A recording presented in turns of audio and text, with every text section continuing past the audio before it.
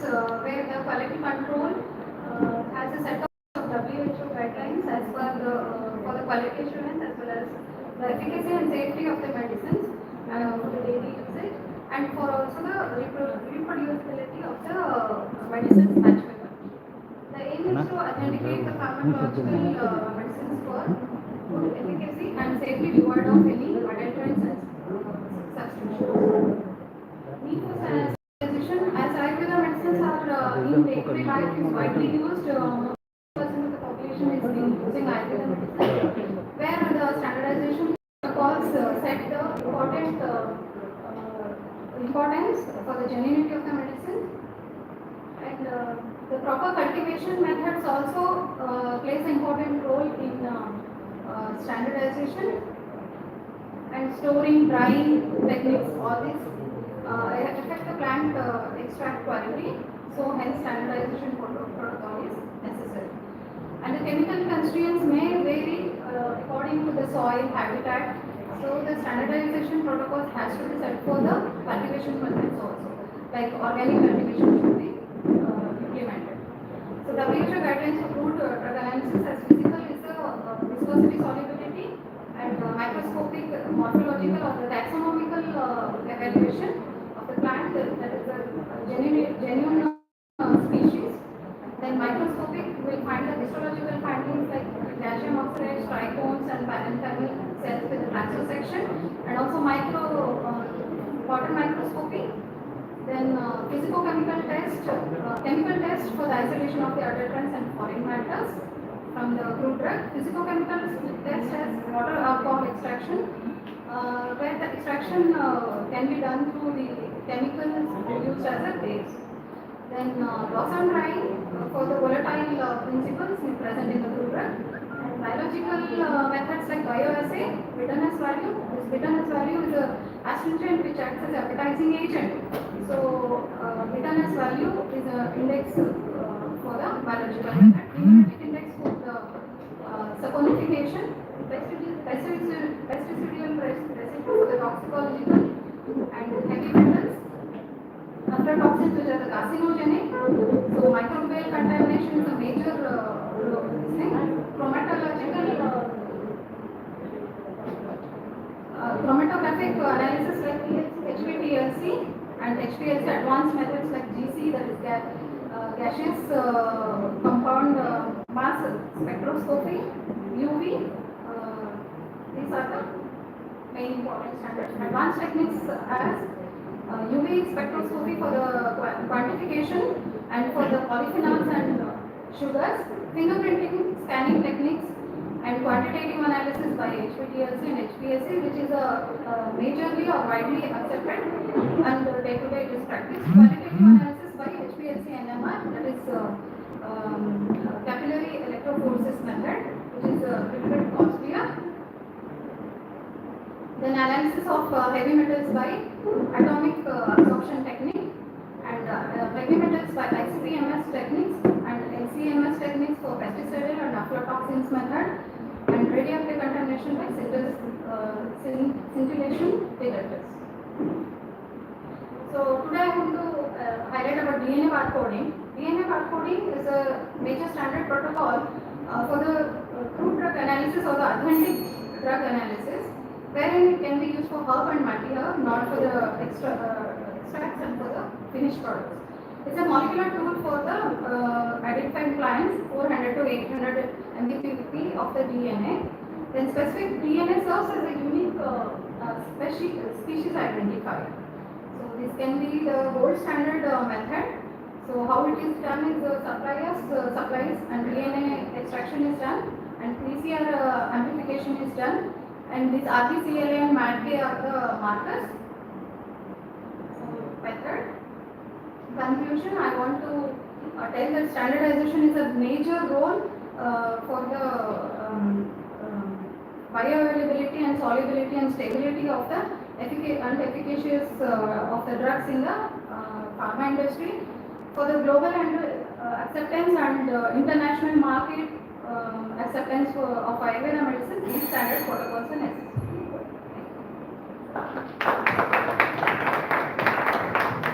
Thank you, Rajeshwari. Now I request Sampath Kumar sir to present flower as a token of appreciation to the scholar.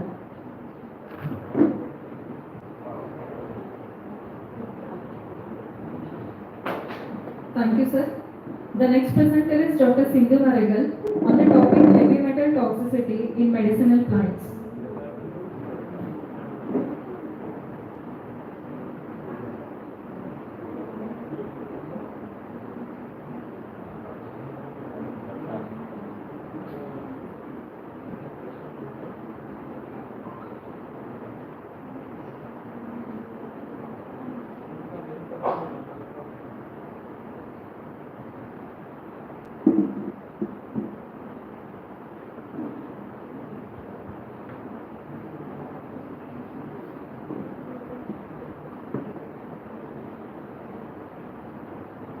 Good morning, everyone. My name is Dr. Sindhu Naragal from the Ayurvedic department. My topic is heavy metal toxicity in plants.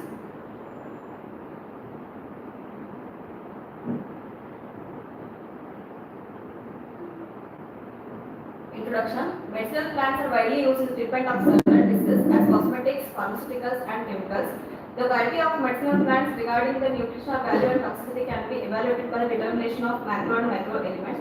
Some of the heavy metals are arsenic, cadmium, and lead. These are essential because of the toxic nature and metabolic role. According to the WHO report, there is an estimated 65% to 80% of the world's population rely as a primary form of healthcare. Medicinal herbs can present health risks due to the presence of toxic metals such as lead, cadmium, aluminum, and mercury, which are hazardous to humans. Excessive intake of copper causes dermatitis, irritation of the upper respiratory tract, abdominal pain, nausea, diarrhea, vomiting. While arsenic and mercury can damage pulmonary, nervous, renal, and respiratory system along with skin pathology. It may also induce disorders in the central nervous system, liver, kidney, heart, and brain, leading to hypertension, intestinal ulcers, and various types of cancers. And this heavy metal toxicity is caused due to mining, urbanization, industrialization, fertilizer erosion, fertilization, agricultural practices. These are the foods or vegetables which contain manganese, zinc, and chromium. Effects of heavy metal on soil. Heavy metals are considered as major source of soil pollution. Heavy metal pollution not only result in adverse effects on various parameters relating to plant quality and yield, but also they cause changes in the size of the production, composition, and activity of microbial community. Heavy metal pollution on soil is caused by various metals, especially copper, nickel, cadmium, zinc, chromium, and lead. The soil properties such as organic matter, clay contents, and pH have major influences on the extent of the effects of metals on biological and biochemical properties. These are some of the effects of plants which are caused due to the heavy metal toxicity in soil. Reduced soil fertility, anomalous rhizosphere function, alteration in microbial composition, modified carbon mineralization. These all cause some of the changes in the plants. There is oxidative damage to plants, abnormal reproductive response, reduced crop yield. These are some of the effects you can see in the plants due to heavy metal toxicity. The effects on plants: cobalt, copper, ferrous, manganese, nickel, and zinc are essential elements required for normal growth and metabolism of plants. But these elements can also lead to poisoning when their concentration is greater than normal values. The uptake and accumulation of cadmium, zinc, chromium, and manganese in beta vulgaris and spinach were higher during summer season, whereas copper, nickel, and lead accumulated more during the winter season. During summer season, the relatively high decomposition rate of organic matter is the aquatic ecosystem by way of their food, especially when fish are present, so there exists the potential for considerable magnifications. These are some of the changes you can see in the plants. Metals present in different medicinal plants, that is Artemisia vulgaris, you can lead is present in Plectranthus ambonicus, you can lead. Then aluminum and manganese are present in Osimum sanctum, Allocarbonaceous, Osimum temiflorum, Rosa rubiginosa, Rumex acidosa. Parts of plant affected by heavy metals. In Osimum basilikum, leaf is more affected compared to root. In Plantago major, shoot system is affected. Then Meta spicata, Leaf is active more than stem. These are the examples. Effects on human health. Utilization of food crops contaminated with heavy metal is a major food chain route for human exposure. Cadmium is a well-known heavy metal toxicant with a specific gravity 8.65 times greater than water. The target organs for cadmium toxicity have been identified as liver, placenta, kidneys, lungs, brain, and bones. This is a picture where you can see heavy metal toxicity. It is absorbed by the roots, then it is transferred to the human beings through food, and some of the health risks are facing the human beings, such as nausea, abdominal pain, central system damage. Then conclusion: the external appearance of medicinal plants cannot guarantee safety from contamination, especially when farming activities are carried out around the contaminated area. Conscious site selection with suitable soil management can reduce heavy metal uptake by medicinal plants. Discussion: the influence of toxic manifestation includes chemical nature of the metal, route of administration, dosage, residence time within the body, pharmacokinetics and dynamics, bioavailability, age, gender, nature and stage of disease. Therefore, careful risk analysis is needed to establish the risk involved in a given preparation. Increased contamination of the environment with heavy metals inevitably causes contamination of medicinal plants. Francis. Now I request Dr. Shivling sir to present flower as a token of appreciation to the scholar.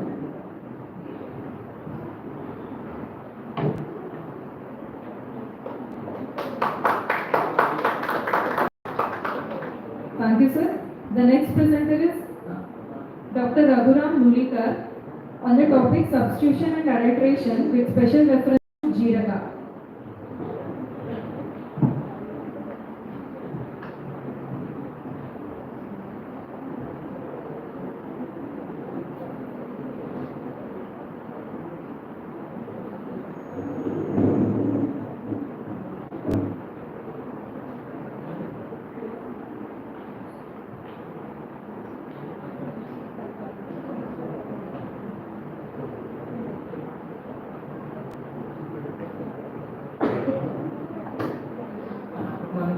Myself, Dr. Raghuram, from the secondary PG scholar, Department of Dravagana, from Rajiv Gandhi Ayurveda Medical College. Under the guidance of Dr. Shashikala Gandhi, Professor and HOU of Dravagana Department, Rajiv Gandhi Ayurveda Medical College, substitution and adulteration with respect to special reference to Jeeraga. It covers Ayurveda is a holistic and one of the oldest branch of medicine, originated and practiced in India since more than 5,000 years. The major sources being of plants, animals and minerals being the qualities as Bahukalpam, Bahugunam, Sampannam and Yogam. Shweta Jeeraga is one of the multi-dimensional drugs mentioned in classical literature. Description of Shweta Jeeraga is found in Brihadrati and all major Nigan books. In Chanda Samhita and Sushruta, it's mentioned in the Shula Kushamalagana, Ashtangala and Rajanigantu Pipalyadi. Dhanvantari Nigantu is mentioned in the Shatapushpadi and Bhaprakash Nigantu Taridakyadi, and in Adarsh Nigantu under Jeeraga. Shweta Jeeraga is indicated in many pathological conditions like Dvara, Adisara, Aruchi, Ajirana, Admana, Jati, etc. However, its properties like Katurasa, Adabu, Ruchaguna, Ushnavira, and Katuvipata. It has been administered in the dosage of 3 to 6 grams of powder or in the form of various formulations, namely Jeeraga, Vikrita, Molaka, Churna, Arista, Leha, etc. Apart from this, it is also a major spice used in culinary foods. Due to its therapeutic and commercial importance, there is a high demand of drug. Often adulterated or low quality drug is found in the market, which may be due to ignorance or for commercial benefits, culinary and medicinal. Jeeraga in trade. India is the largest producer as well as consumer of Jeeraga in the world, accounting about 70% of world population. With India virtually becoming the only major supplier of human seeds in the world, its export from the country jumped to 40% in 2020 to 2021 financial year.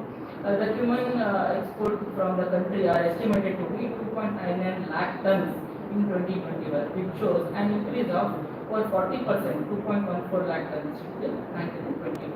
Today, dependency on vendors for raw drugs is out there, which leads to the non-availability of genuine drugs.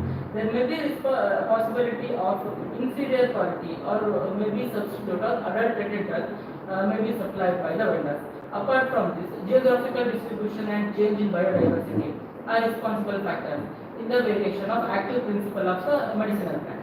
As the quantity of active principles is believed to be responsible for the rate of the drug action, lack of potentiality may occur because of the substandard. According to information available from public health institution, common adult plants in Shweta are chaps, terms, active, grass seeds, etc. These are some of the adult plants. Some facts on adulteration of Jira. Health results. According to health experts, the chemicals used in adulterating Jira is fine mud particles and cement can result in edema calculi or urinary tract diseases. Coloring agents and dye used in mixed spices are carcinogenic in nature. Long-term consumption of adulterated spices may lead to stomach disorders, vomiting, diarrhea, liver and skin disorders, and neurotoxicity. Long-term chemical exposure to these may produce toxic effects and carcinoma, cardiovascular disease, kidney and liver dysfunction, hormonal imbalance, suppression of immune system, impaired development of nervous system, etc. Hence, there is a requirement to standardize the quality and the measures can be taken to prevent such scenario. Conclusion.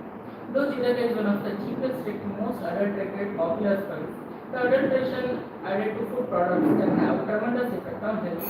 Without our knowledge, adulteration can be avoided by our society's few warning measures. When buying food products, selection of wholesome and non-adulterated food is important. To make sure that such food do not cause health problems, safest way to avoid adulterated spices is to purchase properly bagged spices containing pesticides. These are some of the references.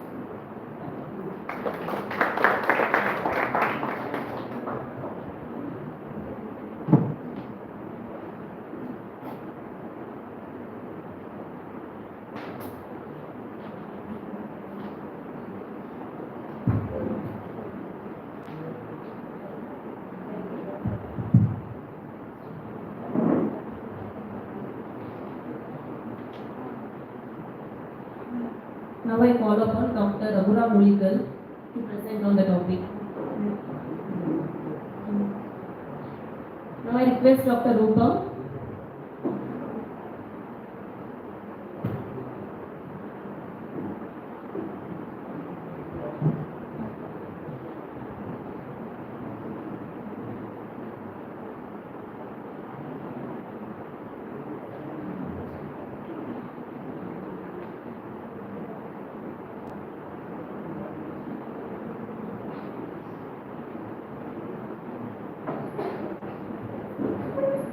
Hello, good morning one and all. Myself Dr. Rupa N.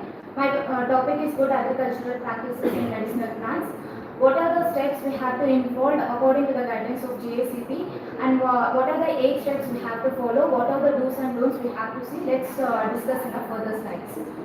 Coming to the introduction. Good agricultural practices, collection practices for the medicinal plants are the set of the guidelines for the farmers and collectors to how to produce the highest raw quality for herbal medicinal industry.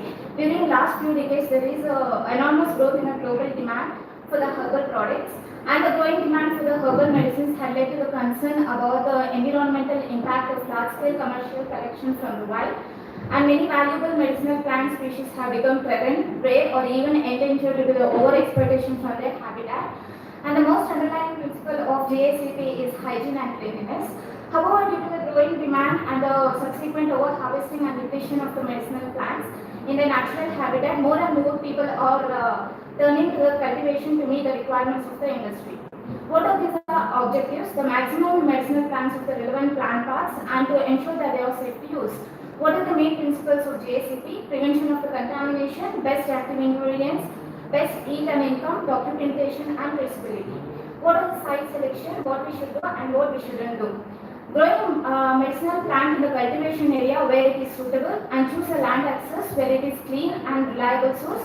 Significant space between your field and other fields where the pesticides are used. Those near the potential source of contamination and industrial sites, and where there is a risk of contamination for the pesticides. What is the land preparation? Nourish the soil with a plenty of organic matter. Compost is well decomposed. Land preparation is according to the specific needs. and soil testing for the plant nutrients and addition of the nutrients if required. Don'ts. Fresh material should be avoided, compost from the city waste, and don't allow the people to defecate near the growing plants. Sowing. Previous season harvested seeds and own seeds should be taken, proper spacing between the plants and procure the seeds from the reliable source. Labeling of the seeds according to the origin, harvest and collection. What you shouldn't do, seed in a poor condition and non-identified species. Irrigation, conserve the soil moisture, test the irrigation water for contamination, irrigate the specific water requirements and use the water from the clean source. Don't irrigate the plant with too little or too much water contaminated with chemicals. Weeding. Manage the weedings where it is competing with the main crop or the maintain of moisture to avoid the growth of the weeds. Don't use the chemical pesticides to avoid the weeds and weeds producing the seeds. Not allow the soil to dry up due to the excessive weeding. Next, insect and pesticides. Select the medicinal plants resistant to the pests and insects in that area. Adjust the sowing time and the seed treatment balanced plant nutrition. Use the methods like companion crops, trap crop, light crops and crop rotation methods. Use the organic pesticides for avoidance. In case there is no other option, use for the chemical pesticides. And maintain the gap between the application and harvesting. Correct the dosage of the chemical pesticide. Don'ts. Medicinal plants are not adapted to the local environment. Don't use the chemical pesticides if your farm is organically certified. These are the methods: crop rotation, companion crops, time period for harvesting, and documentation method. Harvest and gap documentation. Clean all the tools or the containers before the harvesting. Wait for the right stage where it increases the active ingredients level. Freshly harvested herbs in a shade prevent the degradation which occurs with the buildup heat. Place in a clean container or the sack. Don't weeds without medicinal plants. Not use the recycled sacks without thoroughly clearing them. And not harvest in a rainy or dew. Don't harvest in the hottest spot of the day. Discussion. In order to maintain a good yield, we have to follow every step of the GACP with a hygiene and cleanliness. Medicinal plants are very important to treat the person who is in trouble, hence our utmost importance is the potency of the plant. Time period of the harvest is very important and organic method of cultivation is good, and awareness among ourselves and in the people will play important role in conserving the fertile land. Conclusion. Health life comes from the food and the knowledge of how you grow the crop is very important to all sectors. GACP documentation is very important in further development of the process. Basic plants needed in every home should be grown up by the individual, starting with the above process in small form. In this way, we can lead a good, healthy life and will know importance of agriculture, which we have to protect at any cost. Thank you. Thank you, Dr. Rupa. Now I request Sampath Kumar sir to present flower as a token of appreciation to the scholar.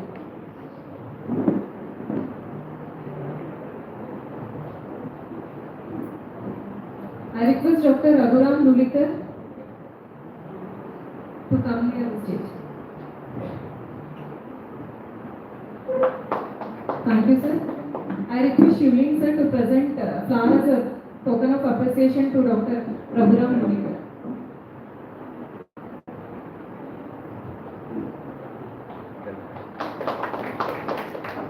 Thank you, sir. The next presenter is Dr. Ravi Padige on the topic a review of cultivation methods of Vriksha Ayurveda.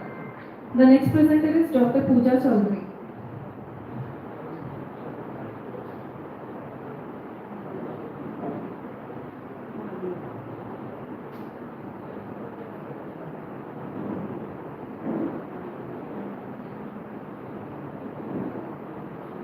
So good morning to everyone. So myself Dr. Ravi Padige, final year PG scholar from the Department of Dravya Guna from the Siddheshwara Ayurvedic Medical College, Koppal.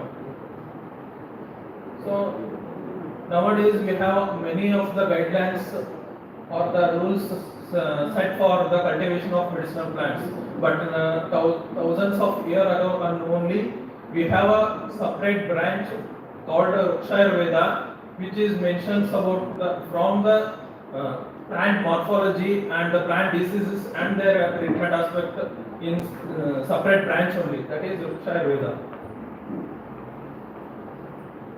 So as we know, India is a gold mine for medicinal plants, which is a rich in medicinal knowledge and for usage of medicinal plants. There is a drastic decrease in medicinal plant sources because of the population or because of the deforestation or because of improper collection methods of the useful part of the plants or the natural calamities like the fire of the forest, there will be a drastic decrease in the medicinal plants sources. So because of this over exploitation and habitat destruction, many of the species of medicinal plants are in the verge of extinction.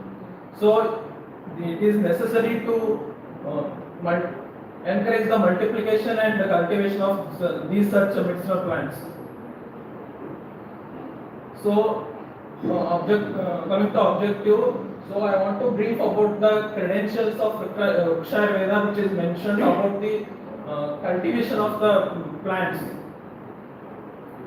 So Ayurveda is the detailed treatise of on a plant life, which deals with various topics related to science of the plant life, like procuring, preservation, or the treatment of seeds before planting a tree, or the preparation of the pits. What are the size of the pit should be during the plantations, and about the complete plant morphology, about the selection of the soil, how the area should be or the land should be presenting for the particular plants also.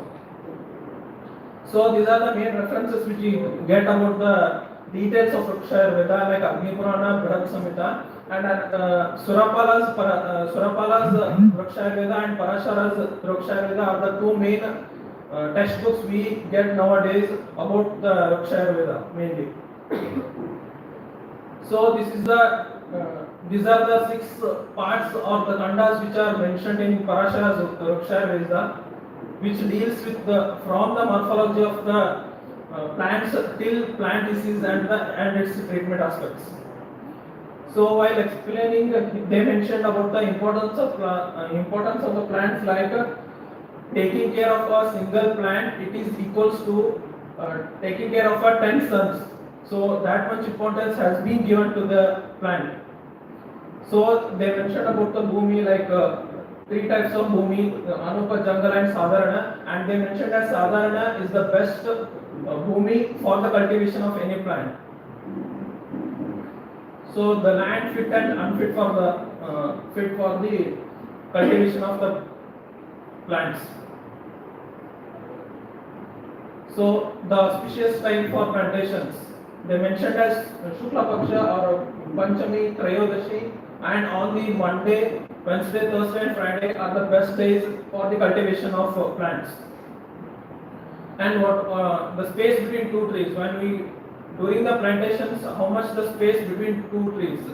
They mentioned as 14, 16 and 20 hasta pramana should be the space between 2 plants. And dimension of the pit, it should be of 1 hasta pramana, length, width and depth.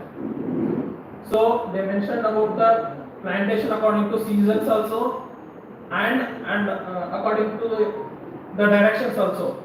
These are some of the references in Ayurveda. So time for watering, it's also very specifically told about the watering of the plantations.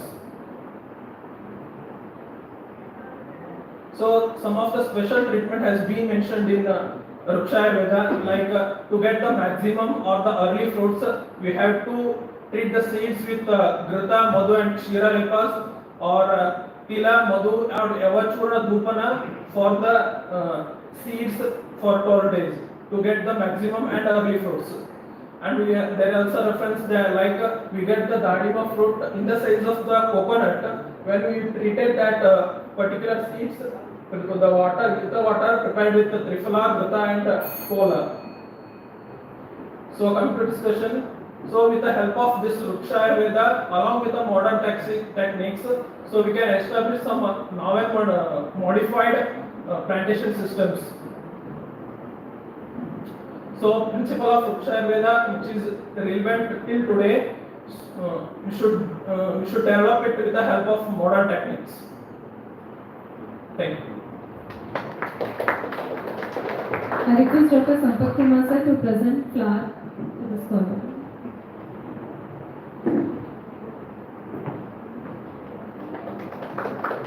Thank you, sir. The next presenter is Dr. Pooja Chaudhary on the topic management of broken stem branches by Vriksha Ayurveda, a case report.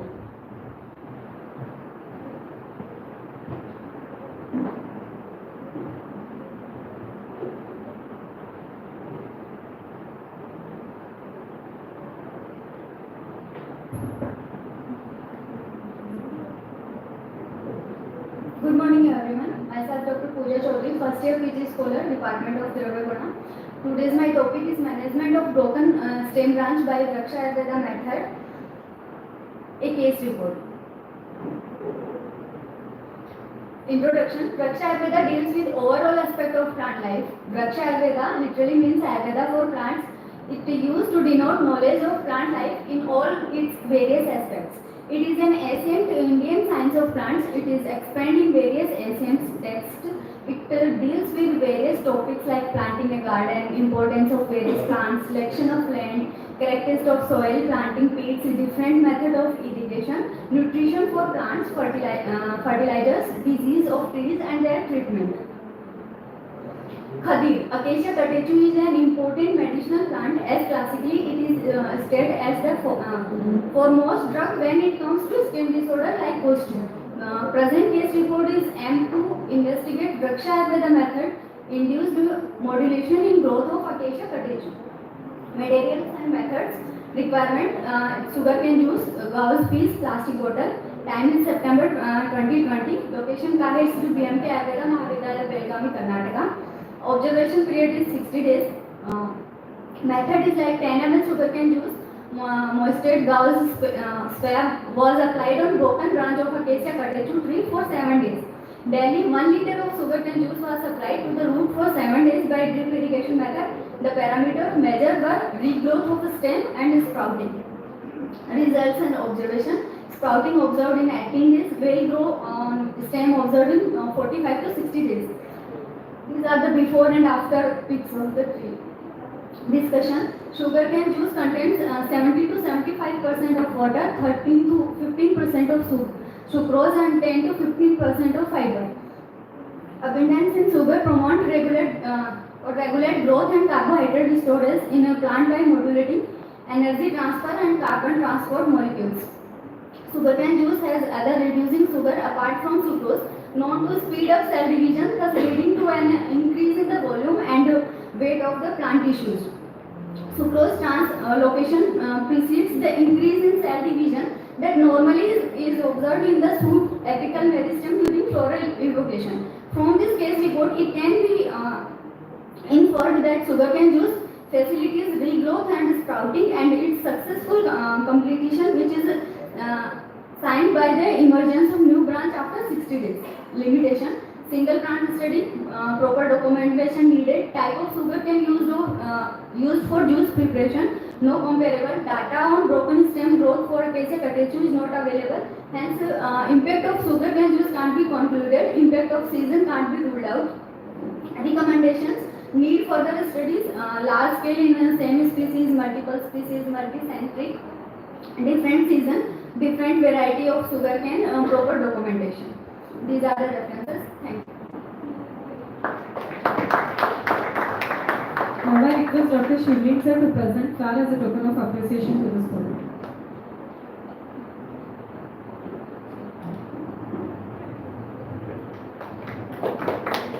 Thank you, sir. The next presenter is Dr. Vishalakshi Kalal on the topic rare, endangered, threatened medicinal plants. The next presenter is Dr. Varsha Glory.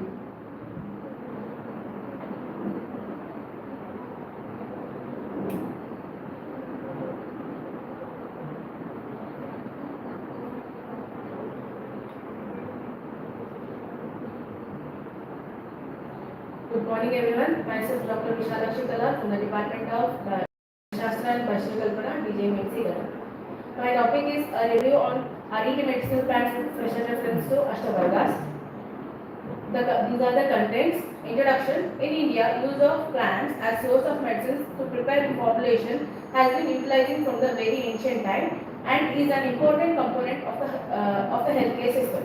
However, due to modern lifestyle and urbanization, many of these plants are at edge of extinction due to loss of their natural habitat and lack of attention for their exotic conservation. The red list of rare and endangered species have been included almost 560 herbal species of India. Based on different literature survey described as well as in ancient texts, Ashtavarga seems to have antioxidant and anti-aging effects. Hence, there is an urgent need that Ashtavarga plants must be multiplied and protected because most of them are threatened and are rare but have economic and medicinal value to cure several rare and uncommon diseases without harmful side effects in human beings. The Ashtavarga plants are Shira Kapoli, Lilium polyphyllum, Kapoli, Rosia purpurea, Jivaka, Crepedium acuminatum, Rishabaka, Malaxis nucifera, Mahameda, Polyganatum cerifolium, Meda, Polyganatum verticulatum, Riddhi, Habenaria edgeworthy, and Riddhi, Habenaria intermedia.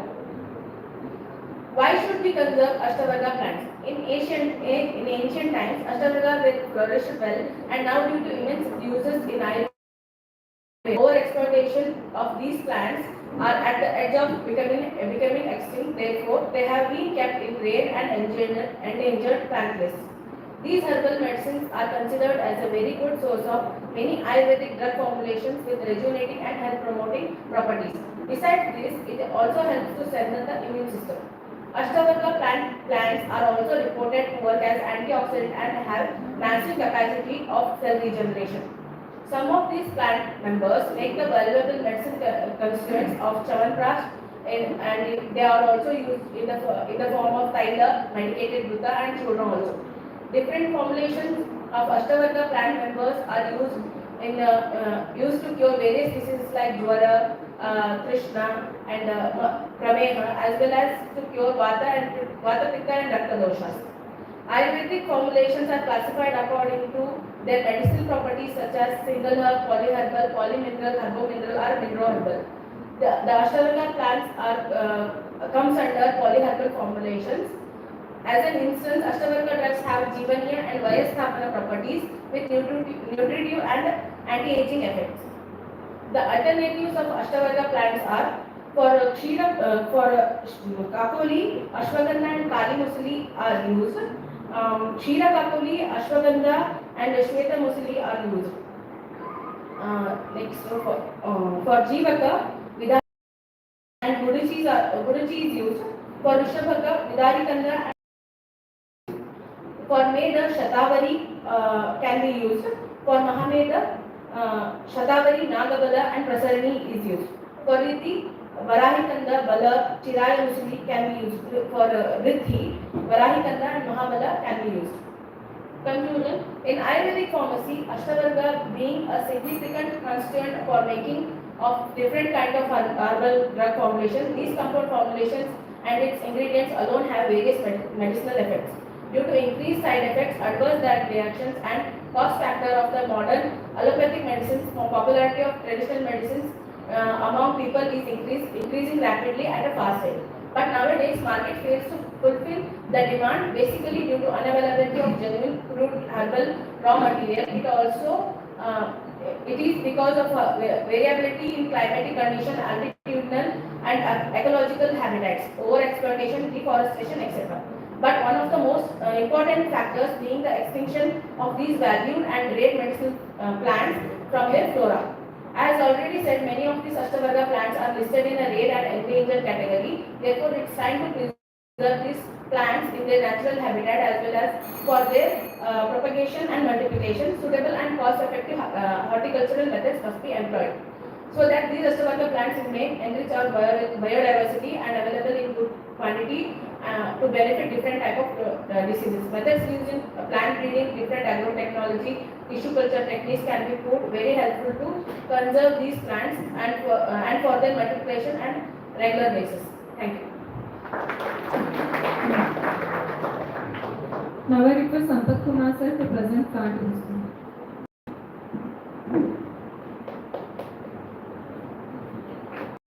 Thank you, sir. The next presenter is Dr. Varsha Glore on the topic standardization of herbal drugs. The next presenter is Dr. Murugesh.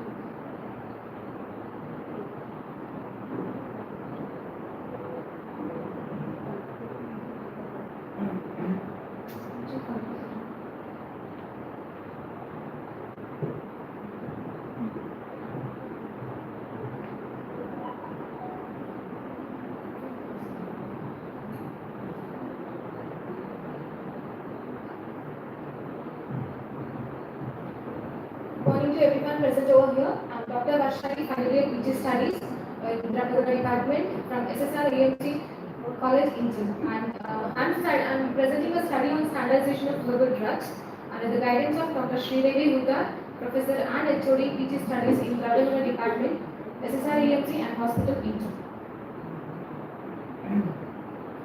So, evaluation of a drug, it is necessary because of three main reasons. First one is there is variation in the biochemical constants in a drug, and the next one is decline in the treatment and storage. The other one is adulteration and substitution of a herbal drugs due to carelessness and fraud. Let's see quantum. In recent years, plant-derived products are increasingly being thought as medicine products, nutraceuticals and cosmetics, and these are accessible in food shops and pharmacies over the counter. Herbal formulations have reached widespread accessibility as therapeutic agents in diabetes, cough remedies, memory enhancers and adaptogens. Herbals are traditionally considered harmless, and it is being increased and it is being consumed by people without any prescription. However, these can cause health problems, some are not effective and some may interact with drugs as well. Standardization of these drugs is essential in order to assess the quality of drugs based on the concentration of their active principles, and quality evaluation of herbal preparation. It is fundamental requirement of the industry and also the other organization dealing with Ayurvedic and herbal drugs. What are herbal drugs? Herbal drugs are the finished stable products that contain active ingredients such as aerial or underground parts of the plant, or else the other plant materials, or else combination thereof, whether in the crude state or it may be as a plant preparations. Herbal drugs are of two types. One is crude drug and one is multiple herbal formulations. Crude drugs are nothing but herbal ingredients which may be leaves, stems, roots, etc. Multiple herbal formulations are the herbal ingredients which are subjected to the manufacturing process like distillation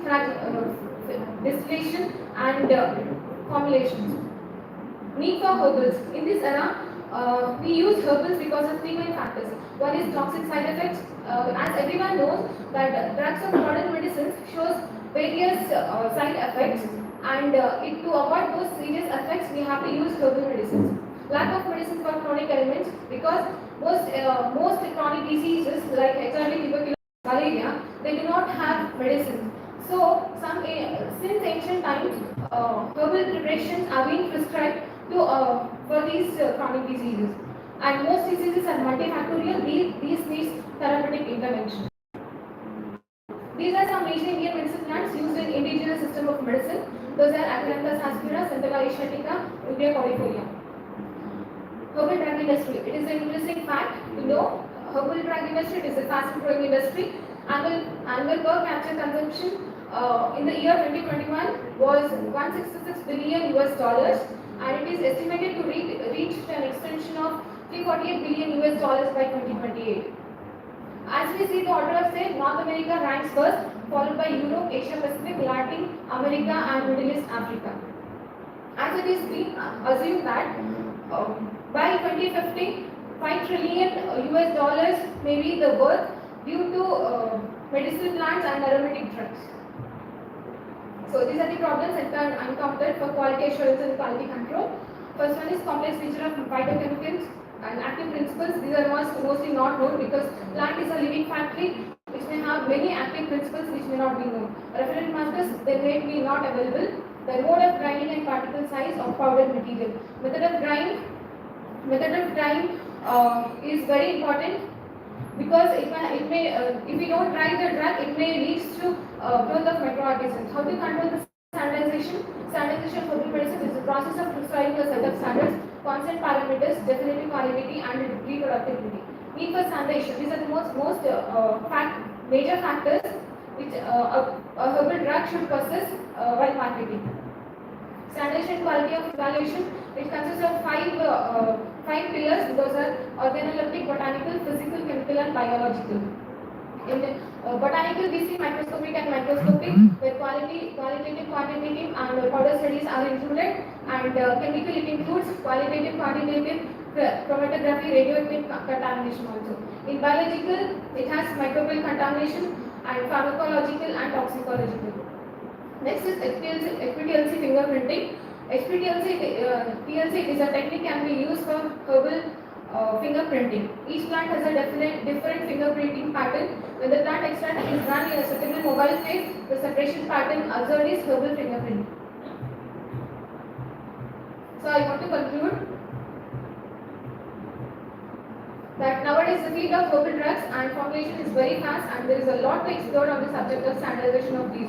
So by developing a herbal formulation, it is must to have all the related knowledge of that particular drug, including all its organoleptic characters, the pharmacological actions, to vital constraints, to its standardization in respect to various parameters via various techniques. Thank you.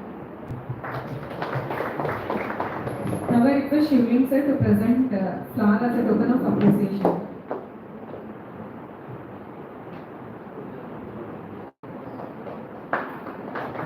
Thank you, sir.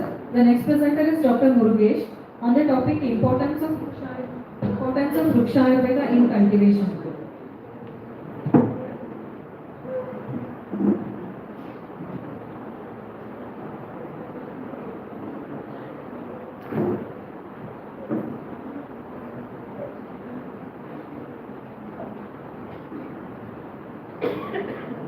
Good morning, everyone.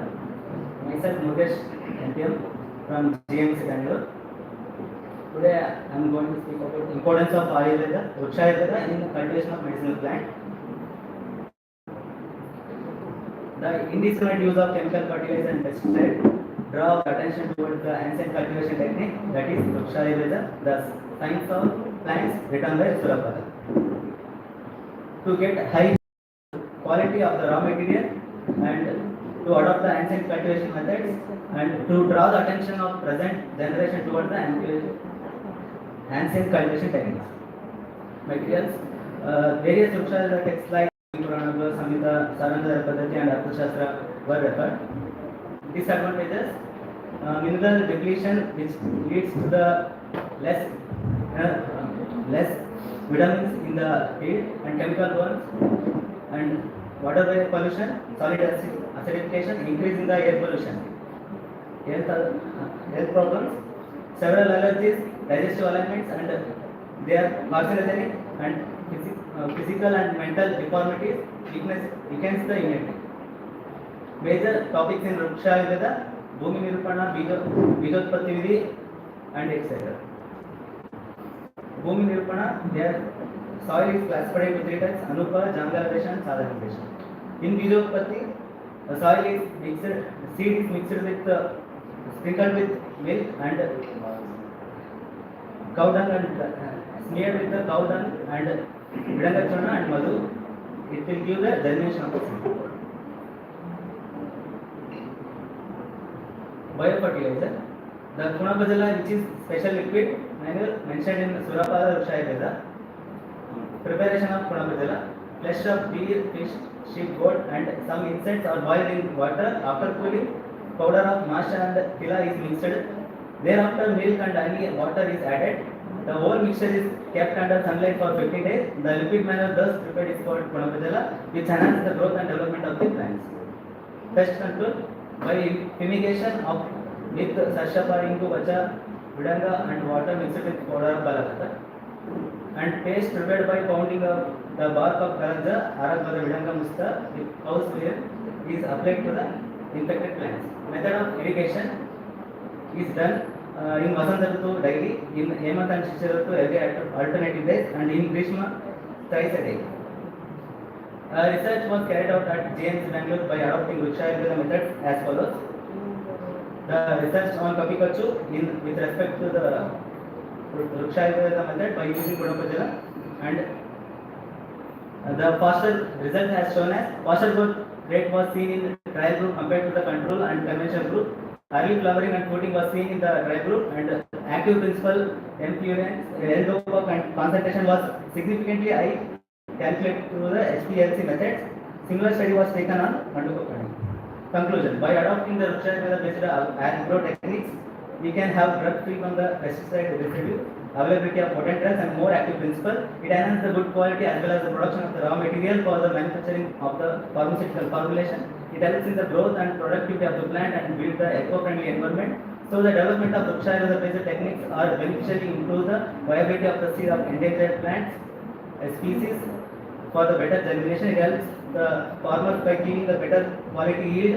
It increases their income, which encourages to take up the more medicinal plant cultivation. It welcomes more research to find the solution for different problems in cultivation. Thank you. Now I request Sampath Kumar sir to present flower as a token of appreciation to this scholar. Thank you, sir.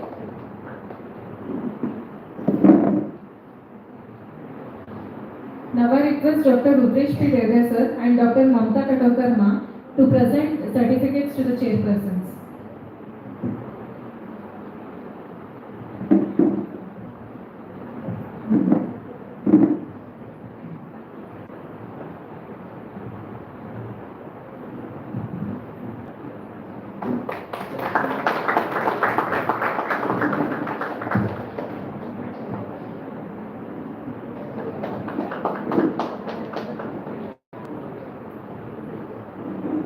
Thank you, ma'am.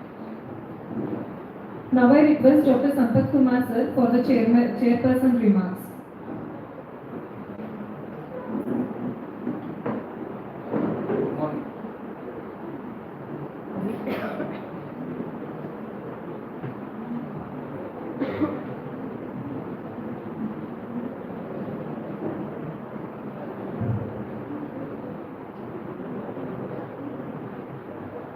Namaskara to everybody.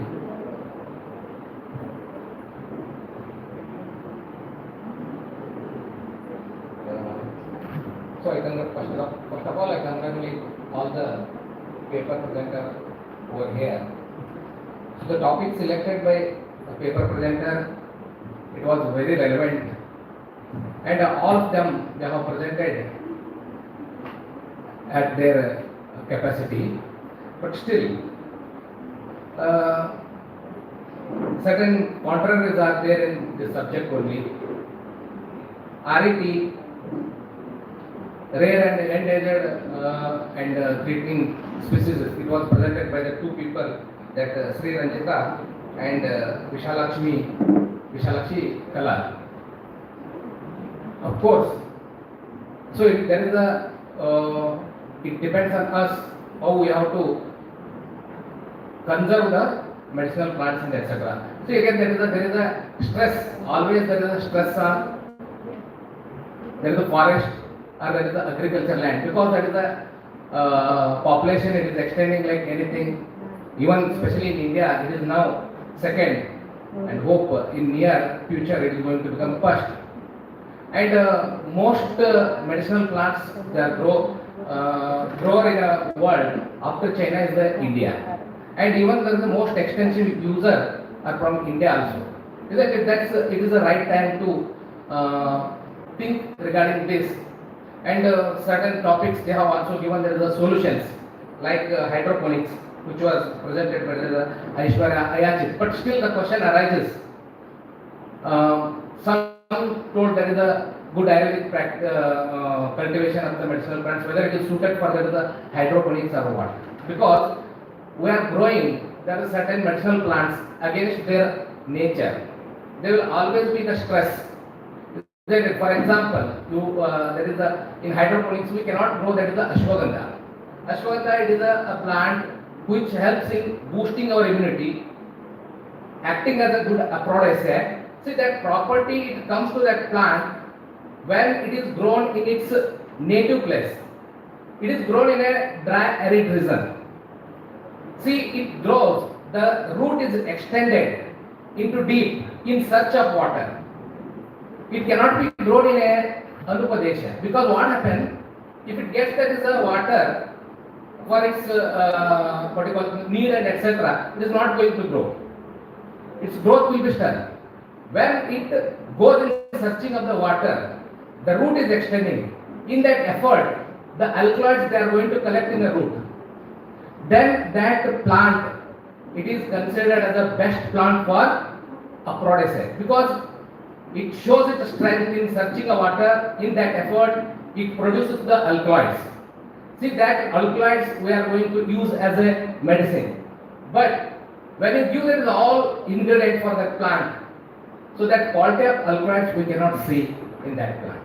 So that's what we have to practice. That is the what it is described in Ayurveda. See again, but it is very difficult in a present condition, because there is scarcity of the land is there. Already the deforestation has taken place.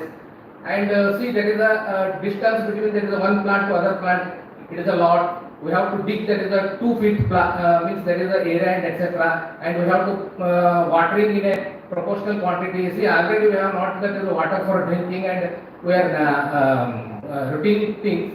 And see, it is very difficult, but still, anyhow, we have to practice Ayurveda to conserve our Ayurveda. That is original Ayurveda. Otherwise, again, there is we have to go on standarding our Ayurvedic drugs, isn't it? So that it should not happen. For that, we have to think in this manner. So that's what that presenter they have presented very well.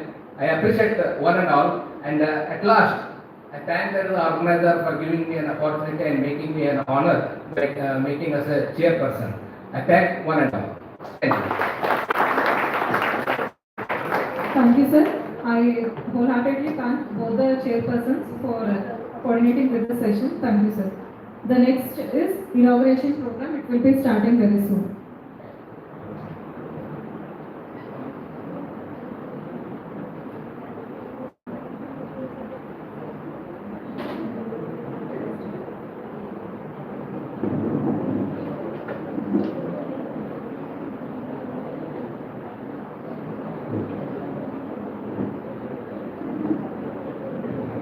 Now I would like to hand over the next session of inauguration to Dr. Suvarna P. Nidgundi ma'am and Dr. Ashwini Hongannagar.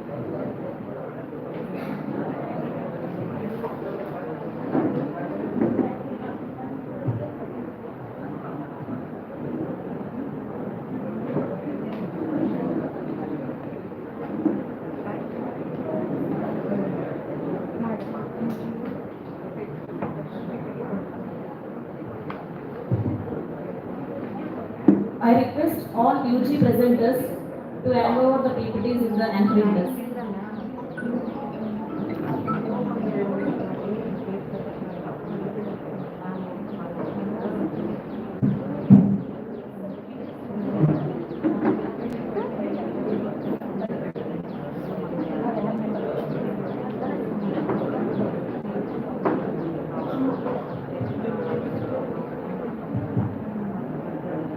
ಸದ್ಯದಲ್ಲಿಯೇ ಉದ್ಘಾಟನಾ ಕಾರ್ಯಕ್ರಮವು ಪ್ರಾರಂಭವಾಗುತ್ತದೆ. ದಯವಿಟ್ಟು ಹೊರಗೆ ಇರುವಂತಹ ಎಲ್ಲ ವಿದ್ಯಾರ್ಥಿಗಳು ಅಧ್ಯಾಪಕ ಬಳಗದವರು ಸಭಾಂಗಣದೊಳಗೆ ಆಗಮಿಸಬೇಕೆಂದು ವಿನಂತಿಸಿಕೊಳ್ಳುತ್ತೇವೆ. ಸದ್ಯದಲ್ಲಿಯೇ ವೇದಿಕೆಗೆ ಗಣ್ಯರು ಆಗಮಿಸುತ್ತಾರೆ.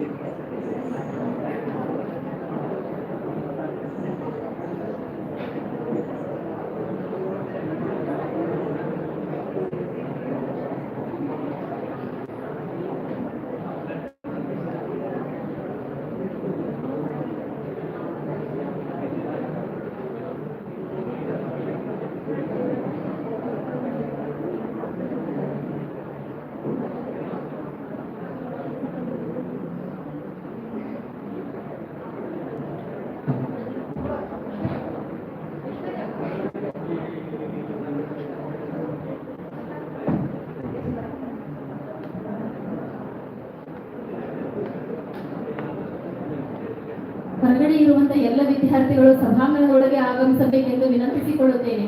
ಸದ್ಯದಲ್ಲಿಯೇ ಗಣ್ಯರು ವೇದಿಕೆಗೆ ಆಗಮಿಸುತ್ತಾರೆ.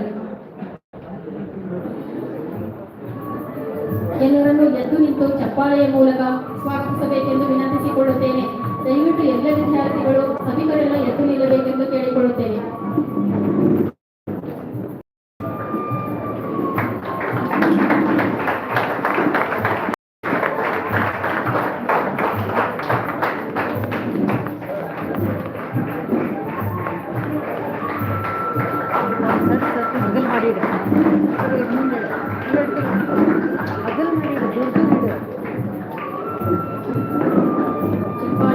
ಸಭೆಗೆ ಯಾವಾಗಲೂ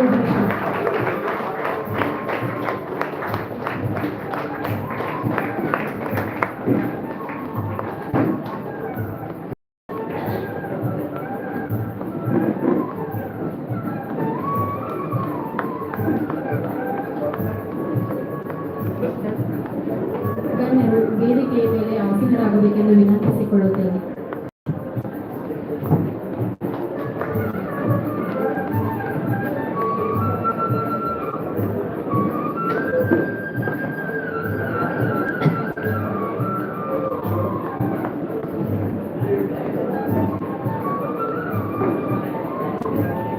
ಎಲ್ಲ ಸಭಿಕರು ಶಾಂತತೆಯನ್ನು ಕಾಪಾಡಿಕೊಳ್ಳಬೇಕು.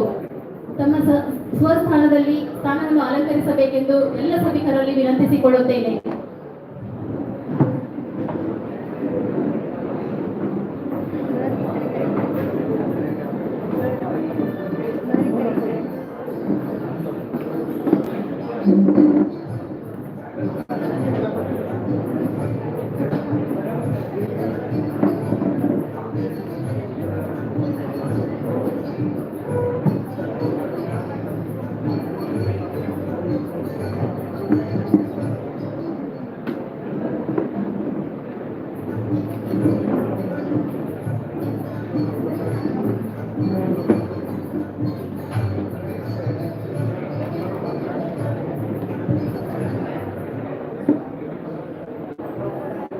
ಓಂ ಗುರುಭ್ಯೋ ನಮಃ. ಎನ್ನ ಮನದಲ್ಲಿ ಶ್ರೀ ಶಿವಾನಂದ ಬೃಹನ್ಮಠದ ಗುರುತ್ರಯರನ್ನು ಸ್ಮರಿಸುತ್ತಾ ಹಾಗೂ ಪರಮ ಪೂಜ್ಯ ಜಗದ್ಗುರು ಶ್ರೀ ಅಭಿನವ ಶಿವಾನಂದ ಮಹಾಸ್ವಾಮಿಗಳಿಗೆ ಮತ್ತು ಪರಮ ಪೂಜ್ಯ ಜಗದ್ಗುರು ಶ್ರೀ ಸದಾಶಿವಾನಂದ ಮಹಾಸ್ವಾಮಿಗಳ ಕೃಪಾ ಆಶೀರ್ವಾದದೊಂದಿಗೆ ಎಲ್ಲರಿಗೂ ಶುಭ ಮುಂಜಾನೆ ನಮನಗಳು. ಭಾರತ ಪ್ರಾಚೀನ ದೇಶ. ಆಯುರ್ವೇದವು ಭಾರತೀಯ ಪುರಾತನ ವೈದ್ಯಕೀಯ ಪದ್ಧತಿಯಾಗಿದ್ದು 5000 ವರ್ಷಗಳ ಹಿಂದೆಯೂ ವೇದಶಾಸ್ತ್ರಗಳಲ್ಲಿ ಮೂಡಿ ಬಂದಿರುವ ಚಿಕಿತ್ಸಾ ಪದ್ಧತಿಯಾಗಿದೆ. ನಮ್ಮ ಋಷಿಮುನಿಗಳು ಆಯುರ್ವೇದದ ಕುರಿತು ಆರೋಗ್ಯ ಸೂತ್ರ, ದೀರ್ಘಾಯುಷ್ಯವನ್ನು ಹೇಗೆ ಪಡೆಯುವುದು ಎಂಬುದರ ಸಮಗ್ರ ಮಾಹಿತಿ ಹೊಂದಿರುವುದರ ಜೊತೆಗೆ ಬಂದ ರೋಗಗಳಿಗೆ ಔಷಧಿ ಸಸ್ಯಗಳ ಮೂಲಕ ಗುಣಪಡಿಸುವ ಶಾಸ್ತ್ರವೇ ಆಯುರ್ವೇದವಾಗಿದೆ. ಇದು ಭಗವಾನ್ ಧನ್ವಂತರಿಯ ಅವತರಣವೂ ಸಹ ಆಗಿದೆ. ಸರ್ವದ್ರವ್ಯ ಪಾಂಚಭೌತಿಕತ್ವ. ಹೇಗೆ ಸೃಷ್ಟಿಯ ಎಲ್ಲ ದ್ರವ್ಯಗಳು ಪಂಚಮಹಾಭೂತ ಸಂಘಟನೆಗಳಿಂದ ಆಗಿರುವುದೋ ಅದೇ ರೀತಿ ಜೀವ ಶರೀರವು ಸಹ ಪಾಂಚಭೌತಿಕತ್ವ ಮತ್ತು ಆತ್ಮದ ಸಂಯೋಗದಿಂದ ಕೂಡಿರುತ್ತದೆ. ಜೀವಿಗಳು ಸಸ್ಯ, ಖನಿಜ, ಗಾಳಿ, ನೀರು ಮುಂತಾದವುಗಳನ್ನು ಯುಕ್ತಿಯಿಂದ ಉಪಯೋಗಿಸಿಕೊಂಡು ತನ್ನ ಜೀವನವನ್ನು ಸಾಧನಾ ಚತುಷ್ಟಯಗಳಾದ ಧರ್ಮ, ಅರ್ಥ, ಕಾಮ, ಮೋಕ್ಷಗಳಿಗೆ ಯಾವ ಬಾಧೆಯೂ ಬರದಂತೆ ಆರೋಗ್ಯ ರಕ್ಷಣೆ ಮಾಡಿಕೊಳ್ಳುತ್ತಾ ಬಂದಿರುತ್ತಾರೆ. ಇತ್ತೀಚಿನ ದಿನಗಳಲ್ಲಿ ಅನೇಕ ಆಯುರ್ವೇದ ಸಸ್ಯಗಳ ಕುರಿತು ಹಲವಾರು ಸಂಶೋಧನಾ ಚಟುವಟಿಕೆಗಳು ಭರದಿಂದ ಸಾಗುತ್ತಿರುವುದು ಹೆಮ್ಮೆಯ ವಿಷಯ.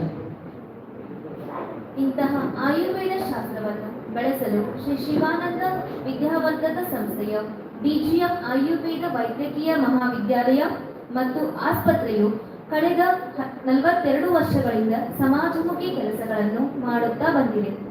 ಈ ಮಹಾವಿದ್ಯಾಲಯದಲ್ಲಿ 4 ಸ್ನಾತಕೋತ್ತರ ವಿಭಾಗ, PhD ಕೇಂದ್ರ, ಸುಸಜ್ಜಿತ ಸಕಲ ಉಪಕರಣಗಳಿಂದ ಕೂಡಿದ ವಿಭಾಗಗಳು, 150ಕ್ಕೂ ಹೆಚ್ಚಿಗೆ ಹಾಸಿಗೆಯುಳ್ಳ ಆಸ್ಪತ್ರೆಯನ್ನು ಹೊಂದಿರುತ್ತದೆ. ಇಲ್ಲಿ 300ಕ್ಕೂ ಹೆಚ್ಚು ವಿದ್ಯಾರ್ಥಿಗಳು, 30ಕ್ಕೂ ಹೆಚ್ಚು ಸ್ನಾತಕೋತ್ತರ ವಿದ್ಯಾರ್ಥಿಗಳು ಅಧ್ಯಯನ ಮಾಡುತ್ತಿದ್ದಾರೆ. ಉತ್ತಮ ಬೋಧಕ ಬೋಧಕೇತರ ಸಿಬ್ಬಂದಿಯನ್ನು ಹೊಂದಿರುತ್ತದೆ. ಇಲ್ಲಿ ಅಧ್ಯಯನ ಮಾಡಿದ ವಿದ್ಯಾರ್ಥಿಗಳು ದೇಶ ವಿದೇಶಗಳಲ್ಲಿ ಬೇರೆ ಬೇರೆ ಹುದ್ದೆಗಳನ್ನು ಅಲಂಕರಿಸಿ ಆಯುರ್ವೇದ ಕ್ಷೇತ್ರದಲ್ಲಿ ತಮ್ಮದೇ ಆದ ಕೊಡುಗೆ ನೀಡಿದ್ದಾರೆ. ಪ್ರಸಕ್ತ ಸಾಲಿನಲ್ಲಿ ಮಹಾವಿದ್ಯಾಲಯದ 15 ಹಳೆಯ ವಿದ್ಯಾರ್ಥಿಗಳು ರಾಜ್ಯದ ಮತ್ತು ಹೊರ ರಾಜ್ಯದ ಆಯುರ್ವೇದ ಕಾಲೇಜುಗಳಲ್ಲಿ ಪ್ರಾಂಶುಪಾಲರಾಗಿ ಕಾರ್ಯನಿರ್ವಹಿಸುತ್ತಿರುವುದು ಸಂಸ್ಥೆಯ ಹೆಮ್ಮೆಯ ವಿಷಯ.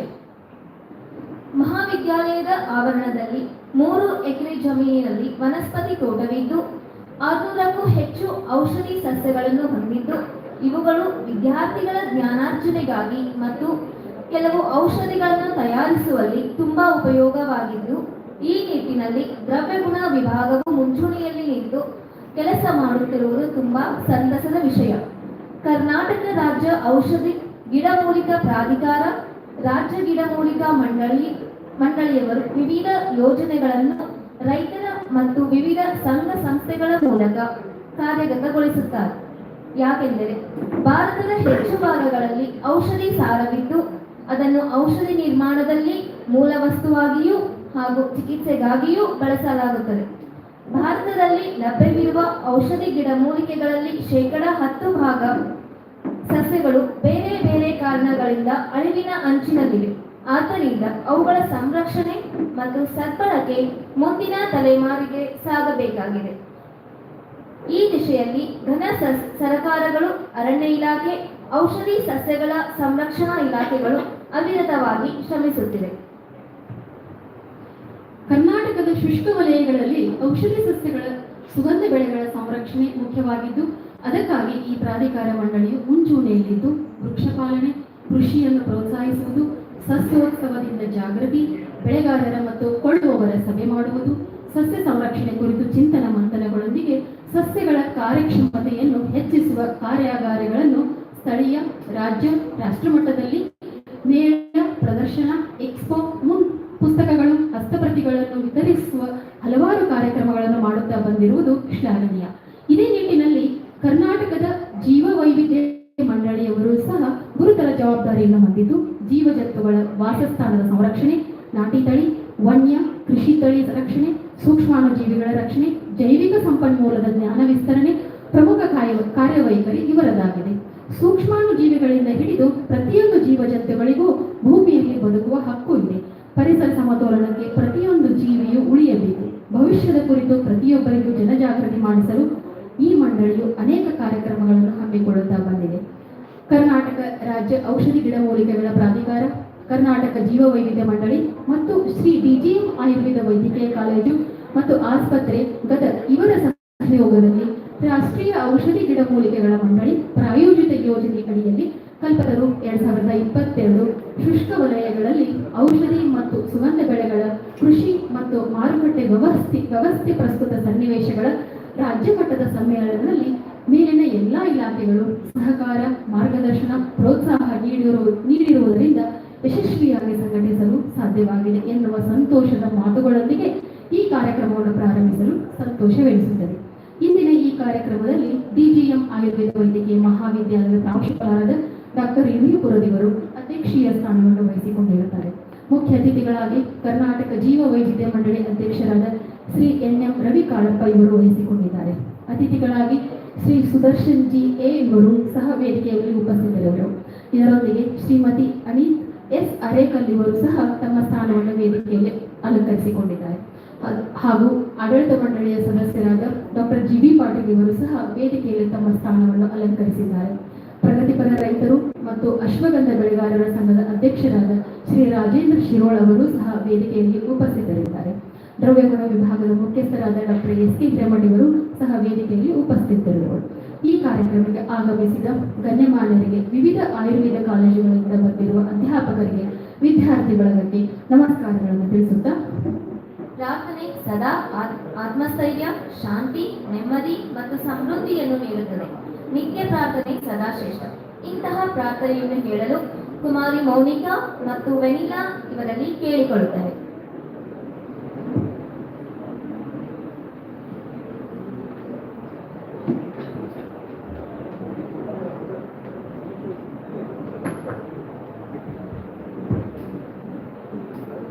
ನಮ್ಮಮ್ಮ ಶಾರದೆ ಉಮಾ ಮಹೇಶ್ವರಿ ನಿಮ್ಮೊಳಗಿ ಅನಾರಮ್ಮ.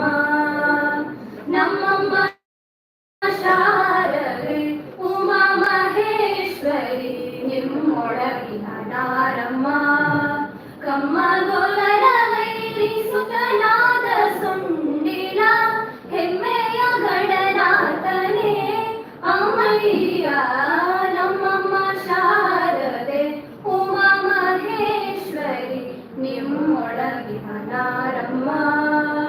ಮೋರೆ ಕಪ್ಪಿನ ಭಾಗ ಮೊರೆದ ಗರಕಿ ಕೋರೆ ದಾಡಿ ಅನಾರಮ್ಮ.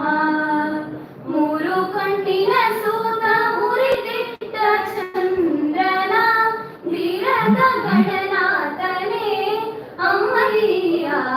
ನಮ್ಮಮ್ಮ ಶಾರದೆ ಉಮಾ ಮಹೇಶ್ವರಿ ನಿಮ್ಮೊಳಗಿ ಅನಾರಮ್ಮ. ರಾಶಿ ವಿದ್ಯೆಯ ಬಲ್ಲ ರಮಣಿ ಹಂಬೊಲನೊಲ್ಲ ಭಾಷಿಗ ನಿವನಾರಮ್ಮ.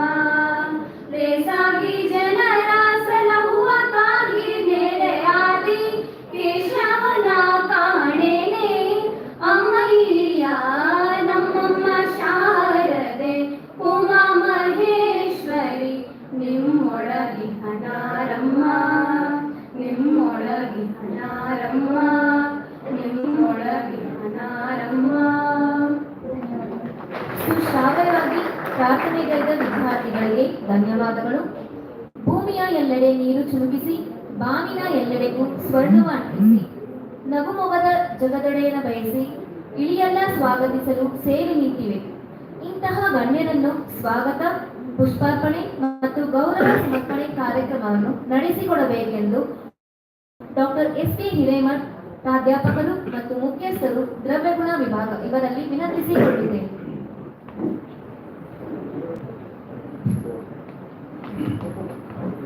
ಓಂ ಶ್ರೀ ಗುರುಭ್ಯೋ ನಮಃ.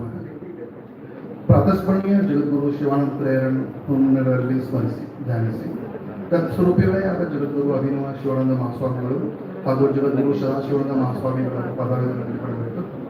ಶ್ರೀ ಡಿ.ಜಿ. ಬೆಳಮಾಳಗಿ ಆಯುರ್ವೇದ ಮಹಾವಿದ್ಯಾಲಯ ಆಸ್ಪತ್ರೆ ಮತ್ತು ಸ್ನಾತಕೋತ್ತರ ಕೇಂದ್ರ ಗದಗ, ಕರ್ನಾಟಕ ರಾಜ್ಯ ಔಷಧಿ ಗಿಡಮೂಲಿಕಾ ಪ್ರಾಧಿಕಾರ, ಕರ್ನಾಟಕ ಜೀವ ವೈದ್ಯ ಮಂಡಳಿ ಹಾಗೂ ರಾಷ್ಟ್ರೀಯ ಔಷಧಿ ಗಿಡಮೂಲಿಕಾ ಮಂಡಳಿ ಪ್ರಾಯೋಜಿತ ಯೋಜನೆಯಲ್ಲಿ ಅಡಿಯಲ್ಲಿ ಜರುಗುತ್ತಿರುವ ಕಲ್ಪತರು 2022 ಕರ್ನಾಟಕ ಶುಷ್ಕ ವಲಯಗಳಲ್ಲಿ ಔಷಧಿ ಮತ್ತು ಸುಗಂಧ ಬೆಳೆಗಳ ಕೃಷಿ ಮತ್ತು ಮಾರುಕಟ್ಟೆ ವ್ಯವಸ್ಥೆ ಪ್ರಸ್ತುತ ಸನ್ನಿವೇಶಗಳು. ಈ ಸಮಾರಂಭದ ಘನಾಧ್ಯಕ್ಷತೆಯನ್ನು ವಹಿಸಿಕೊಂಡಿರುವ ನಮ್ಮ ಮಹಾವಿದ್ಯಾಲಯದ ನಮ್ಮ ಮೆಚ್ಚಿನ ಪ್ರಾಚಾರ್ಯರಾದ ಡಾಕ್ಟರ್ ಯು ಪುರದೊಳಗೆ ಈ ಕಾರ್ಯಕ್ರಮಕ್ಕೆ ಹೃತ್ಪೂರ್ವಕ ಸ್ವಾಗತ ಕೇಳ್ತೇನೆ. ಡಾಕ್ಟರ್ ಯು ಪುರದೊಳಗೆ ಡಾಕ್ಟರ್ ಅರುಣ್ ಸರ್ ಅವರು ಪುಷ್ಪಗುಚ್ಛವಾಗಿ ಸ್ವಾಗತ ವಹಿಸುತ್ತಾರೆ ಕೇಳ್ತೇನೆ.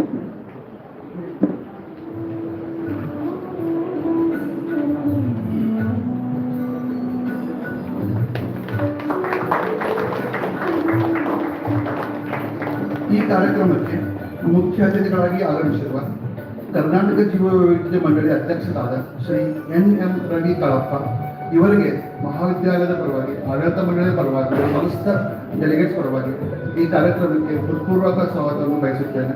ಶ್ರೀ ರವಿ ಕಾಳಪ್ಪ ಅವರಿಗೆ ಪ್ರಾಚಾರ್ಯರು ಮತ್ತು ಜೀವಿಪಾಲಕರು ಸಂಸ್ಥೆಯ ಪರವಾಗಿ ಗೌರವ ಸಮರ್ಪಣೆ ಸಲ್ಲಿಸಬೇಕೆಂದು ಕೇಳ್ತಾರೆ.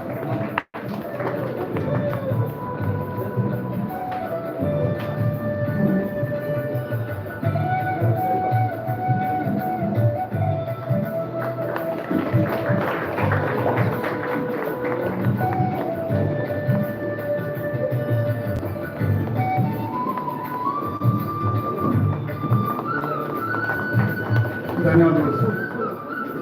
ಈ ಕಾರ್ಯಕ್ರಮಕ್ಕೆ ಅತಿಥಿಗಳಾಗಿ ವೇದಿಕೆಯನ್ನು ಅಲಂಕರಿಸಿರುವ ಪ್ರಧಾನ ಮುಖ್ಯ ಅರಣ್ಯ ಸಂರಕ್ಷಣಾ ಅಧಿಕಾರಿ ಮತ್ತು ಮುಖ್ಯ ಕಾರ್ಯನಿರ್ವಾಹಕ ಅಧಿಕಾರಿ, ಕರ್ನಾಟಕ ರಾಜ್ಯ ಔಷಧಿ ಗಿಡಮೂಲಿಕಾ ಪ್ರಾಧಿಕಾರದ ಅಧಿಕಾರಿಗಳಾದ ಇವರನ್ನೂ ಸಹ ಈ ಕಾರ್ಯಕ್ರಮಕ್ಕೆ ತಮ್ಮೆಲ್ಲರ ಪರವಾಗಿ ಹೃತ್ಪೂರ್ವಕ ಸ್ವಾಗತ ಬಯಸುತ್ತೇನೆ. ಇದೇ ರೀತಿಯಾಗಿ ಪ್ರಾಚಾರ್ಯರು ಮತ್ತು ಜೀವಿಪಾಲ್ ಸರ್ ಅವರು ಶ್ರೀ G.S. ಸುರೇಶ್ ಅವರನ್ನು ಸಂಸ್ಥೆಯ ಪರವಾಗಿ ಗೌರವ ಸ್ವಾಗತ ಸಲ್ಲಿಸಬೇಕೆಂದು ವಿನಂತಿಸಿಕೊಳ್ಳುತ್ತೇನೆ.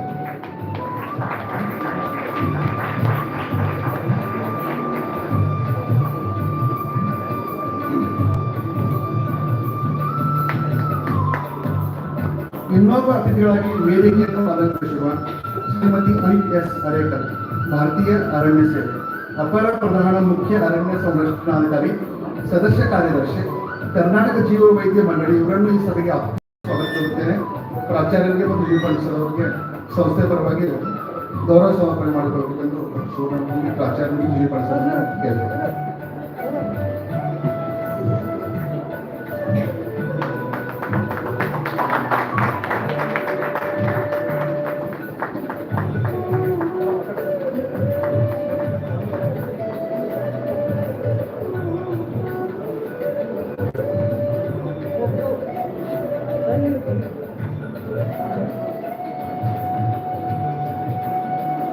ಈ ನಮ್ಮ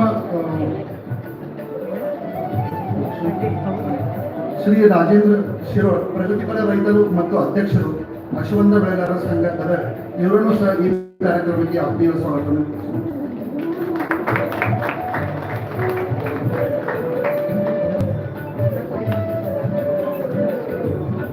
ಅದೇ ರೀತಿಯಾಗಿ ವೇದಿಕೆಯನ್ನು ಅಲಂಕರಿಸುವ ಶ್ರೀ ಯೋಗೇಶ್,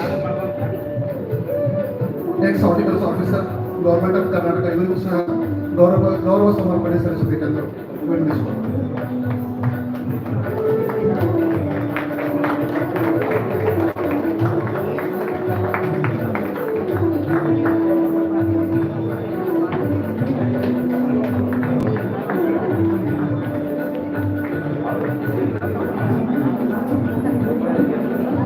ಧನ್ಯವಾದಗಳು ಸರ್.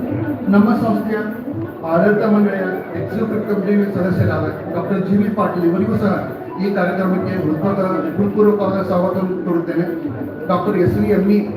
ಇವರು ಡಾಕ್ಟರ್ G.V. ಪಾಟೀಲ್ ಅವರಿಗೆ ಪುಷ್ಪಗುಚ್ಛ ಸಮಾರಂಭ ಮಾಡಿ ಸ್ವಾಗತ ಬಯಸುತ್ತಾರೆ.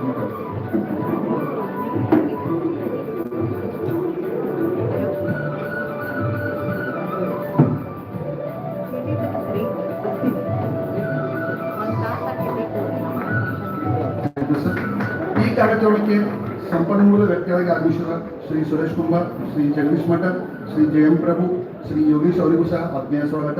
ಕರ್ನಾಟಕದ ವಿವಿಧ ಕಾಲೇಜಿನಿಂದ ಆಗಮಿಸಿರುವ ಶಿಕ್ಷಕರು, ಸ್ನಾತಕೋತ್ತರ ವಿದ್ಯಾರ್ಥಿಗಳು, ಪದವಿ ಪೂರ್ವ ವಿದ್ಯಾರ್ಥಿಗಳು, ನಮ್ಮ ಮಹಾವಿದ್ಯಾಲಯದ ಎಲ್ಲ ಶಿಕ್ಷಕರು, ಶಿಕ್ಷಕರ ಸಿಬ್ಬಂದಿಗಳು, ವಿದ್ಯಾರ್ಥಿಗಳು ಹಾಗೂ ಮಾಧ್ಯಮ ಮಿತ್ರರಿಗೆ ಮತ್ತೊಮ್ಮೆ ಸ್ವಾಗತ ಕೊಟ್ಟು ನಾನು ಸ್ವಾಗತವನ್ನು ಮುಗಿಸ್ತೇನೆ. ಧನ್ಯವಾದ.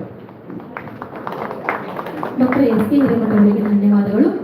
ಈಗ ಪ್ರಮುಖ ಘಟ್ಟ ಉದ್ಘಾಟನಾ ಸಮಾರಂಭ. ವೇದಿಕೆಯ ಮೇಲೆ ಆಸೀನರಾದಂತಹ ಎಲ್ಲ ಗಣ್ಯಮಾನ್ಯರು ಸಸಿಗಳಿಗೆ ನೀರೆರೆಯುವುದರ ಮೂಲಕ ಉದ್ಘಾಟನೆ ಮಾಡಬೇಕೆಂದು ಕೇಳಿಕೊಳ್ಳುತ್ತೇನೆ.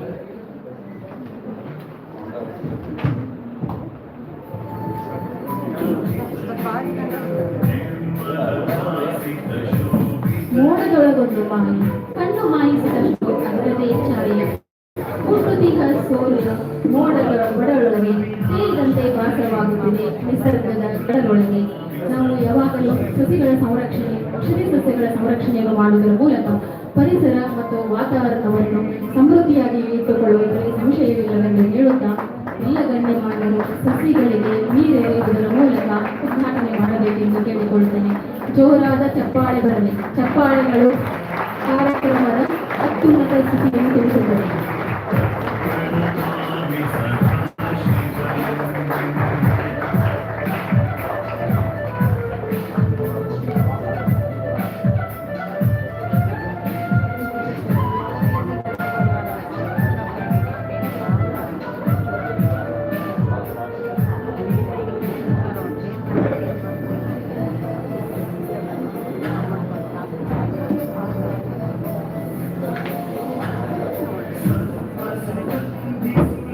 ಉದ್ಘಾಟನಾ ಕಾರ್ಯಕ್ರಮವನ್ನು ನೆರವೇರಿಸಿದಂತಹ ಎಲ್ಲ ಗಣ್ಯಮಾನ್ಯರಿಗೆ ಹೃತ್ಪೂರ್ವಕ ಧನ್ಯವಾದಗಳನ್ನು ತಿಳಿಸುತ್ತಾ ಈಗ ತಾನೇ ಸ್ವಾಗತ ಭಾಷಣವನ್ನು ಬರೆದಂತಹ ದ್ರವ್ಯಗುಣ ವಿಭಾಗದ ಪ್ರಾಧ್ಯಾಪಕರು ಮತ್ತು ಮುಖ್ಯಸ್ಥರು ಆದ ಎಸ್ ಕೆ ಹಿರೇಮಠಿಯವರಿಗೆ ಡಾಕ್ಟರ್ ಕುಲ್ಮಿಯವರು ಪುಷ್ಪಗುಚ್ಛವನ್ನು ನೀಡಿ ಅವರನ್ನೂ ಸಹ ಈ ವೇದಿಕೆಗೆ ಸ್ವಾಗತಿಸಬೇಕೆಂದು ವಿನಂತಿಸಿಕೊಳ್ಳುತ್ತೇನೆ.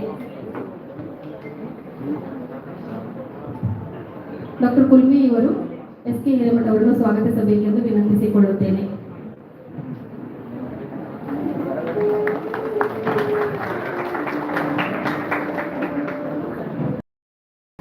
ಪ್ರಾಸ್ತಾವಿಕ ನುಡಿಗಳನ್ನಾಡಲು ಶ್ರೀ ಸುದರ್ಶನ್ ಜಿ ಅವರಲ್ಲಿ ವಿನಂತಿಸಿಕೊಳ್ಳುತ್ತೇನೆ.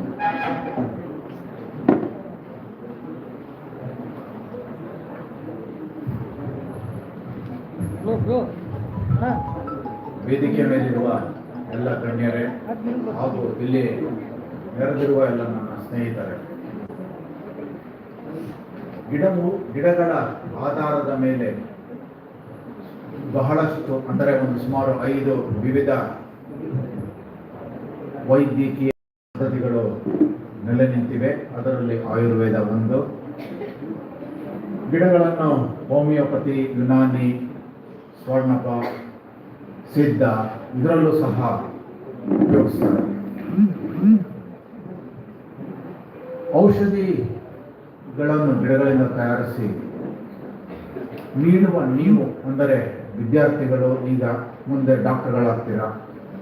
ಈ ಪೂರ್ಣ ಒಂದು ಚಿತ್ರಣದಲ್ಲಿ ಒಂದು ಸಣ್ಣ ಭಾಗ ಮಾತ್ರ. ಗಿಡಗಳನ್ನು ಕಲೆಕ್ಟ್ ಮಾಡಿ ಕಾಡಿನಿಂದ ತರುವಂತಹ ಜನರು ಅದನ್ನು ಸಂಸ್ಕರಿಸಿ ಔಷಧಿಗಳನ್ನಾಗಿ ಪರಿವರ್ತಿಸುವ ವಿವಿಧ ಕಾರ್ಖಾನೆಗಳು ಹಾಗೂ ಜನರು ಎಲ್ಲರೂ ಒಂದು ಈ ವ್ಯವಸ್ಥೆಯ ಒಂದು ಭಾಗ.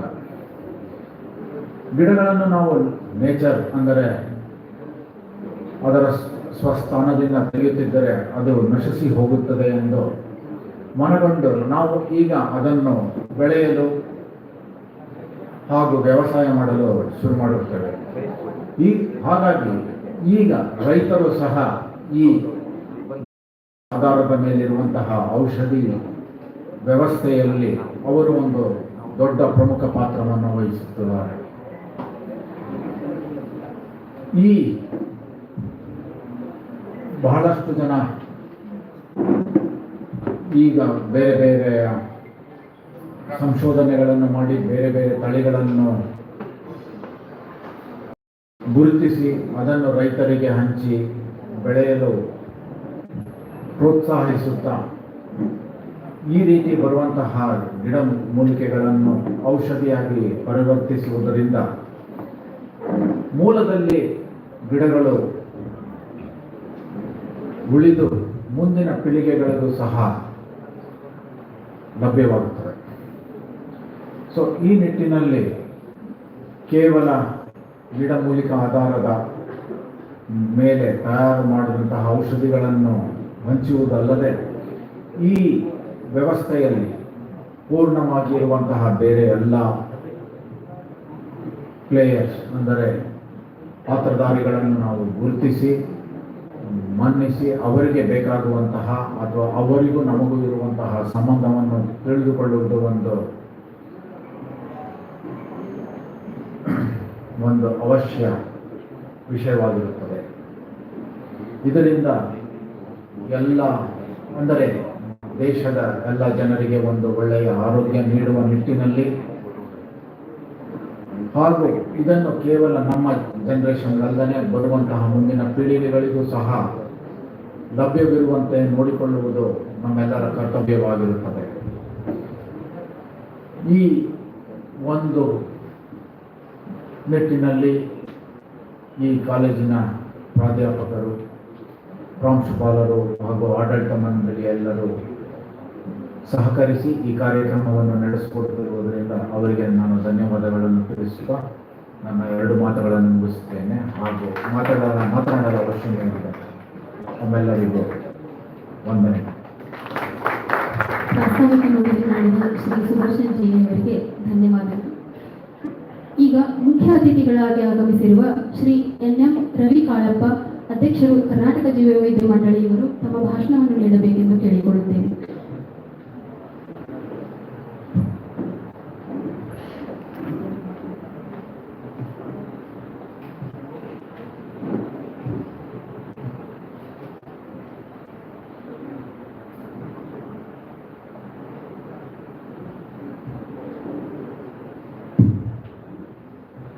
ಇವತ್ತು ನಮಗೊಂದು ಸುದಿನ ಅಂತ ಆಗ್ತಿದೆ. ಈ ಒಂದು ಸ್ವಾಮೀಜಿಗಳ ಈ ಒಂದು ಆಯುರ್ವೇದ ಕಾಲೇಜಿನಲ್ಲಿ ಆಗಮಿಸಿ ನಿಮ್ಮೊಂದಿಗೆ ಕೆಲವು ಕ್ಷಣಗಳನ್ನು ಹಂಚಿಕೊಳ್ಳಿಕ್ಕೆ ಅವಕಾಶ ಸಿಕ್ಕಿದ್ದು. ಈ ಒಂದು ಕಾರ್ಯಕ್ರಮದ ಅಧ್ಯಕ್ಷತೆಯನ್ನು ವಹಿಸಿಕೊಂಡಿರುವ ಈ ಒಂದು ಕಾಲೇಜಿನ ಪ್ರಾಂಶುಪಾಲರು ಆಗಿರುವಂಥ ಸನ್ಮಾನ್ಯ UV ಪುರದವರೇ, ಈಗಾಗಲೇ ಈ ಕಾರ್ಯಕ್ರಮದಲ್ಲಿ ಪ್ರಾಸ್ತಾವಿಕವಾಗಿ ಮಾತನಾಡಿ ಕಾರ್ಯಕ್ರಮದ ವಿಚಾರವನ್ನು ನಿಮಗೆ ತಿಳಿಸಿದಂಥ ಸನ್ಮಾನ್ಯ ಸುದರ್ಶನ್ ಅವರು ಈ ಒಂದು ನಮ್ಮ ಗಿಡಮೂಲಿಕ ಇದು ಮೆಡಿಸಿನಲ್ ಪ್ಲಾಂಟ್ಸ್ ಅಥಾರಿಟಿದು ಅಧಿಕಾರಿಗಳಾಗಿದ್ದಾರೆ. ಹಾಗೆ ನಮ್ಮ ರಾಜ್ಯ ಬಯೋಡೈವರ್ಸಿಟಿ ಬೋರ್ಡ್ನ ಕಾರ್ಯದರ್ಶಿಗಳಾಗಿರುವಂಥ ಶ್ರೀಮತಿ ಅನಿತಾ ಅರೆಕಲ್ ಅವರೇ, ಸನ್ಮಾನ್ಯ GB ಪಾಟೀಲ್ ಅವರು ಈ ಒಂದು ಸಂಸ್ಥೆಯ ಡೈರೆಕ್ಟರ್ ಆಗಿ ಕೆಲಸ ಮಾಡ್ತಿರುವಂಥ ಸನ್ಮಾನ್ಯ ಪಾಟೀಲ್ ಅವರೇ, ಹಾಗೆ ಈಗಾಗಲೇ ಈ ಭಾಗದ ಒಬ್ಬ ಪ್ರಗತಿಪರ ರೈತರು ಅಂತೇಳಿ ಗುರುತಿಸಿಕೊಂಡು ನಿನ್ನೆನೂ ನಮ್ಮ ಜೊತೆಗೆ ಇದ್ರು, ಇವತ್ತು ನಮ್ಮ ಜೊತೆಗೆ ಇರುವಂಥ ಸನ್ಮಾನ್ಯ ಶಿರೋಳ್ ಅವರೇ, ಹಾಗೂ ಮತ್ತೊಬ್ಬರು ಸಂಪನ್ಮೂಲ ವ್ಯಕ್ತಿಗಳಾಗಿ ಆಗಮಿಸಿರುವಂಥ ಸನ್ಮಾನ್ಯ ಯೋಗೇಶ್ ಅವರೇ, ಮತ್ತೊಬ್ಬರು ಹಿರಿಯರು ನಮ್ಮ ಜೊತೆ ನಿನ್ನೆನೂ ಇದ್ರು, ಇದರ ಒಂದು ಪೂರ್ತಿ ಜವಾಬ್ದಾರಿ ಹೊತ್ಕೊಂಡಿರುವಂಥ ಸನ್ಮಾನ್ಯ ಹಿರೇಮಠ್ ಸಾಹೇಬ್ ಸರ್ ಅವರೇ, ಹಾಗೂ ವಿಶೇಷವಾಗಿ ಇಲ್ಲಿ ಆಗಮಿಸಿರುವಂಥ ಬೇರೆ ಬೇರೆ ನಿಮ್ಮಲ್ಲಿರುವಂಥ ಪ್ರಾಧ್ಯಾಪಕರು, ಪ್ರೊಫೆಸರ್ಗಳು, ಡಾಕ್ಟರ್, ಮತ್ತು ವಿಶೇಷವಾಗಿ ಮುಂದಿನ ಇದರಲ್ಲಿ ನಮ್ಮ ಈ ಒಂದು ಆಯುರ್ವೇದವನ್ನು ಜೀವಂತ ಉಳಿಸ್ಕೊಂಡು ಅದನ್ನು ಬಳಸಿ ಔಷಧ ಉಪಚಾರ ಮಾಡಲಿಕ್ಕೆ ತಯಾರಾಗ್ತಿರುವಂಥ ವೈದ್ಯಕೀಯ ವಿದ್ಯಾರ್ಥಿಗಳೇ, ಹಾಗೂ ನೆರೆದಿರುವಂಥ ಎಲ್ಲ ಅಧಿಕಾರಿ ವೃಂದದವರು, ಮಾಧ್ಯಮ ಮಿತ್ರರು ಯಾರಿದ್ದಾರೆ ಎಲ್ಲರೂ ನಮ್ಮ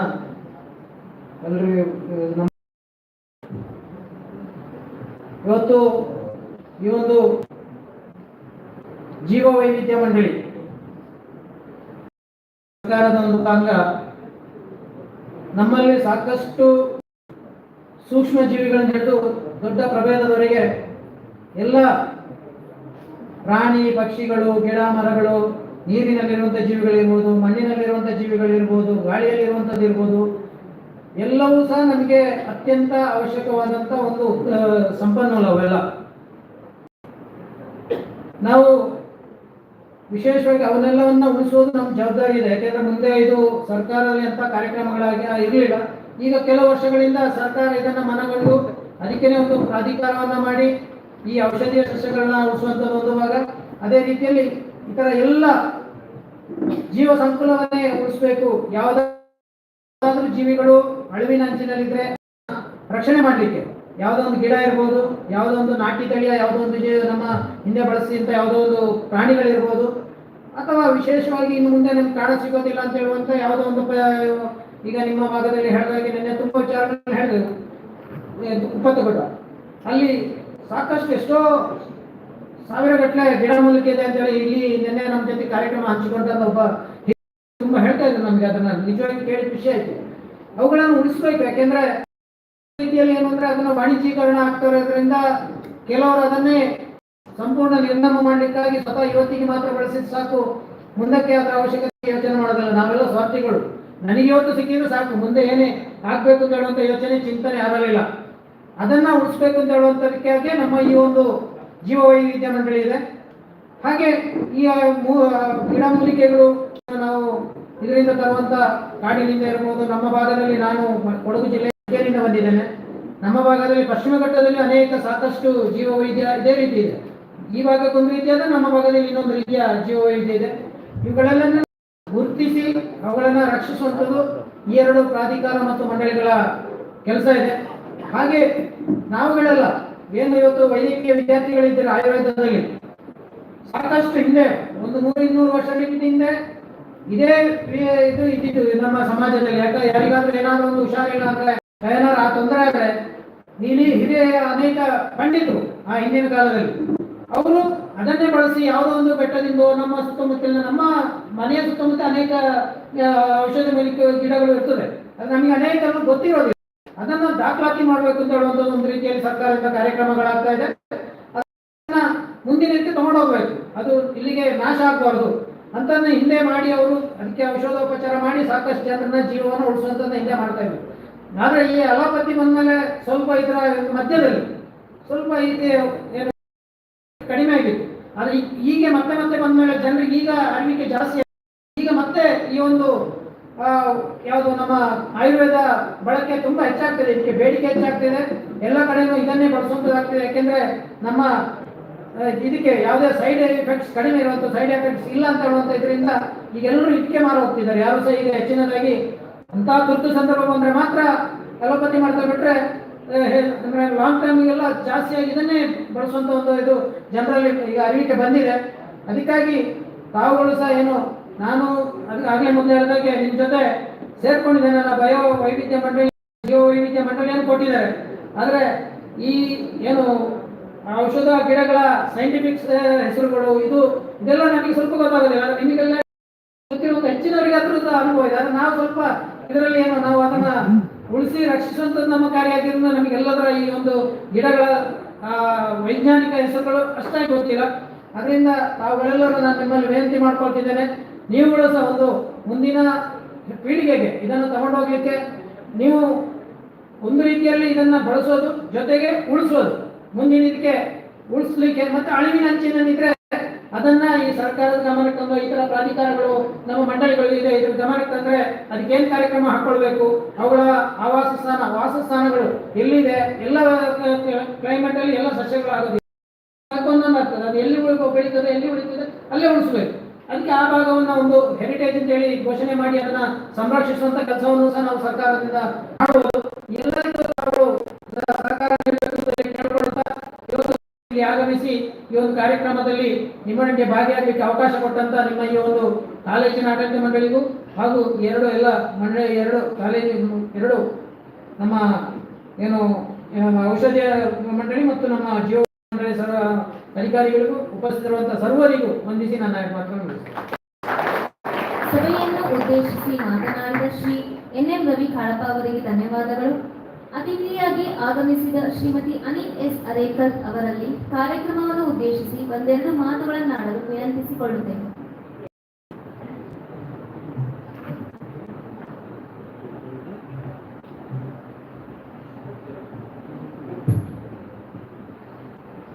ಎಲ್ಲರಿಗೆ ನಮಸ್ಕಾರ. ಜಗದ್ಗುರು ಶ್ರೀ ಅಭಿನವ್ ಶಿವಾನಂದ ಮಹಾಸ್ವಾಮಿ, ಶ್ರೀ ಶ್ರೀ ಜಗದ್ಗುರು ಶ್ರೀ ಸದಾಶಿವಾನಂದ ಮಹಾಸ್ವಾಮಿ, ಶ್ರೀ ಶಿವಾನಂದ್ ಬೃಹನ್ಮಠ್ ಗದಗ್ ಅವರಿಗೆ ನಮಸ್ಕರಿಸ್ತಾ, ಇವತ್ತು ಈ ವೇದಿಕೆಯಲ್ಲಿ ಕೂತಿರುವಂತಹ ಪ್ರೊಫೆಸರ್ ಡಾಕ್ಟರ್ ಯು.ವಿ. ಪುರದ್ ಅವರೇ, Shri Ravi Kalappa, chairman Karnataka biodiversity board ಅವರೇ, ಅದೇ ಥರ ಡಾಕ್ಟರ್ ಪಾಟೀಲ್ ತಮ್ಮ ಪ್ರಿನ್ಸಿಪಲ್ ಮತ್ತು ಡೈರೆಕ್ಟರ್ ಈಗ ಮ್ಯಾನೇಜ್ಮೆಂಟ್ನಲ್ಲಿ ಇದ್ದಾರೆ ಅವರೇ, ಅದೇ ಥರ ಶ್ರೀ ಜಿ.ಬಿ. ಪಾಟೀಲ್ ಅವರೇ, ರಾಜೇಂದ್ರ ಶಿರೋಲ್ ಅವರೇ, ಶ್ರೀ ಸುದರ್ಶನ್ ಜಿ ಅವರೇ, ಮತ್ತು ಯೋಗೇಶ್ ಅಪ್ಪಾಜಿ ಅವರೇ, ಅದೇ ಥರ ನಮ್ಮ ಇವತ್ತು ಸಭೆಗೆ ಬಂದು ಎಲ್ಲ ಪ್ರೊಫೆಸರ್ಸ್ ಮತ್ತು ಬೇರೆ ಬೇರೆ ಕಾಲೇಜ್ ಎಲ್ಲ ಶಿಕ್ಷಕರು ಮತ್ತು ಎಲ್ಲ ಸ್ಟೂಡೆಂಟ್ಸ್ ಆಮೇಲೆ ಮಾತಾಡ್ತಾರೆ. ಸೊ ಇವತ್ತು ನನಗೆ 2 ಮಾತು ಹೇಳಲಿಕ್ಕೆ ಹೇಳಿದ್ದಾರೆ. ಸೊ ಆಲ್ರೆಡಿ ಇದು ಮೊದಲು ಸುದರ್ಶನ್ ಜಿ ಅವರೇ ಮತ್ತು ನಮ್ಮ ಚೇರ್ಮನ್ ಸಾಹೇಬ್ ಅವರೇ ತುಂಬ ಮಾತಾಡಿದ್ದಾರೆ. ಸೊ ನಾನು ಅಷ್ಟೇ ಹೇಳಲಿಕ್ಕೆ ಬಯಸ್ತೀನಿ. ಒಂದು ಸ್ಟೋರಿ ಹೇಳಲಿಕ್ಕೆ ಬಯಸ್ತೀನಿ. ಒಂದು ಮರ ಇತ್ತು. ಸೊ ಅವರು ಒಂದು ಪರ್ಸನ್ ಅವನು ಮರ ಬೆಳೆಸಿದ್ದಾರೆ, ಮಾವಿನ ಮರ. ಆಮೇಲೆ ಅವ್ರ ಮಕ್ಕಳು ಹುಟ್ಟಿತ್ತು. ಮಕ್ಕಳಿಗೆ ಸ್ವಲ್ಪ ಶಾಲೆ ಕಳಿಸ್ಲಿಕ್ಕೆ ಸ್ವಲ್ಪ ದುಡ್ಡು ಏನಾದರೂ ಬೇಕಾದರೆ ಅವ್ರ ಮರಗೆ ಸ್ವಲ್ಪ ಕಡಿದು ಅದು ರೆಕ್ಕೆ ಟೊಂಗೆ ಮಾರಾಟ ಮಾಡಿ ಸ್ಕೂಲಿಗೆ ಸೇರಿಸಿದ್ರು ಮಕ್ಕಳಿಗೆ.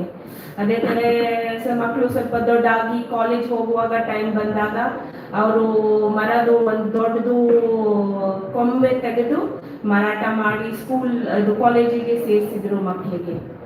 ಸೊ ಈ ಥರ ಅವರು ಮರಗೆ ಮರ ಕಡಿದು, ಆಮೇಲೆ ಕೊನೆಗೆ ಇದು ಮರ ಕಡಿದು ನಾನು ಯಾಕೆ ಹೇಳ್ತಾ ಇದ್ದೀನಿ, ಯಾಕೆಂದರೆ ಇದು ನಿಮ್ಮ ತಂದೆ ತಾಯಿ ಅವರು ಮಕ್ಕಳಿಗೋಸ್ಕರ ಎಲ್ಲ ಸ್ಯಾಕ್ರಿಫೈಸ್ ಮಾಡ್ತಾರೆ. ಸೊ ಫಸ್ಟ್ ತಾವು ನಿಮ್ಮ ತಂದೆ ತಾಯಿಗೆ ಯಾವಾಗಲೂ ನೆನ್ಸು ಮಾಡಿ ನಮಸ್ಕರಿಸಿ, ಮತ್ತು ಅದರ ಜೊತೆಗೆ ನಿಮ್ಮ ಅಧ್ಯಾಪಕರು ಈ ಕಾಲೇಜ್ನಲ್ಲಿ ಬಂದಾಗ ತಾವು ಈ ಏನೇನು ಅಧ್ಯಯನ ಮಾಡಿಸ್ತಾ ಇದ್ದೀರಾ ಅದರಲ್ಲಿ ದಯವಿಟ್ಟು ಅಟೆನ್ಷನ್ ಟು ಡಿಟೇಲ್,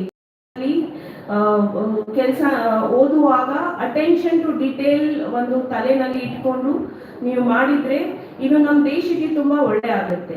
ಯಾಕೆಂದರೆ ಕೆಲವು ಕಡೆ ನಾನು ಹೋಗುವಾಗ ನೋಡ್ತೀನಿ ಸ್ಟೂಡೆಂಟ್ಸ್ ಎಲ್ಲ ಬಂದು ನಮಗೆ ತಿಳಿಸ್ತಾರೆ.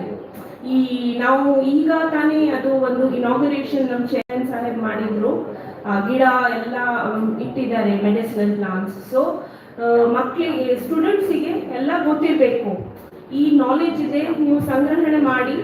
ಈ ನಾಲೆಜಿಗೆ ನಿಮ್ಮ ಹತ್ರ ನಾಲೆಜ್ ಇದ್ದರೆ ನಿಮಗೆ ಕಾನ್ಫಿಡೆನ್ಸ್ ಬರ್ತದೆ, ಮತ್ತು ಇನ್ನು ಮುಂದೆ ನೀವು ಈ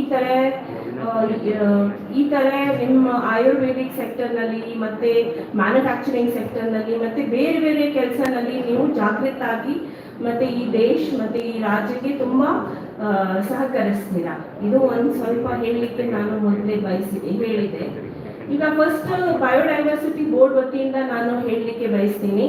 ನಮ್ಮ ಕೆಲಸ ಬಯೋಡೈವರ್ಸಿಟಿ ಬೋರ್ಡ್ನಲ್ಲಿ ನಮ್ಮ ರಾಜ್ಯದಲ್ಲಿ ನಶಿಸಿ ಹೋಗ್ತಾ ಇದೆ ಗಿಡಗಳು, ಅದನ್ನು ನಾವು ಸಂರಕ್ಷಣೆ ಮಾಡಬೇಕು. ಹೆಂಗೆ ಸಂರಕ್ಷಣೆ ಮಾಡಬೇಕು ಅದರ ಬಗ್ಗೆ ನಾವು ಪ್ರೊಫೆಸರ್ಸ್ ಮತ್ತು ಎಲ್ಲ ಸ್ಟೇಕ್ ಹೋಲ್ಡರ್ಸ್ ಜೊತೆಗೆ ಚರ್ಚಿಸಿ, ಆಮೇಲೆ ಅದನ್ನು ಸರ್ಕಾರಿಗೆ ತಿಳಿಸಿ ಅದನ್ನು ಗೆಜೆಟ್ ನೋಟಿಫಿಕೇಶನ್ ಎಲ್ಲ ಮಾಡಿಸ್ತೀವಿ. ಅಂದರೆ ಅದನ್ನು ನಶಿಸಿ ಹೋಗಬಾರ್ದು. ಆಮೇಲೆ ಇದರ ಜೊತೆಗೆ ನಮ್ಮ ಟ್ರೆಡಿಷನಲ್ ನಾಲೆಜ್ ನಮ್ಮಲ್ಲಿ ನಿನ್ನೆ ನಾವು ಪ್ರೋಗ್ರಾಮ್ನಲ್ಲಿ ಪಾರಂಪರಿಕ ವೈದ್ಯರು ಬಂದಿದ್ರು. ಅವ್ರದ್ದು ಯಾವುದು ನಾಲೆಜ್ ಇದೆ ಅದನ್ನು ಹೋಗಬಾರ್ದು. ಅದಕ್ಕೆ ನಾವು ಈ ಥರ ಅವರ ಟ್ರೆಡಿಷನಲ್ ನಾಲೆಜಿಗೆ ನಾವು ಇದೇ ಥರ ಕಾಲೇಜಸ್ನಲ್ಲಿ ಹೋಗಿ ಅಥವಾ ನಮ್ಮ ಕೆಲವು ಸ್ವಾಮೀಜೀಸ್ ಹತ್ರ ಹೋಗಿ ಅವರದ್ದು ಕಾನ್ಫರೆನ್ಸ್ ಮಾಡಿ ಅವ್ರ ಏನೇನು ಮೆಡಿಸಿನ್ಸ್ ಅವ್ರು ಯೂಸ್ ಮಾಡ್ತಾರೆ, ಹೆಂಗೆ ಮಾಡ್ತಾರೆ, ಯಾವ ಗಿಡ ಮೂಲ ಯೂಸ್ ಮಾಡ್ತಾರೆ ಅದನ್ನು ಆಯುರ್ವೇದಿಕ್ ಸ್ಟೂಡೆಂಟ್ಸನ್ನು ರೆಕಾರ್ಡ್ ಮಾಡಿಸ್ತೀವಿ. ಸೊ ಆ ಟ್ರೆಡಿಷನಲ್ ನಾಲೆಜ್ ಪ್ರಾಮುಖ್ಯತೆ ಇದೆ, ಅದನ್ನು ನಾವು ನಮ್ಮ ನೆಕ್ಸ್ಟ್ ಜನರೇಷನ್ಗೆ ನಾವು ಸಂಗ್ರಹಿಸ್ಕೊಳ್ಬೇಕು. ಅದೇ ಥರ ನಮ್ಮ ಒಂದು ಕೆಲಸ ಇದೆ ಎಕ್ಸೆಸ್ ಬೆನಿಫಿಟ್ ಶೇರಿಂಗ್. ಅಂದರೆ ತಮಗೆ ಗೊತ್ತಿದೆ ಗಿಡ ಮೂಲ ನಮ್ಮ ಕರ್ನಾಟಕ ಫಾರೆಸ್ಟ್ ಡಿಪಾರ್ಟ್ಮೆಂಟ್ನಲ್ಲಿ ಬೇಕಾದಷ್ಟು ಜಾಗ ಇದೆ. ಕೆಲವು ಗಿಡ ಅಲ್ಲಿ ಸಿಗುತ್ತೆ ಮಾತ್ರ. ಸೊ ಎಲ್ಲರೂ ಹೋಗಿ ಅಲ್ಲಿಂದ ತಗೊಂಡು ಬರುವಾಗ ಅದನ್ನು ಎಕ್ಸೆಸ್ ಬೆನಿಫಿಟ್ ಶೇರಿಂಗ್ ಹೇಳ್ತಾರೆ. ಸೊ ಅದರಲ್ಲಿ ಮ್ಯಾನುಫ್ಯಾಕ್ಚರರ್ಸ್, ಆಯುರ್ವೇದಿಕ್ ಮ್ಯಾನುಫ್ಯಾಕ್ಚರರ್ಸ್ ಯಾರು ಮೆಡಿಸಿನ್ ಮ್ಯಾನುಫ್ಯಾಕ್ಚರ್ ಮಾಡ್ತಾರೆ ಅವರಿಂದ ನಾವು 0.1% ಅವ್ರ ಟರ್ನ್ ಓವರ್ ನಾವು ತಗೊಳ್ತೀವಿ. ಅದನ್ನು ತಗೊಂಡು ಅದನ್ನು ಮುಂದೆ ನಮ್ಮ ಗ್ರಾಮ ಪಂಚಾಯತ್ ಮತ್ತೆ ಬೇರೆ ಬೇರೆ ಪ್ರೋಗ್ರಾಮ್ಸ್ ಸರ್ಕಾರ ವತಿಯಿಂದ ಗೆಜೆಟ್ ನೋಟಿಫಿಕೇಶನ್ ಮಾಡಿದ್ದಾರೆ, ಆ ಥರ ನಾವು ಕೆಲಸ ಮಾಡ್ತೀವಿ. ಅದರ ಜೊತೆಗೆ ನಮ್ಮ ಚೇರ್ಮನ್ ಸಾಹೇಬ್ ಹೇಳಿದ್ದಾರೆ, ತಮ್ಮೆಲ್ಲರಿಗೆ ಗೊತ್ತಿದೆ ಕೋವಿಡ್ ಬಂದ ನಂತರ ಬಹುಶಃ ನಮಗೆ ತಿಳುವಳಿಕೆ ಬಂದಿದೆ, ಮನುಷ್ಯ ಮಾತ್ರ ಒಬ್ಬರೇ ಜೀವಂತಾಗಿ ಇರಬಾರ್ದು, ಎಲ್ಲರೂ ನಮಗೆ ಬೇಕು. ಒಂದು ಸಣ್ಣ ಮೈಕ್ರೋಬಿಂದ ಹಿಡಿದು ಒಂದು ದೊಡ್ಡ ಆನೆ ತನಕ, ಅದೇ ತರ ಒಂದು ಸಣ್ಣ ಹುಳ ಇಂದ ಹಿಡಿದು ಮಣ್ಣು ಒಳಗೆ ಇಡೋದು ಅರ್ಥ ತನಕ ನಾವು ಎಲ್ಲರಿಗೆ ಬದುಕಬೇಕು. ಸೊ ಇದು ನಿಟ್ಟಿನಲ್ಲಿ ನಮ್ದು ಬಯೋಡೈವರ್ಸಿಟಿ ಬೋರ್ಡ್ ಇಂದು ಕೆಲಸ ಇದೆ. ಸೊ ಈಗ ನಾವು ಇವತ್ತು ಕಲ್ಪತರು 2022 ಈ ಪ್ರೋಗ್ರಾಮಿಗೆ ಬಂದಿದ್ದೀವಿ. ಇದರಲ್ಲಿ state level seminar on present scenario on cultivation of medicinal and aromatic plants in arid zone and its marketing linkage. So marketing linkage is the most important point of today's program. ತಾವು ಎಲ್ಲ discussion ಮಾಡ್ತೀರಾ, ಅದರಲ್ಲಿ ದಯವಿಟ್ಟು ಇದರ ಮೇಲೆ ಗಮನ ಇಟ್ಕೊಳ್ಬೇಕು. ಈಗ ನಮ್ಮ ಜೊತೆಗೆ ಶಿರೋಲ್ ಅವರು ಇದ್ದಾರೆ, ಅವ್ರ ಜೊತೆಗೆ ನಮಗೆ ತುಂಬಾ ವರ್ಷದ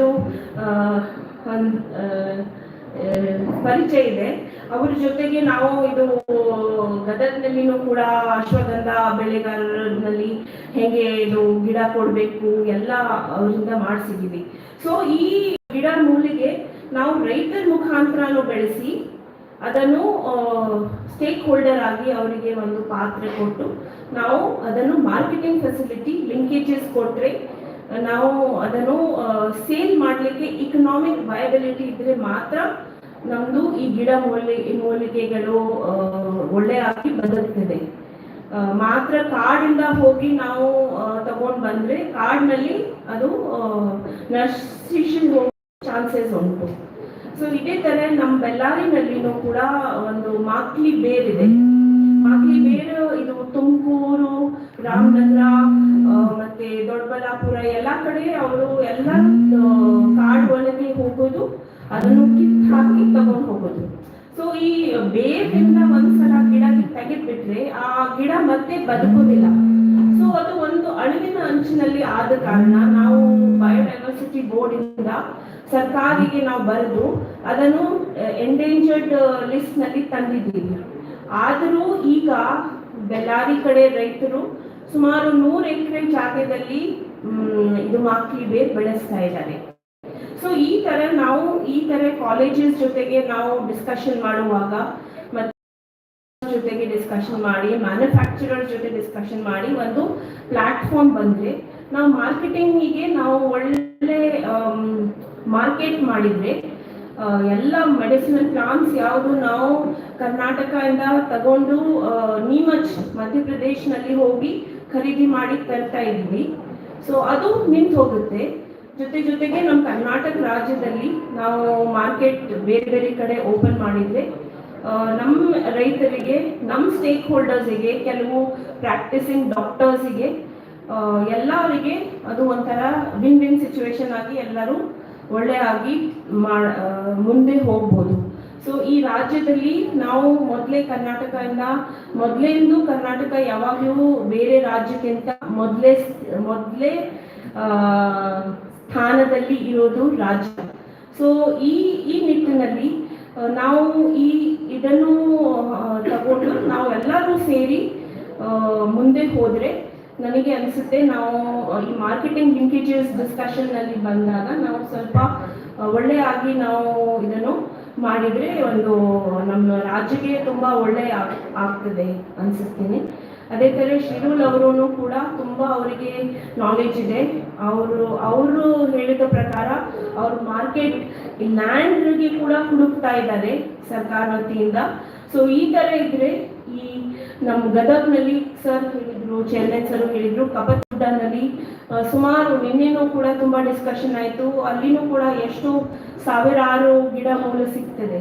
ಸೊ ನಾವು ಅದನ್ನು ಸಸ್ಟೈನಬಲಿ ಯೂಸು ಕೂಡ ಮಾಡಬೇಕು, ಜೊತೆಗೆ ಅದನ್ನು ಪ್ರೊಟೆಕ್ಷನ್ ಕೊಟ್ಟು ಕಾನ್ಸರ್ವೇಷನ್ ಮಾಡಬೇಕು. ಸೊ ಕರ್ನಾಟಕ ಫಾರೆಸ್ಟ್ ಡಿಪಾರ್ಟ್ಮೆಂಟ್ ಇಂದೂ ತುಂಬ ಮಹತ್ವ ಇದೆ. ಸೊ ಅವ್ರು ಎಲ್ಲರೂ ನಾವು ಸೇರಿ ಒಂದು ನಮ್ಮ ರಾಜ್ಯಕ್ಕೆ ಈ ಥರ ಕಾನ್ಫರೆನ್ಸಸ್ ಮಾಡಿ ಮತ್ತೆ ಡಿಸ್ಕಷನ್ ಮಾಡಿ ಮತ್ತೆ ರಿಸಲ್ಟ್ ತಂದರೆ ಬಹುಶಃ ನಮ್ಮ ರಾಜ್ಯ ಮತ್ತೆ ನಮ್ಮ ಪ್ರೈಮ್ ಮಿನಿಸ್ಟರ್ ಅವರ ಕನಸಿನಲ್ಲಿ ಆಯುರ್ವೇದಿಕ್ ಬಗ್ಗೆ ತುಂಬಾ ಆನರಬಲ್ ಪ್ರೈಮ್ ಮಿನಿಸ್ಟರ್ ಅವರಿಗೆ ತುಂಬಾ ಅದು ಇದೆ. ಆಯುರ್ವೇದಿಕ್ ಇದು ಆಯುಷ್ನಲ್ಲಿ ತುಂಬಾ ಇಂಪ್ರೂವ್ಮೆಂಟ್ ಆಗಬೇಕು. ಸೊ ಅದೇ ನಿಟ್ಟಿನಲ್ಲಿ ತಮ್ಮ ಕಾಲೇಜ್, ತಮ್ಮ ಸ್ಟೂಡೆಂಟ್ಸ್, ತಮ್ಮ ಪ್ರೊಫೆಸರ್ಸ್ ಎಲ್ಲ ಸೇರಿ ಮಾಡಿದರೆ ನಾವು ಎಲ್ಲ ನಮ್ಮ ರಾಜ್ಯಕ್ಕೆ ಒಂದು ಗ್ಲೋಬಲ್ ಲೆವೆಲ್ನಲ್ಲಿ ನಾವು ಒಂದು ಹೆಸರು ತಂದು ಕೊಡ್ತೀವಿ ಅನ್ನೋಂತ ನಾನು 2 ಮಾತು ಮುಗಿಸ್ತೀನಿ. ಜೈ ಹಿಂದ್, ಜೈ ಕರ್ನಾಟಕ.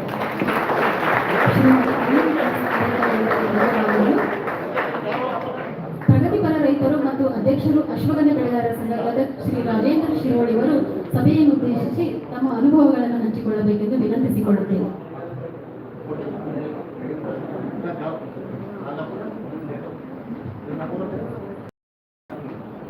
ಎಲ್ರಿಗೂ ನಮಸ್ಕಾರ.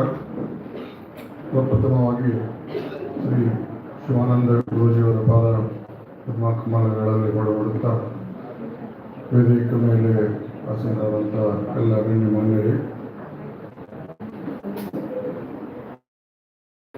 ಶಿಕ್ಷಕ ಸಂಕುಲವೇ, ವೈದ್ಯ ಮಿತ್ರರೇ, ರೈತರೇ, ಎಲ್ಲ ಸ್ನೇಹಿತರೇ, ಇವತ್ತಿನ ಒಂದು ಅಪರೂಪದ ಸಮಾರಂಭದಲ್ಲಿ ಒಬ್ಬ ರೈತರಾಗಿ ತಮ್ಮೊಂದಿಗೆ ಕೆಲವು ಕ್ಷಣಗಳನ್ನು ಹಂಚಿಕೊಳ್ಳಕ್ಕೆ ಅವಕಾಶ ಮಾಡಿಕೊಟ್ಟ ಸಂಯೋಜಕರಲ್ಲಿ ಮೊಟ್ಟ ಮೊದಲ ಬಾರಿಗೆ ಕೃತಜ್ಞತೆಗಳನ್ನು ಸಲ್ಲಿಸಿ, ನಮಗೆಲ್ಲ ತಿಳಿದಂಗೆ ಗದಗ ಜಿಲ್ಲೆ, ಕೊಪ್ಪಳ ಜಿಲ್ಲೆ ಮತ್ತು ನೆರೆಯ ಬಿಜಾಪುರ, ಬಾಗಲಕೋಟೆ ಜಿಲ್ಲೆಗಳು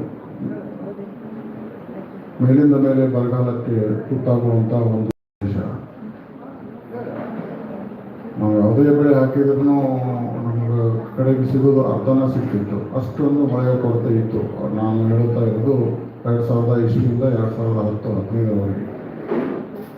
ಆವಾಗ ಬರಗಾಲವನ್ನು ಸಹಿಸಿಕೊಳ್ಳುವಂಥ ಒಂದು ಔಷಧಿ ಸಸ್ಯಗಳನ್ನು ಹುಡುಕಾಟದಲ್ಲಿ ಇದ್ವಿ. ಆಗ ನಮಗೆ ಸಿಕ್ಕಿದ್ದು ಈ ಒಂದು ashwagandha, Withania somnifera. Somnifera it's a drought loving plant. ಎಷ್ಟು ಡ್ರೌಟ್ ಇರುತ್ತೆ ಅಷ್ಟು ಕ್ವಾಲಿಟಿ ಚೆನ್ನಾಗಿ ಬರುತ್ತೆ. ಅದರ ಬೇರಿನಲ್ಲಿ ಕೂಡ ಔಷಧಿ ಅಂಶಗಳಿವೆ ಮತ್ತು ಸೊಮ್ನಿಫೆರಿನ್ ಬೇರುಗಳನ್ನು ನಿಮ್ಮ ರಿಜುವಿನೇಟಿಂಗ್ ಏಜೆಂಟ್ ಆಗಿ ಅಥವಾ ಇಮ್ಯುನಿಟಿ ಬೂಸ್ಟರ್ ಆಗಿ ಯೂಸ್ ಮಾಡಿದರೆ ಅದರ ಎಲೆಗಳನ್ನು ನಿಮ್ಮ ಒಬೆಸಿಟಿ ಕಂಟ್ರೋಲ್ ಮಾಡಲಿಕ್ಕೆ ಕೂಡ ಇತ್ತೀಚೆಗೆ ಯೂಸ್ ಮಾಡ್ತಾ ಇದ್ದಾರೆ. ಸುಮಾರು 2000ರಿಂದ 2020ರವರೆಗಿನ ನಮ್ಮ ಪ್ರಯಾಣ ಎಲ್ಲಿವರೆಗೆ ಬಂದಿದೆ ಅಂದರೆ, ಗದಗ ಜಿಲ್ಲೆ ರಾಜ್ಯದ ಅತ್ಯಂತ ಹೆಚ್ಚು ಅಶ್ವಗಂಧ ಬೆಳೆಯುವ ಪ್ರದೇಶವಾಗಿ ಒಂದು ಪರಿಗಣಿಸಲಾಗುತ್ತಿದೆ. ಇಲ್ಲಿಂದ UK ಮತ್ತು ಜರ್ಮನಿಗೆ ಕೂಡ ಈ ಅಶ್ವಗಂಧ ಬೇರೆ ಎಕ್ಸ್ಪೋರ್ಟ್ ಆಗ್ತಾ ಇದೆ. ಅದರ ಜೊತೆಗೆ ನಾವು ತುಳಸಿಯನ್ನು ಕೂಡ ಕಮರ್ಷಿಯಲ್ ಆಗಿ ಬೆಳೀತಾ ಇದ್ದೇವೆ. ತುಳಸಿ, ಒಣ ಎಲೆಗಳು, ಕೃಷ್ಣ ತುಳಸಿ ಇದೆ, ರಾಮ ತುಳಸಿ ಇದೆ, ಒಣ ತುಳಸಿ ಇದೆ. ಬಟ್ ಹೆಚ್ಚಾಗಿ ಮಾರ್ಕೆಟ್ನಲ್ಲಿ ಡಿಮಾಂಡ್ ಇರೋದು ಕೃಷ್ಣ ತುಳಸಿಯ ಒಣ ಎಲೆಗಳನ್ನು ಕೂಡ ನಿರ್ಯಾತ ಮಾಡ್ತಾ ಇದ್ದಾರೆ. ನಮ್ಮ ಸುತ್ತಮುತ್ತಲ ಸುಮಾರು ಔಷಧೀಯ ಸಸ್ಯಗಳ ಪ್ರಭೇದಗಳಿವೆ, ನಮಗೆ ಗೊತ್ತಿರಂಗಿಲ್ಲ. ಒಂದು ಉದಾಹರಣೆ ಹೇಳಬೇಕಂದ್ರೆ, ನಮ್ಮ ಅಶ್ವಗಂಧ ಜಮೀನಿಗೆ ನಮ್ಮ ಬಯಾಜ್ ಜರ್ಮನಿಯಿಂದ ಒಂದು ಕಂಪ್ನಿಯವರು ಬರ್ತಾರೆ, ಪ್ರತಿ ವರ್ಷ ಬರ್ತಾರೆ. ಅವರು ನನ್ನ ಜಮೀನಲ್ಲಿ ಅಡ್ಡಾಡ್ತಾ ಒಂದು 2-3 ಸ್ಪೀಸೀಸ್ ಕಳೆಗಳನ್ನು ನಾವು ಕಳೆ ಅಂತ ಭಾವಿಸಿದ್ವಿ. ಫಾರ್ ಎಕ್ಸಾಂಪಲ್ ಕಸ್ಕುಟದಲ್ಲಿ ಕನ್ನಡದಲ್ಲಿ ಕುಕ್ಕುಟ ಅಂತ ಅಂತಾರೆ, ಅದನ್ನು ಕಿತ್ತು ತೋರಿಸಿದ್ರು. ಆಮೇಲೆ ಬಲ ತೋರಿಸಿದ್ರು, ಅತಿ ಬಲ ತೋರಿಸಿದ್ರು. ಅವರು ಎಷ್ಟು ಎತ್ತರದಲ್ಲಿಟ್ಟರೆ ನಮ್ಮ ಭಾರತೀಯ ಸಸ್ಯ ಪ್ರಭೇದಗಳನ್ನು ಅಂತಂದರೆ ನಂಬಲಿಕ್ಕಿಲ್ಲ. ಅಷ್ಟೊಂದು ಆಳವಾಗಿ ಅಭ್ಯಾಸ ಮಾಡ್ತಾರೆ. ಅದರ ದುರ್ದೈವ ಆ ಒಂದು ಅಷ್ಟು ಇಂಟೆನ್ಸಿವ್ ಆಗಿ ನಮ್ಮಲ್ಲಿ ಆ ಕೆಲಸ ಆಗ್ತಾ ಇಲ್ಲ. ಈ ಒಂದು ಸಮಾರಂಭದಲ್ಲಿ ತಮ್ಮ ವಿದ್ಯಾರ್ಥಿಗಳಲ್ಲಿ ಒಂದು ಮನವಿ ಮಾಡ್ತೇನೆ. ಸಸ್ಯ ಪ್ರಭೇದಗಳ ಬಗ್ಗೆ ಮಕ್ಕಳಲ್ಲಿ ಅರಿವು ನಿಮ್ಮ ಎಲ್ಲರೂ ತಮ್ಮ ಮನೆ ಹಿತ್ತಲಲ್ಲಿ ಅಥವಾ ಟೆರೆಸ್ ಗಾರ್ಡನಲ್ಲಿ ಮಿನಿಮಮ್ ಒಂದು ಸಂಸಾರಕ್ಕೆ ಯಾವಷ್ಟು ಬೇಕೋ ಅಷ್ಟಾದರೂ ತಾವು ಬೆಳ್ಕೊಂಡು ಸ್ವಾವಲಂಬಿಗಳಾಗಿ ತಮ್ಮ ಆರೋಗ್ಯವನ್ನು ಕಾಪಾಡಿಕೊಳ್ಳಿಕ್ಕೆ ಎಲ್ಲರಿಗೂ ಪ್ರೇರಣೆ ಆಗಲಿ ಅಂತ ನಮಗೆ ಈ ಸಂದರ್ಭದಲ್ಲಿ ಕೇಳ್ತಾ ಈ ಒಂದು ಅವಕಾಶ ಕೊಟ್ಟ ಎಲ್ಲ ಸಂಘಟಕರಿಗೂ ನನ್ನ ವಂದನೆ ನಾನು ಮಾಡ್ತೀನಿ. ಶ್ರೀ ರಾಜೇಂದ್ರ ಶಿರೋಡಿಯವರಿಗೆ ಧನ್ಯವಾದಗಳು. ಈ ಸಮ್ಮೇಳನದ ಸಂಪನ್ಮೂಲ ವ್ಯಕ್ತಿಗಳಾಗಿ ಆಗಮಿಸಿದ ಶ್ರೀ ಯೋಗೇಶ್ ಅಪ್ಪಜೆಯ ತೋಟಗಾರಿಕಾ ಅಧಿಕಾರಿಗಳು ಇವರು ಸಹ ಸಭೆಯನ್ನು ಉದ್ದೇಶಿಸಿ 2 ಮಾತುಗಳನ್ನು ಆಡಬೇಕೆಂದು ವಿನಂತಿಸಿಕೊಳ್ಳುತ್ತೇವೆ.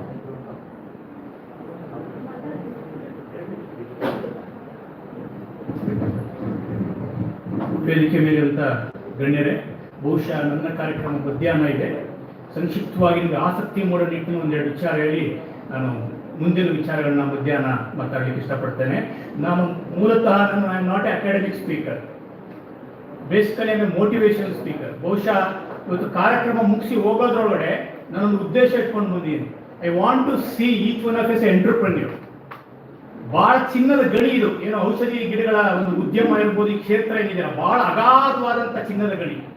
ಆ ಚಿನ್ನದ ಗಣಿಲಿ ಬಹುಶಃ ನಾವೆಲ್ಲರೂ ಸೇರ್ ತೆಗೆದು ಸಂಪತ್ತು ಬಹಳಷ್ಟಿದೆ.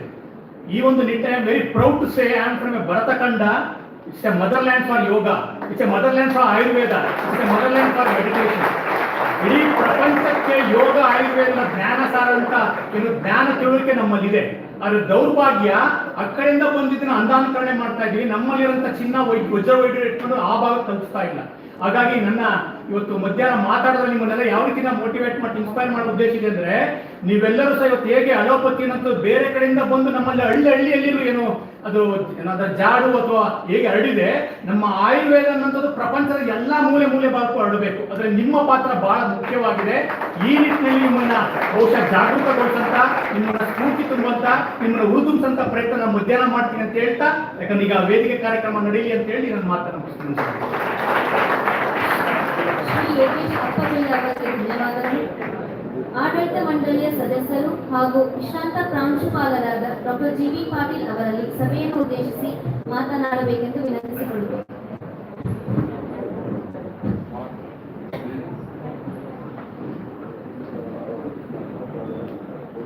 ಕರ್ನಾಟಕ ಬಯೋಡೈವರ್ಸಿಟಿ ಬೋರ್ಡ್ ಚೇರ್ಮನ್ ರಾದ ಶ್ರೀ ರವಿ ಕಾಳಪ್ಪ ಅವರನ್ನೊಳಗೊಂಡ ಎಲ್ಲ ವೇದಿಕೆಯ ಗಣ್ಯರಲ್ಲಿ ಹಾಗೂ ವೇದಿಕೆ ಮುಂದಿರುವ ಗಣ್ಯರಲ್ಲಿ, ವಿದ್ಯಾರ್ಥಿಗಳಲ್ಲಿ ನಮಸ್ಕಾರಗಳು. Karnataka state medicinal plan authority ಮತ್ತು ಕರ್ನಾಟಕ ಡೈವರ್ಸಿಟಿ ಬೋರ್ಡ್ ಇವುಗಳ ಆಶ್ರಯದಲ್ಲಿ ಈ ಕಾರ್ಯಕ್ರಮ ಮಾಡಬೇಕನ್ನುವಂಥ ಪ್ರಪೋಸಲ್ ಬಂದಿದೆ. ಮಾಡ್ತೀವಿ ಅಂತ ಪ್ರಿನ್ಸಿಪಾಲ್ ಹೇಳಿದ್ರೆ ಭಾಳಷ್ಟು ಸಂತೋಷ ಅನ್ನಿಸ್ತು. ಜೀವ ವೈವಿಧ್ಯತೆ ನಾವು ಭಾಳಷ್ಟು ಮುಖ್ಯ. ವಸುದೈವ ಕುಟುಂಬಕಂ ಅನ್ನುವ ಉಪನಿಷತ್ ಸೂತ್ರದೊಂದಿಗೆ ಬದುಕುವಂಥ ಮನೋಭಾವ ಭಾರತೀಯರದು. ಮನುಷ್ಯ ಬಹಳಷ್ಟು ಸ್ವಾರ್ಥಿಯಾಗಿ ತಾನೇ ಬದುಕಬೇಕು, ತನ್ನೊಡನೆ ಇದೆಲ್ಲ ಮುಗಿದು ಹೋಗ್ಬೇಕು ಅನ್ನುವಂಥ ಒಂದು ಸ್ವಾರ್ಥದ ಬಹಳಷ್ಟು ವಿಚಾರದಿಂದ ನಾವು ಪರಿಸರಕ್ಕೆ, ಜೀವ ವೈವಿಧ್ಯತೆಗೆ ಎಷ್ಟು ಹಾನಿಯನ್ನು ಮಾಡ್ತಾ ಇದ್ದೇವೆ, ಅನುಭವಿಸ್ತಾ ಇದ್ದೇವೆ ಅನ್ನೋದು ಇತ್ತೀಚಿನ ವಾತಾವರಣದಲ್ಲಿ ನಮಗೆಲ್ಲ ಬಹಳಷ್ಟು ಕಂಡು ಬರ್ತದೆ. ಅದನ್ನು ತಪ್ಪಿಸಬೇಕು, ಇದರ ಬಗ್ಗೆ ಅರಿವನ್ನು ಮೂಡಿಸಬೇಕು, ಇದರ ಬಗ್ಗೆ ಜಾಗೃತಿಯನ್ನು ಮಾಡಿಸುವುದರ ಮೂಲಕ ಈ ವಿಶ್ವ ಸಂಕುಲ ಕೇವಲ ಮನುಷ್ಯನಿಗೆ ಮಾತ್ರವಲ್ಲ, ಇಡೀ ಎಲ್ಲ ಜೀವ ಜಂತುಗಳಿಗೆ ಸೇರಿದ್ದು ಅನ್ನುವಂಥ ತಿಳುವಳಿಕೆಯನ್ನು ಮೂಡಿಸುವಲ್ಲಿ, ಆ ಜಾಗೃತಿಯನ್ನು ಮಾಡುವಲ್ಲಿ ಈ ಎರಡೂ ಸಂಸ್ಥೆಗಳು ಬಹಳಷ್ಟು ಮುಖ್ಯ ಕಾರ್ಯವನ್ನು ಮಾಡ್ತಾ ಇರೋದು ನಾವು ಮೆಚ್ಚಬೇಕಾದಂಥದ್ದು ಮತ್ತು ಅದರಲ್ಲಿ ಭಾಗವಹಿಸಬೇಕಾದಂಥದ್ದು. ಇಂಥ ಸಂದರ್ಭದಲ್ಲಿ ನಮಗೆ ಭಾಳ ಖುಷಿಯಾಗೋದಂದರೆ, ಆಯುರ್ವೇದಕ್ಕೂ ಮತ್ತು ಫಾರೆಸ್ಟ್ ಡಿಪಾರ್ಟ್ಮೆಂಟ್ಗೆ ಈಗ ಭಾಳಷ್ಟು ಅವಿನಾಭಾವ ಸಂಬಂಧ ಅನ್ನೋ ರೀತಿಯೊಳಗನೆ ಬೆಳೆದು ಬಂದಿರಬೇಕು ಮತ್ತು ಈಗ ಹೆಚ್ಚೆಚ್ಚು ಆಗ್ತಾ ಇದೆ. ನಮ್ಮ ಆಯುರ್ವೇದದ ವಿಭಾಗದ ಕಮಿಷನರ್ ಇತ್ತೀಚೆಗೆ ಸರ್ಕಾರದ ನಿಯಮಾವಳಿ ಪ್ರಕಾರ ಫಾರೆಸ್ಟ್ ಡಿಪಾರ್ಟ್ಮೆಂಟ್ನಿಂದಲೇ ಬರ್ತಾ ಇದ್ದಾರೆ. ನಮ್ಮ ಸುದರ್ಶನ್ ಸಾಹೇಬರು principal chief conservator of forest, chief executive officer of Karnataka state medicinal plants board authority ಅವರು, ಮತ್ತು forest department additional principal chief conservator of forest and member secretary of Karnataka diversity board Shrimati Anita ಅವರು ಇಬ್ಬರು ವೇದಿಕೆ ಮೇಲಿದ್ದಾರೆ. ನಮಗೆ ಭಾಳ ಸಂತೋಷ ಆಗಿದೆ ಸಾಹೇಬ್ರೆ. ನಮ್ಮ ಕಮಿಷನರು ಫಾರೆಸ್ಟ್ ಡಿಪಾರ್ಟ್ಮೆಂಟ್ನವರು ಆಯುರ್ವೇದ ಕಾಲೇಜುಗಳನ್ನು ಈ ಜೀವ ವೈವಿಧ್ಯತೆ ಮತ್ತು ಮೆಡಿಸಿನಲ್ ಪ್ಲಾಂಟ್ ಎರಡೂ ಬೋರ್ಡ್ಗಳಲ್ಲಿ ಒಂದು ಜಾಯಿಂಟ್ ವೆಂಚರ್ನಲ್ಲಿ ಪ್ರೋಗ್ರಾಮ್ಗಳನ್ನು ಈ medicinal plant cultivation, conservation, propagation ಇವು ಎಲ್ಲ ವಿಭಾಗಗಳಲ್ಲಿ ಯಾವ ರೀತಿ ತೊಡಗಿಸಿಕೊಳ್ಬೇಕು ಅನ್ನೋದು ಅನೇಕ ಪ್ರಾಜೆಕ್ಟ್ಗಳನ್ನು ಮಾಡಬಹುದು ಅಂತ ನನಗೆ ಅನಿಸ್ತದೆ. ಎಲ್ಲ ಒಂದು ಅಕಾಡೆಮಿಷಿಯನ್ಸ್ ಜೊತೆ ತಾವು ಚರ್ಚೆಗಳನ್ನು ಏರ್ಪಡಿಸಿ ಈ ಒಂದು ಆಯುರ್ವೇದ ಕಾಲೇಜುಗಳು ದೊಡ್ಡ ಹಬ್ ಕರ್ನಾಟಕದಲ್ಲಿ ಆಗಿದೆ, ಅದೇ ರೀತಿ ದೇಶದಲ್ಲಿ ನಡೆಯುತ್ತೆ. ಸುಮಾರು ಈಗ 100 ಕಾಲೇಜುಗಳು ಆಯುರ್ವೇದ 100 ಕಾಲೇಜುಗಳ ಸಮೀಪ ಬರ್ತಾ ಇದೆ ಕರ್ನಾಟಕದಲ್ಲಿ ಆಯುರ್ವೇದ ಕಾಲೇಜುಗಳ ಸಂಖ್ಯೆ. ಪ್ರತಿಯೊಂದು ಕಾಲೇಜಿನಲ್ಲಿಯೂ ಈ ದ್ರವಗಳ ವಿಭಾಗ ಇದ್ದೇ ಇರ್ತದೆ. ಒಂದು ಅಕಾಡೆಮಿಕ್ ಸ್ಟಾಫ್ ಇರ್ತದೆ, ಸ್ಟೂಡೆಂಟ್ಸ್ ಇರ್ತಾರೆ. ಇವುಗಳನ್ನು ಬಳಸಿಕೊಂಡು ನೀವು ಪ್ರೊಜೆಕ್ಟ್ಸ್ ಮಾಡೋದಾದರೆ ತಮ್ಮ ಕಾರ್ಯ ಸಾಧನೆಯಲ್ಲಿ ಹೆಚ್ಚು ಪ್ರಖರತೆ ಬರ್ತದೆ ಅಂತ ಅನ್ನಿಸ್ತದೆ. ಅದು ಸಮಾಜಕ್ಕೆ ಉಪಯೋಗ ಆಗ್ತದೆ. ಆಯುರ್ವೇದ ವಿದ್ಯಾರ್ಥಿಗಳಿಗೂ ಇದೊಂದು ದೊಡ್ಡ ಅವಕಾಶ. ಕೇವಲ ನಾವು ವೈದ್ಯರು ಅಂದರೆ ಮೊದಲಿನ ವೈದ್ಯಕೀಯಕ್ಕೂ ಈಗ ನಾವು ಪ್ರಾಕ್ಟೀಸ್ ಮಾಡ್ತಕ್ಕಂಥದ್ದು ಭಾಳಷ್ಟು. ಆಗ ಪ್ರತಿಯೊಬ್ಬ ವೈದ್ಯ ತಾನೇ ಔಷಧಿ ಸಸ್ಯಗಳನ್ನು ಹುಡುಕೊಂಡು ಹೋಗಿ ಅವುಗಳನ್ನು ಸಂಗ್ರಹಿಸಿ ಔಷಧಿಯನ್ನು ತಯಾರು ಮಾಡಿ ಆಮೇಲೆ ರೋಗಿಗಳಿಗೆ ಕೊಡ್ತಕ್ಕಂಥ ಪ್ರಕ್ರಿಯೆ ಮೊದಲೆಲ್ಲ ನಡೀತಾ ಇತ್ತು. ಈಗಿನ ಸಂದರ್ಭದಲ್ಲಿ ಅದಕ್ಕೆ ಅಷ್ಟು ಅವಕಾಶಗಳಿಲ್ಲ, ಅಷ್ಟು ಅದರಲ್ಲಿ ತೊಡಗಿಸ್ಕೊಳ್ಳೋದಿಲ್ಲ. ನಮ್ಮ ವಿದ್ಯಾರ್ಥಿಗಳಿಗೆ ಈಗ ಯೋಗೇಶ್ ಅವರು definitely by the evening he will motivate you all ಅಂತ ಅವರ ಮಾತುಗಳಿಂದ ನನಗೆ ಅನ್ನಿಸ್ತದೆ. ಈ ದ್ರವಗಳ ವಿಭಾಗ ಅದು ಏನು ಈ clinical and non clinical subject ನಮಗೆ ಇತ್ತೀಚೆಗೆ ಆಧುನಿಕ ವೈದ್ಯಕೀಯ ಪದ್ಧತಿಯ ಶಿಕ್ಷಣದ ಪ್ರಕಾರ ಇವುಗಳನ್ನೇನು ಯೋಚಿಸಿದ್ರು ಅದು ನಮಗೇನು ಅವಶ್ಯಕತೆ ಇಲ್ಲ. ದ್ರವಗಳ ವಿಭಾಗದ ಸಹಿತ ಅಷ್ಟೇ ಕ್ಲಿನಿಕಲ್ ಇಂಪಾರ್ಟೆನ್ಸ್ ಇರುವಂಥ ಡಿಪಾರ್ಟ್ಮೆಂಟ್ ಅನ್ನುವಂಥ ಮನವರಿಕೆ ನಿಮಗೆಲ್ಲ ಆಗಬೇಕಾಗಿದೆ. ನೀವು ಕೇವಲ ನಮ್ಮ ನಾರ್ಮ್ಸ್ ಪ್ರಕಾರ 1 ಎಕರೆ 1.5 ಎಕರೆ ಗಾರ್ಡನಲ್ಲಿರ್ತಕ್ಕಂಥ ಮೆಡಿಸಿನಲ್ ಪ್ಲಾಂಟ್ಸ್ಗಳನ್ನು ನೀವು ಗುರುತಿಸುವ ಬಗ್ಗೆ ಮಾತ್ರ ಇದು ಇರ್ತದೆ. ಅದರ ಕಲ್ಟಿವೇಷನ್, ಪ್ರೊಪಗೇಷನ್, ಕನ್ಸರ್ವೇಷನ್ ಇದು ಯಾವ ರೀತಿ ಆಗಬೇಕು ಅನ್ನುವಂಥ ಯೋಚನೆ ನಿಮಗೆಲ್ಲ ಬರಬೇಕು. ಇದೊಂದು ಇಂಡಸ್ಟ್ರಿ ಆಗಿ ಎಂಟರ್ಪ್ರಿನರ್ ಆಗಬೇಕು ಅನ್ನುವಂಥ ಯೋಚನೆ ಯೋಗೇಶನ್ ಹೇಳಿದ್ರು. ಅದು ಪ್ರತಿಯೊಬ್ಬ ವೈದ್ಯರಿಗೂ ನೀವು ಬರೀ ಪ್ರಾಕ್ಟೀಸ್ನರ್ಸ್ ಅಷ್ಟೇ ಆಗೋದಲ್ಲ. ಈಗ ಆಯುರ್ವೇದಕ್ಕೆ ಸಿಗ್ತಕ್ಕಂಥ ಜಾಗತಿಕ ಮನ್ನಣೆ ಇದನ್ನು ಬಳಸಿಕೊಳ್ಳುವಂಥ ಎಲ್ಲ ಅವಕಾಶಗಳನ್ನು ಆಯುರ್ವೇದ ಕಾಲೇಜುಗಳ ವಿದ್ಯಾರ್ಥಿಗಳು ಎಲ್ಲರಿಗೂ ಸಾಧ್ಯತೆ ಇದು ಅನ್ನೋದು ನಮ್ಮ ಆಶಯ. ಆ ಹಿನ್ನೆಲೆಯೊಳಗೆ ಈ ಎರಡೂ ಸಂಸ್ಥೆಗಳವರು ಆಯುರ್ವೇದ ಕಾಲೇಜುಗಳನ್ನು ಬಳಸಿಕೊಂಡು ಕೆಲಸ ಮಾಡಿದರೆ ಈ ಆಯುರ್ವೇದ ಕಾಲೇಜುಗಳಿಗೂ ಬಹಳಷ್ಟು ಉಪಯುಕ್ತ ಆಗ್ತದೆ. ಮುಂದಿನ ಜನಾಂಗಕ್ಕೆ ಈ ಔಷಧೀಯ ಸಸ್ಯಗಳ ಬಗ್ಗೆ ದೊಡ್ಡ ಕಲ್ಪನೆ ಇರತಕ್ಕಂಥ, ಅಭಿಲಾಷೆ ಇರತಕ್ಕಂಥ ವ್ಯವಸ್ಥೆಯನ್ನು ನಾವು ನಿರ್ಮಾಣ ಮಾಡಬಹುದು ಅನ್ನುವಂಥ ಆಶಯದೊಳಗೆ ತಾವು ಈ ಕಾರ್ಯಕ್ರಮವನ್ನು ಮಹಾವಿದ್ಯಾಲಯದಲ್ಲಿ ಏರ್ಪಡಿಸಿ ವಿದ್ಯಾರ್ಥಿಗಳ ಜ್ಞಾನದ ಹೊರವನ್ನು ಹೆಚ್ಚಿಸ್ತಕ್ಕಂಥ, ಅವರ ಒಂದು ಇನ್ಸ್ಪಿರೇಷನ್ ಹೆಚ್ಚು ಮಾಡ್ತಕ್ಕಂಥ ಕೆಲಸದಲ್ಲಿ ಅವಕಾಶ ಕೊಟ್ಟಿದ್ದಕ್ಕೆ ಈ ಎರಡೂ ಬೋರ್ಡ್ಗಳಿಗೆ ನಾನು ಕೃತಜ್ಞತೆಗಳನ್ನು ಸಲ್ಲಿಸಿ ನನ್ನ ಮಾತು ಮುಗಿಸ್ತೇನೆ. ನಮಸ್ಕಾರ. ಡಾಕ್ಟರ್ ಜಿ.ಬಿ. ಪಾಟೀಲ್ ಗುರುಗಳಿಗೆ ಧನ್ಯವಾದಗಳು. ಸಂಪನ್ಮೂಲ ವ್ಯಕ್ತಿಗಳಾಗಿ ಆಗಮಿಸಿದ ಡಾಕ್ಟರ್ ಜಗದೀಶ್ ಚಂದ್ರ ಹಿರೇಮಠ್ ಇವರಿಗೆ ಮಹಾವಿದ್ಯಾಲಯ ಗೌರವ ಸಮರ್ಪಣೆಯನ್ನು ನೀಡಲು ಡಾಕ್ಟರ್ ಜಿ.ಬಿ. ಪಾಟೀಲ್ ಹಾಗೂ ಡಾಕ್ಟರ್ ವಿ. ಪುರದವರಲ್ಲಿ ವಿನಂತಿಸಿಕೊಳ್ಳುತ್ತೇನೆ.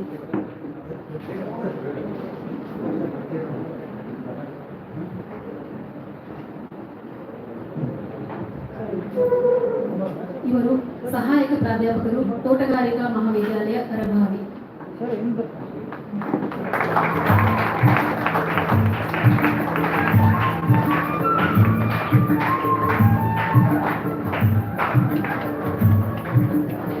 ಧನ್ಯವಾದಗಳು ಸರ್. ಇನ್ನೋರ್ವ ಸಂಪನ್ಮೂಲ ವ್ಯಕ್ತಿಗಳಾದ ಡಾಕ್ಟರ್ ಎಂ.ಜೆ. ಪ್ರಭು, ಔಷಧಿ ಸಸ್ಯಗಳ ಸಲಹೆಗಾರರು, ಕರ್ನಾಟಕ ರಾಜ್ಯ ಔಷಧಿ ಗಿಡಮೂಲಿಕಾ ಪ್ರಾಧಿಕಾರಿ, ಇವರು ಸಹ ವೇದಿಕೆಗೆ ಆಗಮಿಸಬೇಕೆಂದು ವಿನಂತಿಸಿಕೊಳ್ಳುತ್ತೇನೆ. ಅವರನ್ನು ಗೌರವಿಸಬೇಕೆಂದು ವೇದಿಕೆ ಮೇಲೆ ಆಸೀನರಾದ ತಂಡದಲ್ಲಿ ವಿನಂತಿಸಿಕೊಳ್ಳುತ್ತೇನೆ.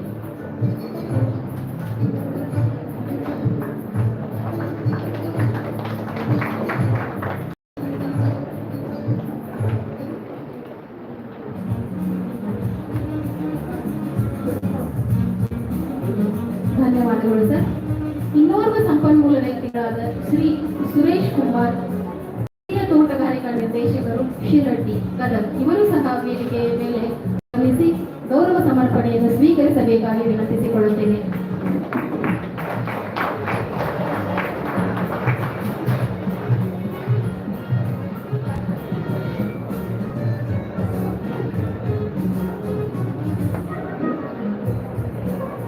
ಧನ್ಯವಾದಗಳು ಸರ್. ಅಧ್ಯಕ್ಷೀಯ ನುಡಿಗಳನ್ನಾಡಲು ಡಾಕ್ಟರ್ ಯುವಿ ಪುರದ್ ಗುರುಗಳಲ್ಲಿ ವಿನಂತಿಸಿಕೊಳ್ಳುತ್ತೇನೆ. ಪ್ರಾತಸ್ಮರಣೀಯ ಜಗದ್ಗುರು ಶಿವಾನಂದ ಮಹಾಸ್ವಾಮಿಗಳನ್ನ ಪರಂಪರೆಯೆಲ್ಲ ಪೂಜ್ಯರನ್ನ ಭಕ್ತಿಪೂರ್ವಕವಾಗಿ ನಮಸ್ಕರಿಸಿ, ಇಂದು ಜರುಗುತ್ತಿರುವ ಕಲ್ಪತರು 2022 ರಾಜ್ಯ ಮಟ್ಟದ ಆಯುರ್ವೇದ ವನಸ್ಪತಿಗಳ ಬೆಳವಣಿಗೆ ಮತ್ತು ಸಂರಕ್ಷಣೆ ಮಾರುಕಟ್ಟೆ ವಿಷಯ ಕುರಿತು ಬಹಳ ಅರ್ಥಪೂರ್ಣವಾಗಿ ಮಾತನಾಡಿರ್ತಕ್ಕಂಥ ಕರ್ನಾಟಕ ಬಯೋಡೈವರ್ಸಿಟಿ ಬೋರ್ಡ್ನ ಚೇರ್ಮನ್ ಆಗಿರ್ತಕ್ಕಂಥ ಸನ್ಮಾನ ಶ್ರೀ ರವಿ ಕಾಳಪ್ಪನವರೇ, chief conservative of forest chief executive officer ಆಗಿರ್ತಕ್ಕಂಥ ಸನ್ಮಾನ ಸುದರ್ಶನ್ ಸರ್ ಅವರೇ, additional principal chief conservative of forest ಆಗಿರ್ತಕ್ಕಂಥ ಸನ್ಮಾನ್ಯ ಶ್ರೀಮತಿ ಅನಿತಾ ಎಸ್ ಆರೇಕಲ್ ಮೇಡಮ್ ಅವರೇ, ಈ ಸಮಾರಂಭದಲ್ಲಿ ಬಹಳ ಅರ್ಥಪೂರ್ಣ ಮಾತುಗಳನ್ನು ಆಡಿರ್ತಕ್ಕಂಥ ಅಶ್ವಗಂಧ ಬೆಳೆಗಾರರ ಸಂಘದ ಅಧ್ಯಕ್ಷ ಆಗಿರ್ತಕ್ಕಂಥ ಗದಗಿನಾಗಿರ್ತಕ್ಕಂಥ ಸನ್ಮಾನ್ ಶಿರೋಳ್ ಸಾಹೇಬ್ ಅವರೇ, ನನ್ನ ಗುರುಗಳಾಗಿರ್ತಕ್ಕಂಥ ಜಿಂಪಾಟ್ ಅವರೇ, ಎಸ್ ಕೆ ಮಠ್ ಅವರೇ ಮತ್ತು ಯತೀಶ್ ಅವರೇ, ಯೋಗೇಶ್ ಅವರೇ, ಎಲ್ಲ ಮಹಾವಿದ್ಯಾಲಯದ ಆಗಮಿಸಿರ್ತಕ್ಕಂಥ ಗುರುಬಂಧುಗಳೇ, ವಿದ್ಯಾರ್ಥಿನಿಯರೇ ಮತ್ತು ಇವತ್ತಿನ ಸಮಾರಂಭದಲ್ಲಿ ತಮ್ಮ ಅನುಭವಪೂರ್ಣವಾಗಿರ್ತಕ್ಕಂಥ ಮಾತನಾಡತಕ್ಕಂಥ ಎಲ್ಲ ಉಪನ್ಯಾಸಕ ನನ್ನ ಗುರುಬಂಧುಗಳೇ, ತಮ್ಮೆಲ್ಲರಿಗೂ ಶರಣ. ವೇಳೆ ಭಾಳ ಆಗೈತಿ, ಟೈಮ್ ಭಾಳ ತಗೋದು, ಎಲ್ಲರೂ ಹೇಳಿದ್ದಾರೆ. ಈಗ ನಾನು ಹೇಳ್ಬೇಕಾದಿಷ್ಟ, ನಾವು ನೀವೆಲ್ಲ ಸುಧಾರಿಗಳಂತ ಅರ್ಥ. ಕಾರಣ ಏನಂದ್ರೆ ಆಯುರ್ವೇದ ಅಂದರೆ ಬೇರೆ 4 ವರ್ಷ ಓದೋದು, ಪರೀಕ್ಷೆ ಬರೆದು ಪಾಸ್ ಆಗೋದು, ಡಾಕ್ಟರ್ ಆಗೋದಲ್ಲ. ನಮ್ಮ ಪರಿಸರ ಸುತ್ತಮುತ್ತಲು ಎಷ್ಟೆಲ್ಲ ಅದ್ಭುತವಾಗಿರ್ತಕ್ಕಂಥ ಶಕ್ತಿ ಇದೆ, ಅವುಗಳನ್ನು ತಿಳಿಸುವಂತಹ ಕೆಲಸ ಆಗಬೇಕಾದಂತಹದ್ದನ್ನು ನಾನು ಸಂಕಲ್ಪ ಮಾಡ್ಕೊಂಡಿದ್ದೆ. ಒಂಥರ ನನ್ನ ಕುಮಾರ್ ಸರ್ ಸಿಕ್ಕಿದ್ರು, ನನ್ನ ರೋಟರಿ ಫ್ರೆಂಡ್ ಅವರು. ಸರ್, ನನಗೆ ನಿಮ್ಮ ವಲಯದಲ್ಲಿ ಬರ್ತಕ್ಕಂಥ ಆಯುರ್ವೇದ ವನಸ್ಪತಿ ಬೆಳೆಸತಕ್ಕಂಥ ರೈತರನ್ನು ಕರ್ಕೊಂಡು ಬರಬೇಕು, ನಮ್ಮ ವಿದ್ಯಾರ್ಥಿಗಳು ಹೇಳಬೇಕು. ಒಬ್ಬ ಆಯುರ್ವೇದ ವೈದ್ಯ ಔಷಧಿ ಮಾಡಕ್ ಬಲ್ಲ, ಪೇಷಂಟ್ ನೋಡಕ್ ಬಲ್ಲ, ಔಷಧಿ ಕೊಡಕ್ ಬಲ್ಲ, ಆದ್ರೆ ಔಷಧಿ ಸಸ್ಯಗಳನ್ನ ಹೆಂಗೆ ಹುಡುಕೋದು ಗೊತ್ತಿಲ್ಲ ಅವನಿಗೆ, ಅವ್ನು ಹೆಂಗೆ ಸಂಗ್ರಹ ಮಾಡೋಕೆ ಗೊತ್ತಿಲ್ಲ. ಅದಕ್ಕೆ ಅದನ್ನು ನಾನು ಕರಿಬೇಕು. ಒಬ್ಬ ಸಾಮಾನ್ಯ ರೈತ ಲಕ್ಷಗಟ್ಟಲೆ ಬೆಳಿತಾನೆ ಪಾತ್ರ ನಮ್ಮ ಆಯುರ್ವೇದ ಡಾಕ್ಟರ್ಗೆ ಯಾಕೆ ಆಗಂಗಿಲ್ಲ. ಹಾಗಾಗಿ ಇದನ್ನು ಚಿತ್ರ ಮಾಡಿದಾಗಿಲ್ಲ ಸರ್, ಒಂದು ಕಾರ್ಯಕ್ರಮ ಮಾಡೋಣ ಅಂದ್ಕೊಂಡು ಹೇಳಿ ಅವರು ಅದನ್ನು ಮಾರ್ಗದರ್ಶನ ಮಾಡಿದರು. ಆ ಮಾರ್ಗದರ್ಶನಕ್ಕೆ ಪೂರಕವಾಗಿ ಅದು ಡೈವರ್ಷನ್ ಆಯಿತು. ಅಂದರೆ ನೋಡಿ, ಒಂದು ನಾವು ಆ್ಯಕ್ಚುಲಿ ರೈತರನ್ನು ಕೂಡಿಸಿ ಮಾಡಬೇಕಂತವ್ರು, ಅದು ಹೋಗಿ ನಮಗೇನು ಬಂದ್ರೆ ಸರ್ಕಾರ, ಇಡೀ ಸರ್ಕಾರನೇ ನಮ್ಮ ಮಹಾವಿದ್ಯಾಲಯದ ಬರುವಂಥ ಒಂದು ಬಹುದೊಡ್ಡ ಸ್ಥಳಾವಕಾಶ ನಮಗೆ ಸಿಕ್ತು ಅಂತಕ್ಕಂಥದ್ದು ನಾನು ಭಾಳ ಖುಷಿಯಿಂದ ಹೇಳ್ತೇನೆ.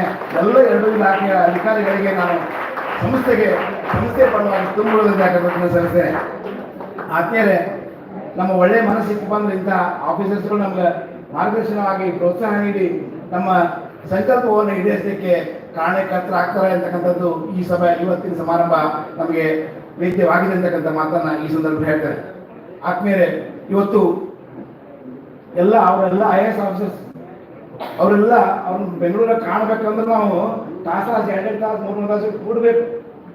ಇವತ್ತು ಅವರು ನಮ್ಮ ಮಹಾವಿದ್ಯಾಲಯಕ್ಕೆ ಬಂದು ತಮ್ಮ ಅನುಭವಗಳನ್ನು ಹಂಚಿಕೊಂಡು ಸಾಕಷ್ಟು ವಿಪುಲವಾದಂಥ ಅವಕಾಶಗಳು ನಿಮ್ಗೆಲ್ಲವ, ನೀವು ಅದನ್ನು ಪ್ರಯೋಗ ಪಡೀರಿ ಅಂಥೇಳಿ ನಮ್ಮ ಇವರು ಹೇಳಿದರು, ರವಿ ಕಾಳಪ್ಪನವರು ಮತ್ತು ಅಧಿಕಾರಿಗಳ ಸುದರ್ಶನ್ ಸಾಹೇಬ್ ಆರೇಕಲ್ ಮೇಡಮ್ ಅವರು ಏನು ಹೇಳಿದ್ರು ಅದು ಭಾಳ ಸತ್ಯ ಐತಿ.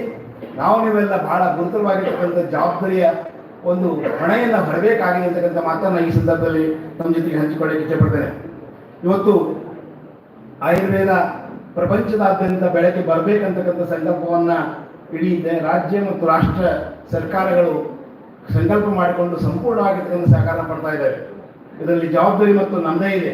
ಸರ್ಕಾರ ಸಾಕಷ್ಟು ರೊಕ್ಕ ಕೊಡ್ತದೆ, ಅದನ್ನು ನಾನು ಬೆಳೆಸಬೇಕಾದ ಕೆಲಸ ಈ ವಿದ್ಯಾಸಂಸ್ಥೆಗಳು ಮಾಡಬೇಕಾದದ್ದು ಗುರುತರವಾಗಿರ್ತಕ್ಕಂಥ ಜವಾಬ್ದಾರಿ ಇದೆ. ನಾವು ನೀವೆಲ್ಲ ಆ ಗುರುತರ ಜವಾಬ್ದಾರಿಯಿಂದ ಮಾಡ್ತೀವಿ ಅಂತಕ್ಕಂಥ ಸಂಕಲ್ಪವನ್ನು ತೊಡ್ತಕ್ಕಂಥ ದಿನ ಅಂತ ನಾನು ಭಾವಿಸಿದ್ದೇನೆ. ಇವತ್ತು ಬಹಳ ಜನ ಯುವ ವಿದ್ಯಾರ್ಥಿಗಳು ಬಂದಿದ್ದೀರಿ, 2ನೇ ವರ್ಷದವರು 3ನೇ ವರ್ಷದವರು ವಿದ್ಯಾರ್ಥಿಗಳು ಯಾಕೆ ಬಂದಿದ್ದೀರಿ, ನಿಮ್ಮನ್ನೆಲ್ಲ ಯಾಕೆ ಕರೆಸಿದ್ದೀನಿ ಅಂದರೆ ನೀವು ಇವರ್ ಏನು stick holder of this relay, ಆಯುರ್ವೇದವನ್ನು ಕೊಂಡೊಯ್ಯತಕ್ಕಂಥ ನೀವು ರಿಲೇ ಓಟಗಾರರು. ಇದನ್ನ ಆಳವಾಗಿ ಅಧ್ಯಯನ ಮಾಡುವ ಮೂಲಕವಾಗಿ ಮುಂದಿನ ಪೀಳಿಗೆಗೆ ಇದನ್ನ ಬೆಳೆಸ್ತಕ್ಕಂಥ ಕೆಲಸ ಎಲ್ಲ ಯುವ ವೈದ್ಯರ ಮೇಲಿದೆ ಅಂತಕ್ಕಂಥದ್ದು.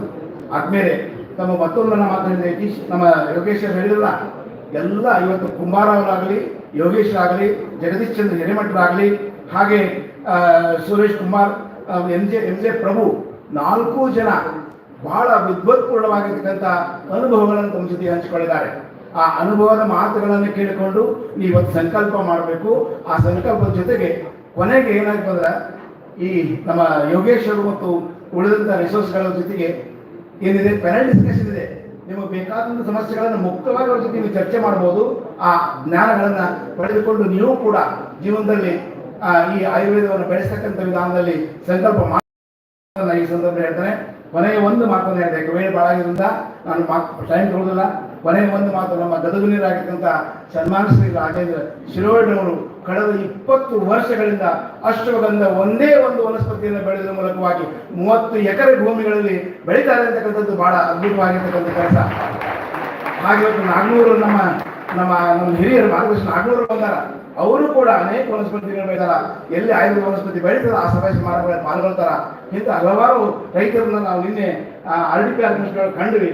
ಹಾಗೆ ನಾವು ಕೂಡ ಅಂತ ರೈತರನ್ನ ಕರೆಸಿ ಅವರ ಅನುಭವಗಳನ್ನು ಹಂಚಿಕೊಂಡು ನಾವು ನೀವೆಲ್ಲ ಸೇವೆಯನ್ನ, ಅರಣ್ಯ ಸಂರಕ್ಷಣೆ ಸೇವೆಯನ್ನ, ಜೀವ ವೈವಿಧ್ಯ ಸಂಕುಲ ಸೇವೆಯನ್ನ, ಆ ಸಂರಕ್ಷಣೆ ಕಾರ್ಯವನ್ನ ನಾವು ನೀವೆಲ್ಲ ಮಾಡೋಣ ಮಾತನ್ನು ಹೇಳಿ, ವಿಶೇಷವಾಗಿರ್ತಕ್ಕಂಥ ಅಭಿನಂದನೆಯನ್ನ ಸನ್ಮಾನ್ಯ ಶ್ರೀ ರವಿ ಕಾಳಪ್ಪನವ್ರಿಗೆ, ಸುದರ್ಶನ್ ಸಾಹೇಬ್ರವರಿಗೆ, ಅರೇಕಲ್ ಮೇಡಮ್ ಅವರಿಗೆ, ಯತೀಶ್ ಅವರಿಗೆ, ರಾಜೇಂದ್ರ ಅವರಿಗೆ, ತಮ್ಮೆಲ್ಲರಿಗೂ ಮತ್ತೊಮ್ಮೆ ವಂದಿಸಲು ಮಾತನಾಡಿಸಿದ ನಮಸ್ಕಾರ.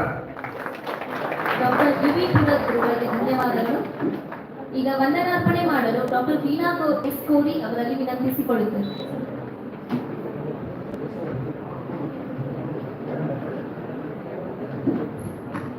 ಓಂ ಗುರುಭ್ಯೋ ನಮಃ. ಕರ್ನಾಟಕ ರಾಜ್ಯ ಔಷಧಿ ಗಿಡಮೂಲಿಕಾ ಪ್ರಾಧಿಕಾರ, ಕರ್ನಾಟಕ ಜೀವ ವೈವಿಧ್ಯ ಮಂಡಳಿ ಮತ್ತು ಶ್ರೀ DGM ಆಯುರ್ವೇದ ವೈದ್ಯಕೀಯ ಕಾಲೇಜು ಮತ್ತು ಆಸ್ಪತ್ರೆ ಗದಗ ಇವರು ಹಮ್ಮಿಕೊಂಡಿರುವ ಕಲ್ಪತರು 2022ರ ಉದ್ಘಾಟನಾ ಸಮಾರಂಭದ ಅಧ್ಯಕ್ಷ ಸ್ಥಾನವನ್ನು ವಹಿಸಿದ ಶ್ರೀ DGM ಆಯುರ್ವೇದ ಮಹಾವಿದ್ಯಾಲಯದ ಪ್ರಾಚಾರ್ಯರಾದ ಡಾಕ್ಟರ್ ಉಮೇಶ್ ಬಿ ಪುರದ್ ಇವರನ್ನು ತಮ್ಮೆಲ್ಲರಿಗಾಗಿ ಅತ್ಯಂತ ಗೌರವಪೂರ್ವಕವಾಗಿ ವಂದನೆಗಳನ್ನು ಸಲ್ಲಿಸುತ್ತೇನೆ. ಅದೇ ರೀತಿಯಾಗಿ ಈ ಸಮಾರಂಭದ ಮುಖ್ಯ ಅತಿಥಿ ಸ್ಥಾನವನ್ನು ವಹಿಸಿರುವ ಕರ್ನಾಟಕ ಜೀವ ವೈವಿಧ್ಯ ಮಂಡಳಿಯ ಅಧ್ಯಕ್ಷರಾದ ಸನ್ಮಾನ್ಯ ಶ್ರೀ NM ರವಿ ಕಾಳಪ್ಪ ಅವರನ್ನು DGM ಆಯುರ್ವೇದ ಮಹಾವಿದ್ಯಾಲಯ ಹಾಗೂ ಆಯೋಜಕರ ಪರವಾಗಿ ಅತ್ಯಂತ ಗೌರವಪೂರ್ವಕಗಳನ್ನು ಅರ್ಪಿಸುತ್ತೇನೆ. ಕಾರ್ಯಕ್ರಮದ ಅತಿಥಿ ಸ್ಥಾನವನ್ನು ವಹಿಸಿದ ಕರ್ನಾಟಕ ರಾಜ್ಯ ಔಷಧಿ ಗಿಡಮೂಲಿಕಾ ಪ್ರಾಧಿಕಾರ ಪ್ರಧಾನ ಮುಖ್ಯ ಅರಣ್ಯ ಸಂರಕ್ಷಣಾಧಿಕಾರಿಗಳು ಮತ್ತು ಕಾರ್ಯನಿರ್ವಾಹಕ ಅಧಿಕಾರಿಗಳಾದ ಮಾನ್ಯ ಶ್ರೀ ಸುದರ್ಶನ್ GA ಅವರನ್ನು ಕರ್ನಾಟಕ ಜೀವ ವೈವಿಧ್ಯ ಮಂಡಳಿಯ ಅಪರ ಪ್ರಧಾನ ಮುಖ್ಯ ಅರಣ್ಯ ಸಂರಕ್ಷಣಾಧಿಕಾರಿಗಳು ಹಾಗೂ ಸದಸ್ಯ ಕಾರ್ಯದರ್ಶಿಗಳಾದ ಶ್ರೀಮತಿ ಅನಿಲ್ S ಅರೇಕರ್ ಅವರನ್ನು ಶ್ರೀ ಜಗದ್ಗುರು ಶಿವಾನಂದ ವಿದ್ಯಾವರ್ಧಕ ಸಂಸ್ಥೆಯ ಗೌರವಾನ್ವಿತ ಸದಸ್ಯರು ಹಾಗೂ ನಿವೃತ್ತ ಪ್ರಾಚಾರ್ಯರಾದ ಮಾನ್ಯ ಶ್ರೀ ಡಾಕ್ಟರ್ GV ಪಾಟೀಲ್ ರವರನ್ನು ಹಾಗೂ ಪ್ರಗತಿಪರ ರೈತರು ಹಾಗೂ ಗದಗ ಜಿಲ್ಲಾ ಅಶ್ವಗಂಧ ಬೆಳೆಗಾರರ ಸಂಘದ ಅಧ್ಯಕ್ಷರಾದ ಮಾನ್ಯ ಶ್ರೀ ರಾಜೇಂದ್ರ ಶಿರೋಡವರನ್ನು ಈ ಸಮಾರಂಭಕ್ಕೆ ಸಾಕ್ಷಿ ತಮ್ಮೆಲ್ಲರ ಪರವಾಗಿ ಆಯೋಜಕರ ಪರವಾಗಿ ಹೃತ್ಪೂರ್ವಕವಾದ ಅಭಿನಂದನೆಗಳನ್ನು ಸಲ್ಲಿಸುತ್ತೇನೆ.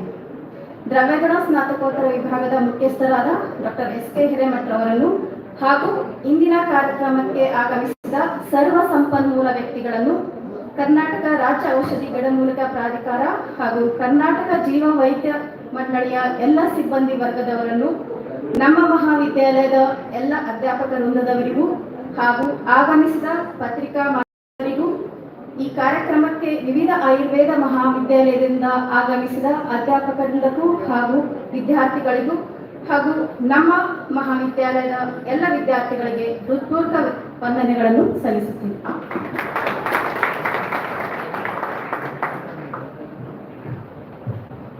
ಇಲ್ಲಿಗೆ ಉದ್ಘಾಟನಾ ಕಾರ್ಯಕ್ರಮವು ಮುಕ್ತಾಯಗೊಳ್ಳಿತು. ತದನಂತರದಲ್ಲಿ ಸೈಂಟಿಫಿಕ್ ಸೆಷನ್ಗಳು ಪ್ರಾರಂಭವಾಗುತ್ತವೆ. ಅದಕ್ಕೂ ಪೂರ್ವದಲ್ಲಿ ಹಿರಿಯರಾದ RH ನಾಗ್ನೂರ್ ಅವರು ಔಷಧಿ ಸಸ್ಯಗಳ ಕುರಿತು ಕೆಲವು ನಿಮಿಷಗಳವರೆಗೆ ತಮ್ಮೊಂದಿಗೆ ಅನುಭವಗಳನ್ನು ಹಂಚಿಕೊಳ್ಳಲು ಬಯಸುತ್ತಾರೆ. ಅವರನ್ನು ವೇದಿಕೆಗೆ ಆಹ್ವಾನಿಸುತ್ತೇನೆ. RH ನಾಗ್ನೂರ್.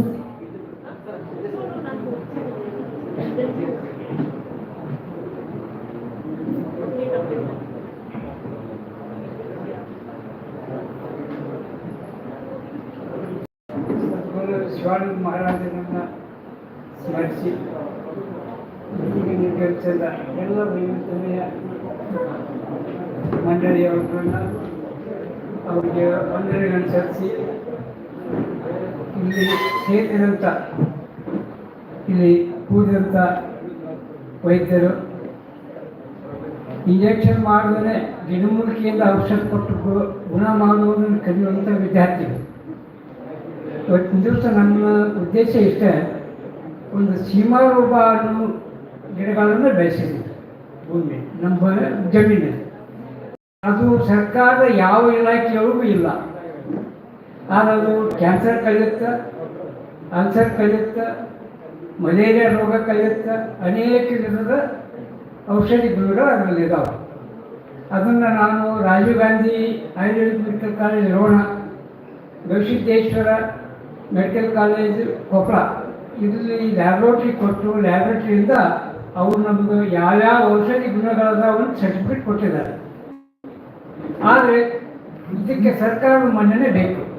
ಸರ್ಕಾರದ ಯಾವ ಇಲಾಖೆಯೊಳಗೂ ಇದ್ರ ಹೆಸರಿಲ್ಲ. ತೋಟಗಾರಿಕೆ ಇಲ್ಲ, ಔಷಧಿ ಸಸ್ಯಗಳಿಲ್ಲ, ಆಮೇಲೆ ಕೃಷಿ ಇಲಾಖೆಯಲ್ಲಿಲ್ಲ, ಅರಣ್ಯ ಇಲಾಖೆಯೊಳಗೂ ಇಲ್ಲ. ಆದರೆ ಇದರ ಗುಣ ಎಲ್ಲ ಔಷಧಿ ಗಿಡಗಳಿಗಿಂತ ಹೆಚ್ಚಿನ ಗುಣಗಳು ಇದ್ದಾವೆ. ಅದಕ್ಕೆ ನಾನು ಈ ದೊಡ್ಡವರಲ್ಲಿ ಅದನ್ನ ಅರಿಕೆ ಮಾಡ್ಕೊಳ್ಳೋಕೆ ಬಂದಿದ್ದೆ. ಆ ಜೀವ ವೈವಿಧ್ಯಮಯದವ್ರಿಗೆ ಹೇಳಿದ್ದೀನಿ, ಕಾಪ್ ಸಾಹೇಬ್ರಿಗೆ ಕೊಟ್ಟಿದ್ದೀನಿ. ಅದು ಔಷಧ ಸತ್ಯ ನಮ್ಮ ಪುರ ಸಾಹೇಬರು, ಕುಮಾರ್ ಸಾಹೇಬರು ಎಲ್ಲರೂ ನನಗೆ ಸಪೋರ್ಟ್ ಆದ್ರೆ ಬಂದಾಗ ಅವರೇ ನನಗೆ ಇದನ್ನು ಪ್ರಚೋದನೆ ಕೊಟ್ಟು ಇದನ್ನು ಮುಂದೆ ಎಲ್ಲಿ ಲ್ಯಾಬ್ರೋಟ್ರಿಗೆ ಪರೀಕ್ಷೆ ಮಾಡಿಸಪ್ಪ ಅಂತ ಹೇಳಿದವರು ಯಾವುದೇ ಇದೇ ವಿಶ್ವವಿದ್ಯಾಲಯದವರೇ ನನ್ನ ಮುಂದೆ ಕಳಿಸ್ತರು. ಅದಕ್ಕೆ ಇವತ್ತಿನ ದಿವಸ ಇದು ಗೊತ್ತಾದ ನನಗೆ. ಹಾಗಾಗಿ ಈ ವಿಷಯ ತಿಳಿಸೋಣ ಅಂತ ಬಂದೆ. ಕುಮಾರ್ ಸಾಹೇಬರು ಅವರೆಲ್ಲರೂ ನನಗೆ ಅವಕಾಶ ಕೊಟ್ಟರು. ಆ ಔಷಧಿ ಸಸ್ಯ ಮನೆ ಮುಂದೆ ಒಂದು ಗಿಡ ಇದ್ದು ಸಾಕು ನನಗೆ. ಅದು ಬಯೋಡಿಜೈಲ್ ಆಗುತ್ತೆ, ಆಮೇಲೆ ಬಯೋಗ್ಯಾಸ್ ಆಗುತ್ತೆ ಅದ್ರ ಹಿಂಡಿ, ಆಮೇಲೆ ಅದು ನೀವು ಈಡೇಬಲ್ಲಾಗಿ ತಿನ್ನುವಂಥ ಎಣ್ಣೆ ಪದಾರ್ಥ ಅದರಲ್ಲಿದೆ. ಈಗ ಆಲ್ರೆಡಿ ಅದನ್ನು ಪಂಚಾಯತ್ ರಾಜ್ ಯೂನಿವರ್ಸಿಟಿಯಲ್ಲಿ ಕೊಟ್ಟು ಅದನ್ನಾಗಲೇ ಚೆಕ್ ಮಾಡಿಸಿದ್ದೀವಿ. ಅದಕ್ಕೆ ಇದನ್ನು ಈ ದೊಡ್ಡವ್ರ ಗಮನಕ್ಕೆ ತರಬೇಕು ಅಂತ ನಾನು ಇವತ್ತು ಪ್ರಯತ್ನ ಮಾಡಿದೆ. ಅದು ಇವತ್ತು ಸಕ್ಸಸ್ ಆಯಿತು. ಅದನ್ನು ನೀವು ನಿಮ್ಮ ಯೂನಿವರ್ಸಿಟಿಯವ್ರು ಕೊಟ್ಟಿದ್ದೆ, ನಿಮ್ಮ ಕಾಲೇಜಿನ ಕೊಟ್ಟಿದ್ದೆ. ನಿಮ್ಮಲ್ಲಿ ಗಿಡನೂ ಬೆಳೆಸಿದ್ದಾರೆ, ಸಸ್ಯಗಳಿದ್ದಾವೆ, ಸಸ್ಯ ವನದೊಳಗೆ ಬೆಳೆಸಿದ್ದಾರೆ. ಕುಮಾರ್ ಅವರು ಪ್ರಯತ್ನ ಮಾಡಿ ಡಾಕ್ಟರ್ಸ್ ಎಲ್ಲ ಸಸ್ಯಗಳನ್ನು ಬೆಳೆಸಿದ್ದಾರೆ. ಅದ್ರ ಬಗ್ಗೆ ಇನ್ನೂ ಸ್ವಲ್ಪ ಕೂಲಂಕಷ ಅಭ್ಯಾಸ ಮಾಡಿ ತಾವು ಇದನ್ನು ಡೆವಲಪ್ಮೆಂಟ್ ಮಾಡಿದರೆ ನಿಮ್ಮ ಮನೆ ಹಿತ್ತಲದಾಗ ಔಷಧ ಗಿಡ ಇರುತ್ತೆ. ಅದೇ ನೀರಾಗಿ ಕುದಿಸಿ ನೀರು ಕುಡಿದ್ರೆ ಬೆಳಗ್ಗೆ ಕಾಸಿದ್ದು ರಾತ್ರಿ ಕುಡಿಬೇಕು, ರಾತ್ರಿ ಕಾಸಿದ್ದು ಬೆಳಗ್ಗೆ ಕುಡಿಬೇಕು. ಅಷ್ಟು ಮಾಡಿದ್ರೆ ಕ್ಯಾನ್ಸರ್ ಹೋಗುತ್ತೆ. ಎಲ್ಲ ರೀತಿಯ ಔಷಧಿ ಗುಣಗಳಿದ್ದಾವೆ. ಇಲ್ಲಿ ನನಗೆ ಮಾತಾಡಲಿಕ್ಕೆ ಅವಕಾಶ ಮಾಡಿಕೊಟ್ಟಂದ್ರೆ ಡಾಕ್ಟರ್ ಪ್ರಭು ಪ್ರಭು ಸಾಹೇಬ್ರನ್ನ ಬೆಳಗಾವದಾಗ ಭೇಟಿಯಾಗಿದ್ದೆ ನಾನು. ಅವಾಗಲೂ ಹೇಳಿದ್ದೆ, ಪುಣ್ಯಕ್ಕೆ ಅವರು ಇವತ್ತು ಬಂದಿದ್ದಾರೆ. ಅದಕ್ಕೆ ಅವ್ರ ಗಮನಕ್ಕೂ ಇವತ್ತು ತರ್ತಾ ಇದ್ದೀನಿ. ಅವತ್ತು ಅವಕಾಶ ಸಿಗಲಿಲ್ಲ, ನಿನ್ನೆನೂ ಅವಕಾಶ ಸಿಗಲಿಲ್ಲ. ಹಾಗೆ ಇವತ್ತು ನಮ್ಮ ಆಯುರ್ವೇದಿಕ ಕಾಲೇಜಿಯವರು ಅವಕಾಶ ಮಾಡಿಕೊಟ್ರು. ಅವ್ರಿಗೆ ಒಂದೊಂದು ಸಲ್ಲಿಸಿ ನನ್ನ ಮಾತನ್ನು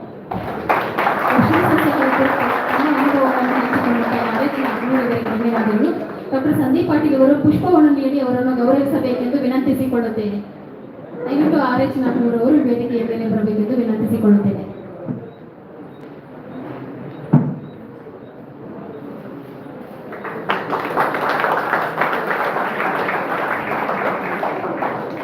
Thank you, sir. Now we have scientific session. We continue by Dr. Pallavi and Dr. Rajni.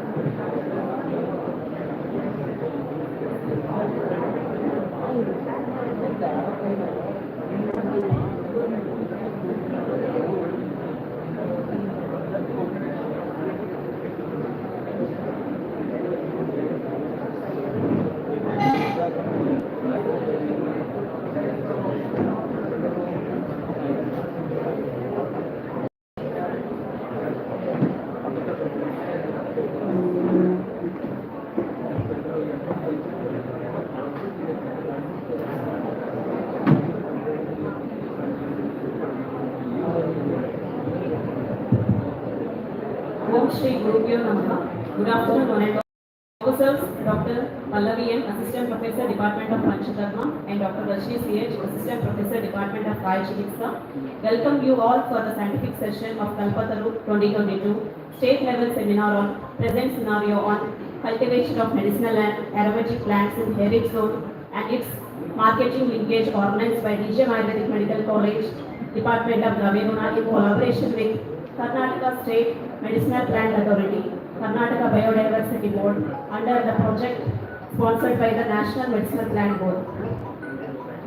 Once again, we welcome you all for the first scientific session.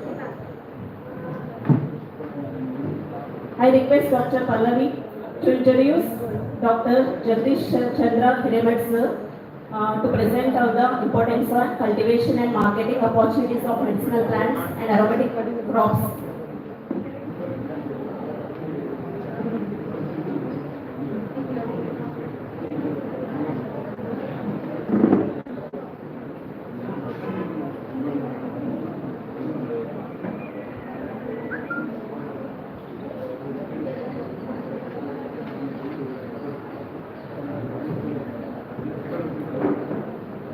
I request Dr. Jagdish Chandra Hiremed sir to be on the dais.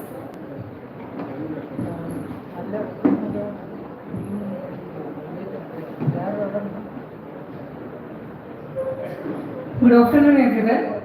I, Dr. Pallavi M. It is my immense pleasure to introduce Dr. Jagdish Chandra S. Hiremed sir. Dr. Jagdish Chandra S. Hiremed sir is working as Assistant Professor and Head, Department of Plantation, Spices, Medicinal and Aromatic Crops, and Assistant Registrar, Kitturani Channamma College of Horticulture, Arbave. Sir has completed his MSc in Horticulture in Medicinal and Aromatic Plants, and Sir has completed his PhD in Horticulture in Plantation, Spices, Medicinal and Aromatic Crops. Sir has completed Post-Graduation Diploma in Human Resource Management, and Sir was a gold medalist for MSc Horticulture in Medicinal and Aromatic Plants from University of Horticultural Sciences, Dharwad. Sir has a Best PhD Thesis Award in the field of Medicinal and Aromatic Crops by KALPA Laboratories, Mathura, Uttar Pradesh, during 4th International Conference on Agriculture and Biological Science Research. Sir was a Senior Research Fellow at RMRC ICMAR Belgaum, and Sir has worked as Assistant Horticulture Officer, Assistant Director of Horticulture Office, Shirati, Gadag District, and Sir's area of research are working on medicinal and aromatic crops. Sir has publications at national and various international journals. With this short introduction, I would like to welcome Sir on the stage for his presentation.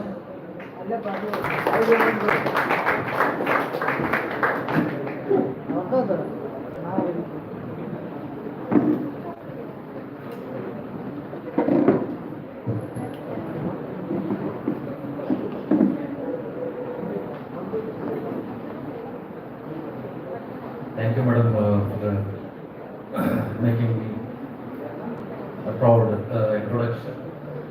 And it's my honor and privilege, especially to be a part of this state level seminar, and that too on medicinal plant. First of all, I thank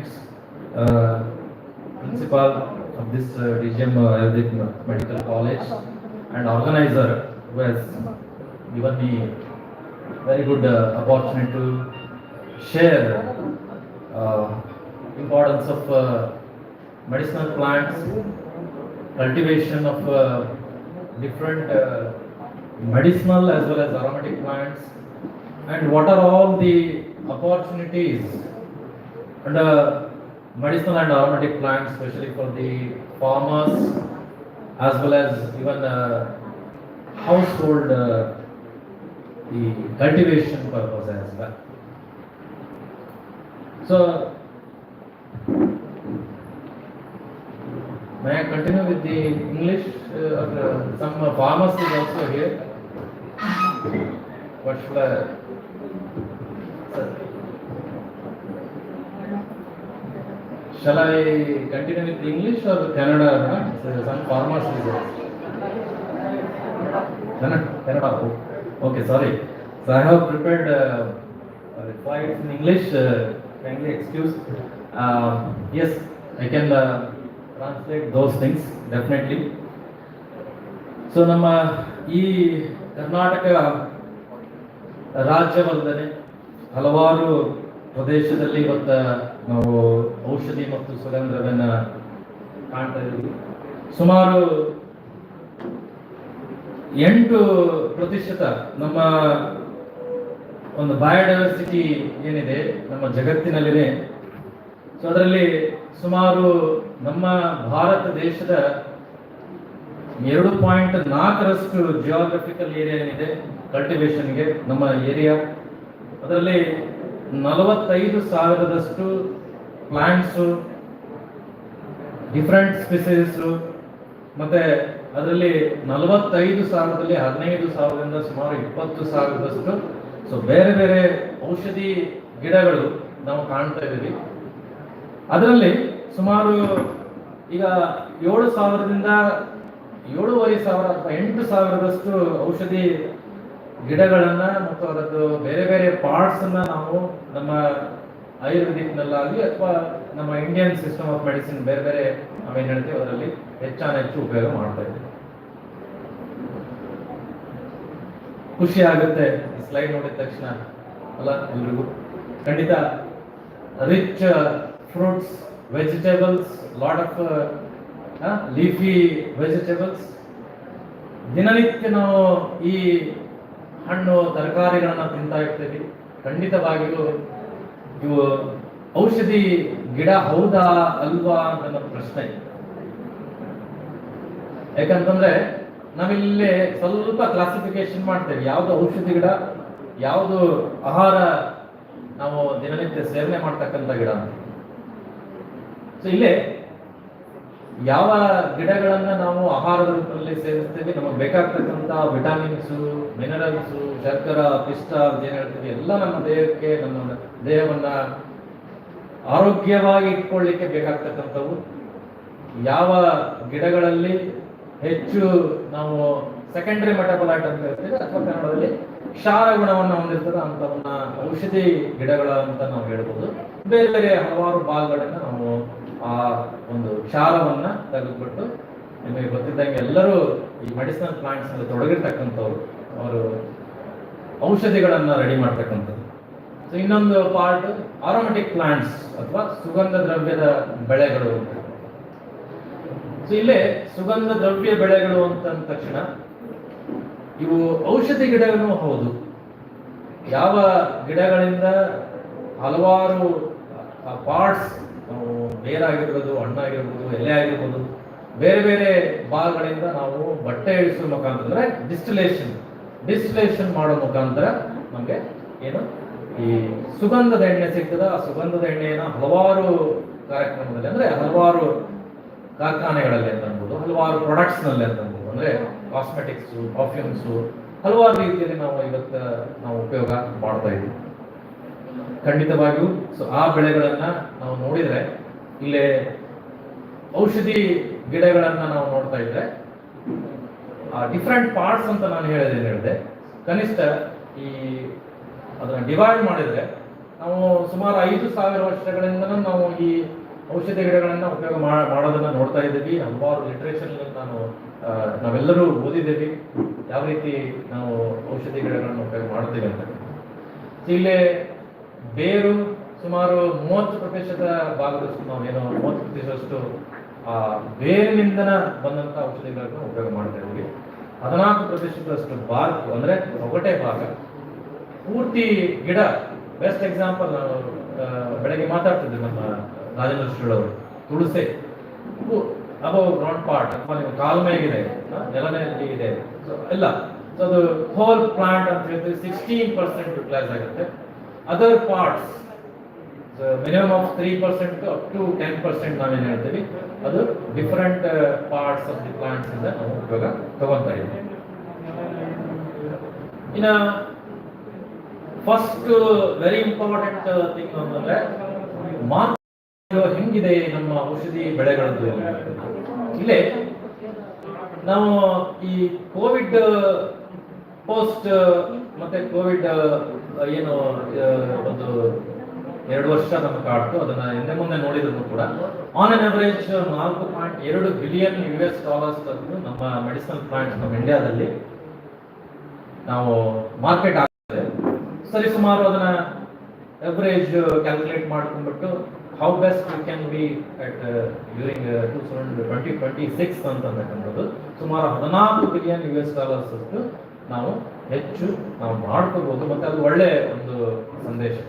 ನಾವು world ನೋಡಿದ್ರೆ ಸುಮಾರು 120 billion US$ ನಾವು ಉಪಯೋಗ ಮಾಡ್ತಾ ಇದ್ವಿ, market ಆಗ್ತಾ ಇದೆ herbal medicine.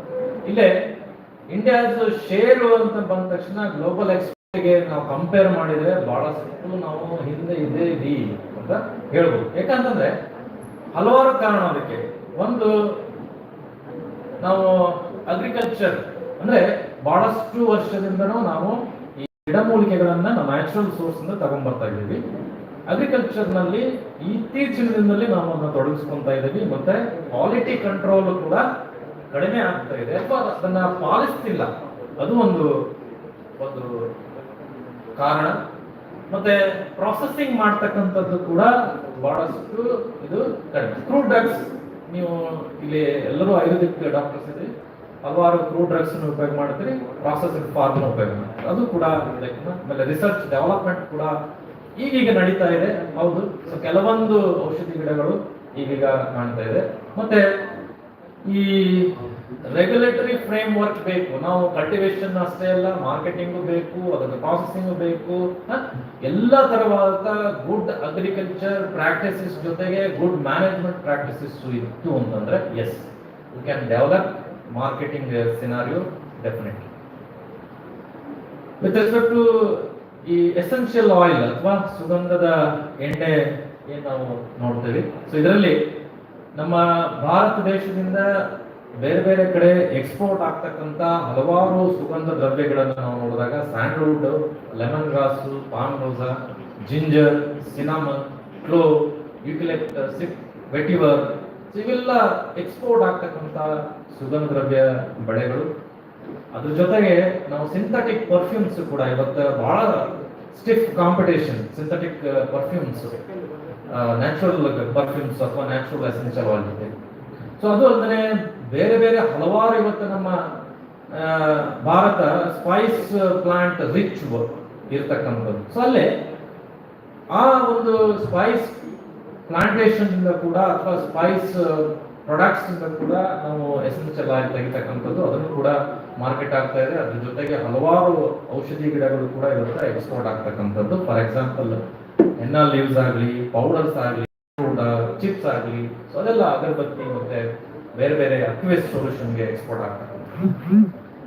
ಇದ್ರ ಜೊತೆಗೆ ಹಲವಾರು ಗಿಡಗಳನ್ನ ಇವತ್ತು ನಾವು ಇಂಪೋರ್ಟ್ ಮಾಡ್ತಾ ಇದ್ದೀವಿ. ಯಾಕಂತಂದ್ರೆ ನಮಗೆ ಅದು ಮೀಟ್ ಔಟ್ ಆಗ್ತಾ ಇಲ್ಲ.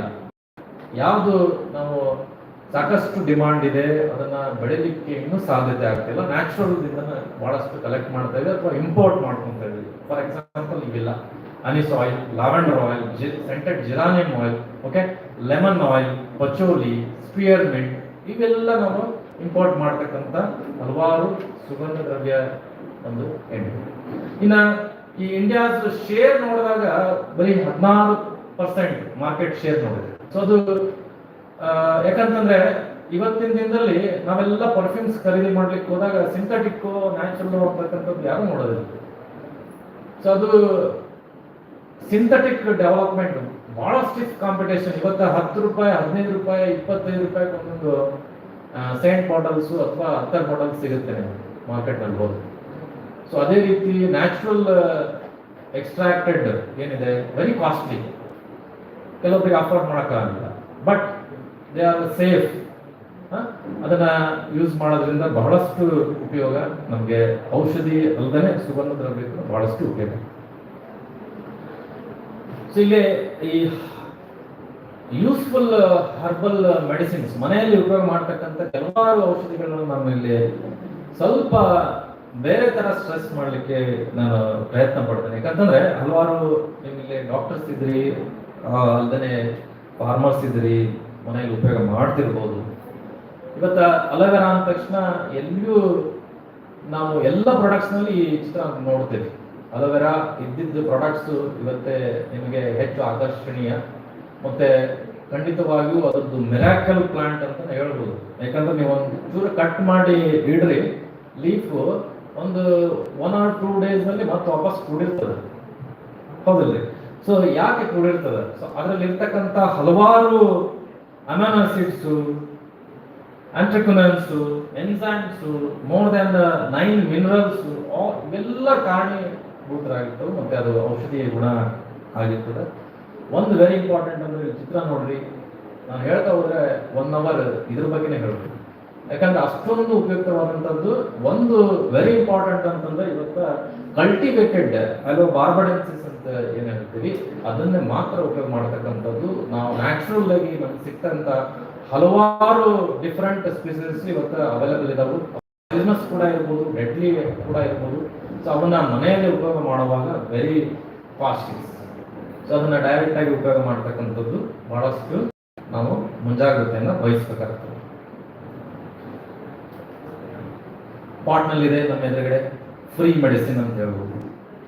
ಕೋವಿಡ್ನಲ್ಲಿ ಎಲ್ಲರೂ ಕೆಮ್ಮು ನೆಗಡಿಯಿಂದ ಬಳಲ್ತಿದ್ವಿ.